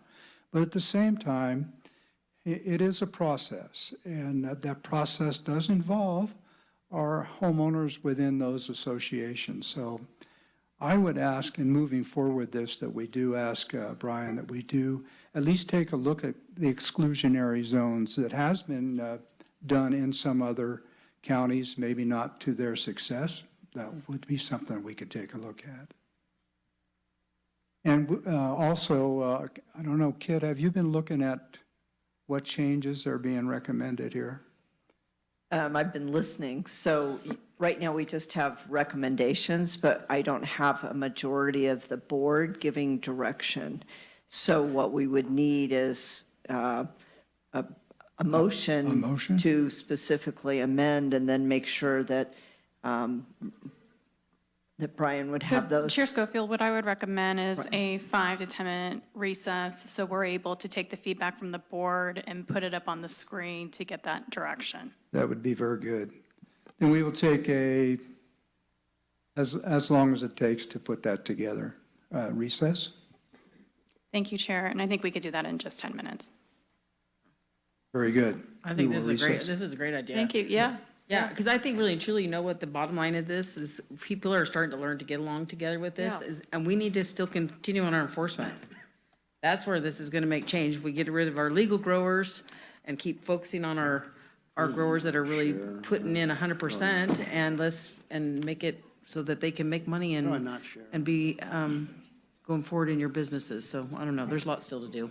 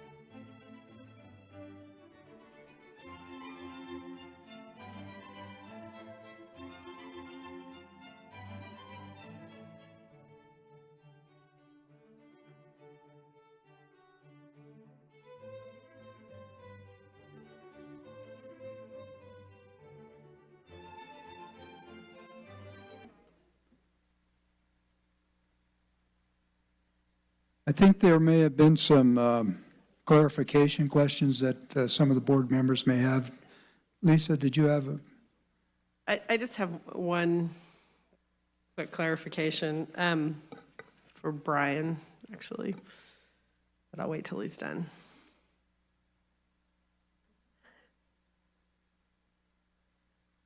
So by approving this today with the retail sales, that does not mean that we are approving a dispensary in the unincorporated county, is that correct? That's correct. It means we're allowing that license type to be applied for and go through the process for consideration.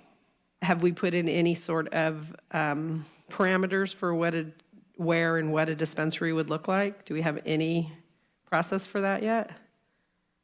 Well, it would need to obtain state permits and all their requirements for security and operations, et cetera, and then go through our use permit process, and it would be subject to requiring on-site cultivation. So all the standards that are in the current ordinance for cultivation would be required as built in through the proposed ordinance language. What would the zoning be for it?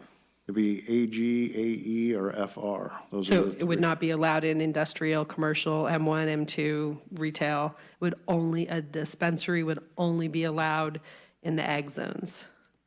Correct. Wait. At this No. point? Wait. We're not using the word dispensary. Yeah. No. This is not a This is dispensary. ahead of where we are right, right now. Yeah. Yeah, this is We're not a, making those decisions today because we would Retail all have to sales. agree. This is Okay. retail sales, So- not so- dispensary. I want us to be really clear that there's a big difference between those two things and that we're only going to be allowing for retail sales in those districts with a use permit. that's right. Okay. So Yes. we'll just take we'll take the word dispensary out of our vocabulary for that one for today. Okay. Thank you. All right, Brian, I'll give it back to you, and if you will, walk us through what changes you heard, and we will come to a consensus up here before going forward. All right, thank you, Chair Schofield. Hopefully I'm correct, but I've heard basically four issues. I'm proposing to address two of them in the ordinance language. The first one is regarding the mixed light. This is the proposed ordinance language where the increase in square footage of canopy is introduced. There's currently proposed indoor shall not exceed 10,000 square feet, and then the highlighted areas and underlined in addition or 20,000 square feet of mixed light. So that creates a cap of 20,000 square feet of mixed light for parcels.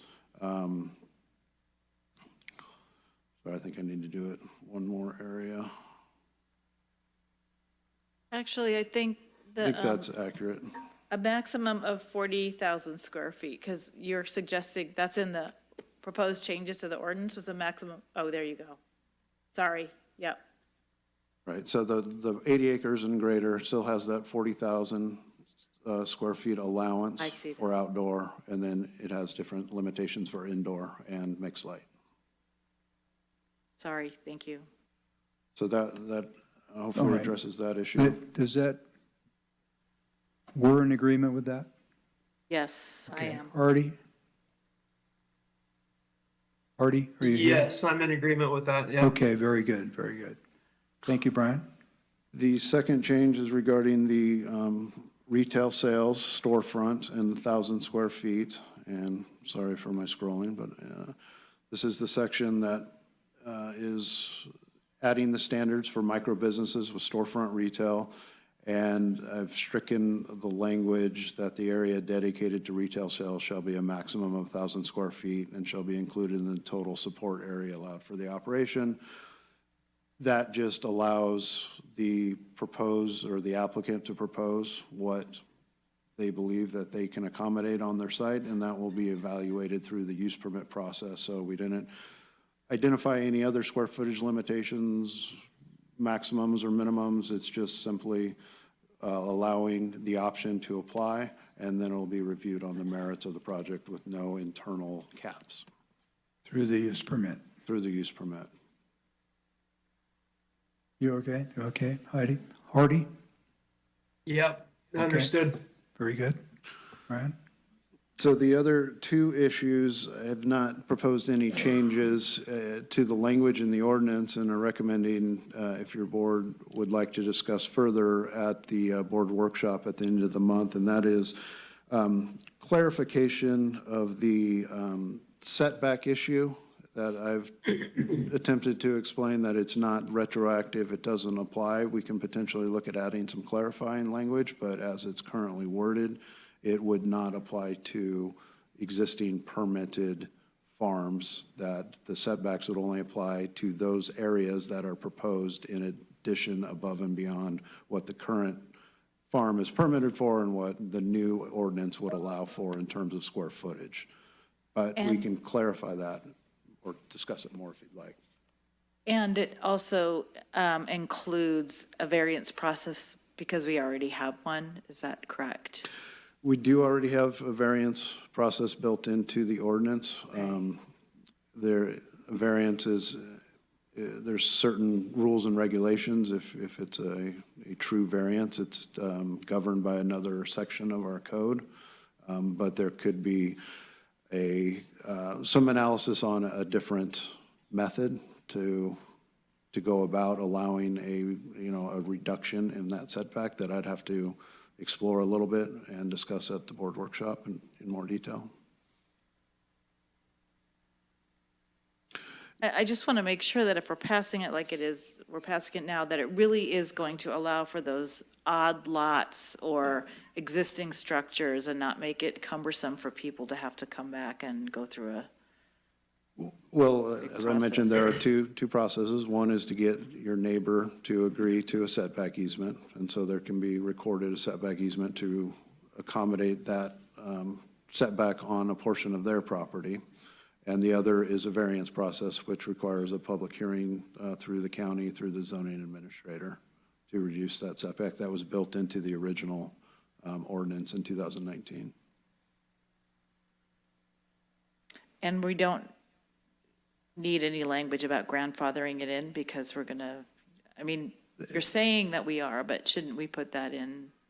I mean, that's how the entire ordinance operates, that any use that was permitted under an existing ordinance is grandfathered in, and any new proposal that requires a permit or an entitlement is subject to the ordinance in place at that time. Okay, all right, thank you. And with it. So, Lisa. Hardy? Yes, I'm good with that. Okay. And the last item, I'm sorry, the last item was the good standing. As Retta had mentioned, there is some language in there regarding the payment of certain taxes as required by the code, but we would also like the opportunity to look at that in a little bit more detail to determine legality and to make sure it's placed in the right place within the ordinance. So we could explore that further at the workshop, but I do not have proposed language changes at this moment to address that issue. Okay, so we don't have to worry about that. And then there is the understanding that we will look at exclusionary zones during the workshop, and I know that's not part of this. Correct. That's part of my draft presentation that I'm already working on for the workshop. Very good. Thank you, Brian. So I do believe we are ready to have a motion as amended. Chair Schofield, if I could, I just want to remind you, you have one item prior to adopting your amended motion, and that is 37A, which is related to the CEQA document. Okay. Looks like we need 3 motions. Is that correct? Oh, okay. All right. So I'll need a motion for the resolution adopting an addendum to the certified final environmental impact report. So moved. Second. Motion Hall, seconded Hook. Roll call, please.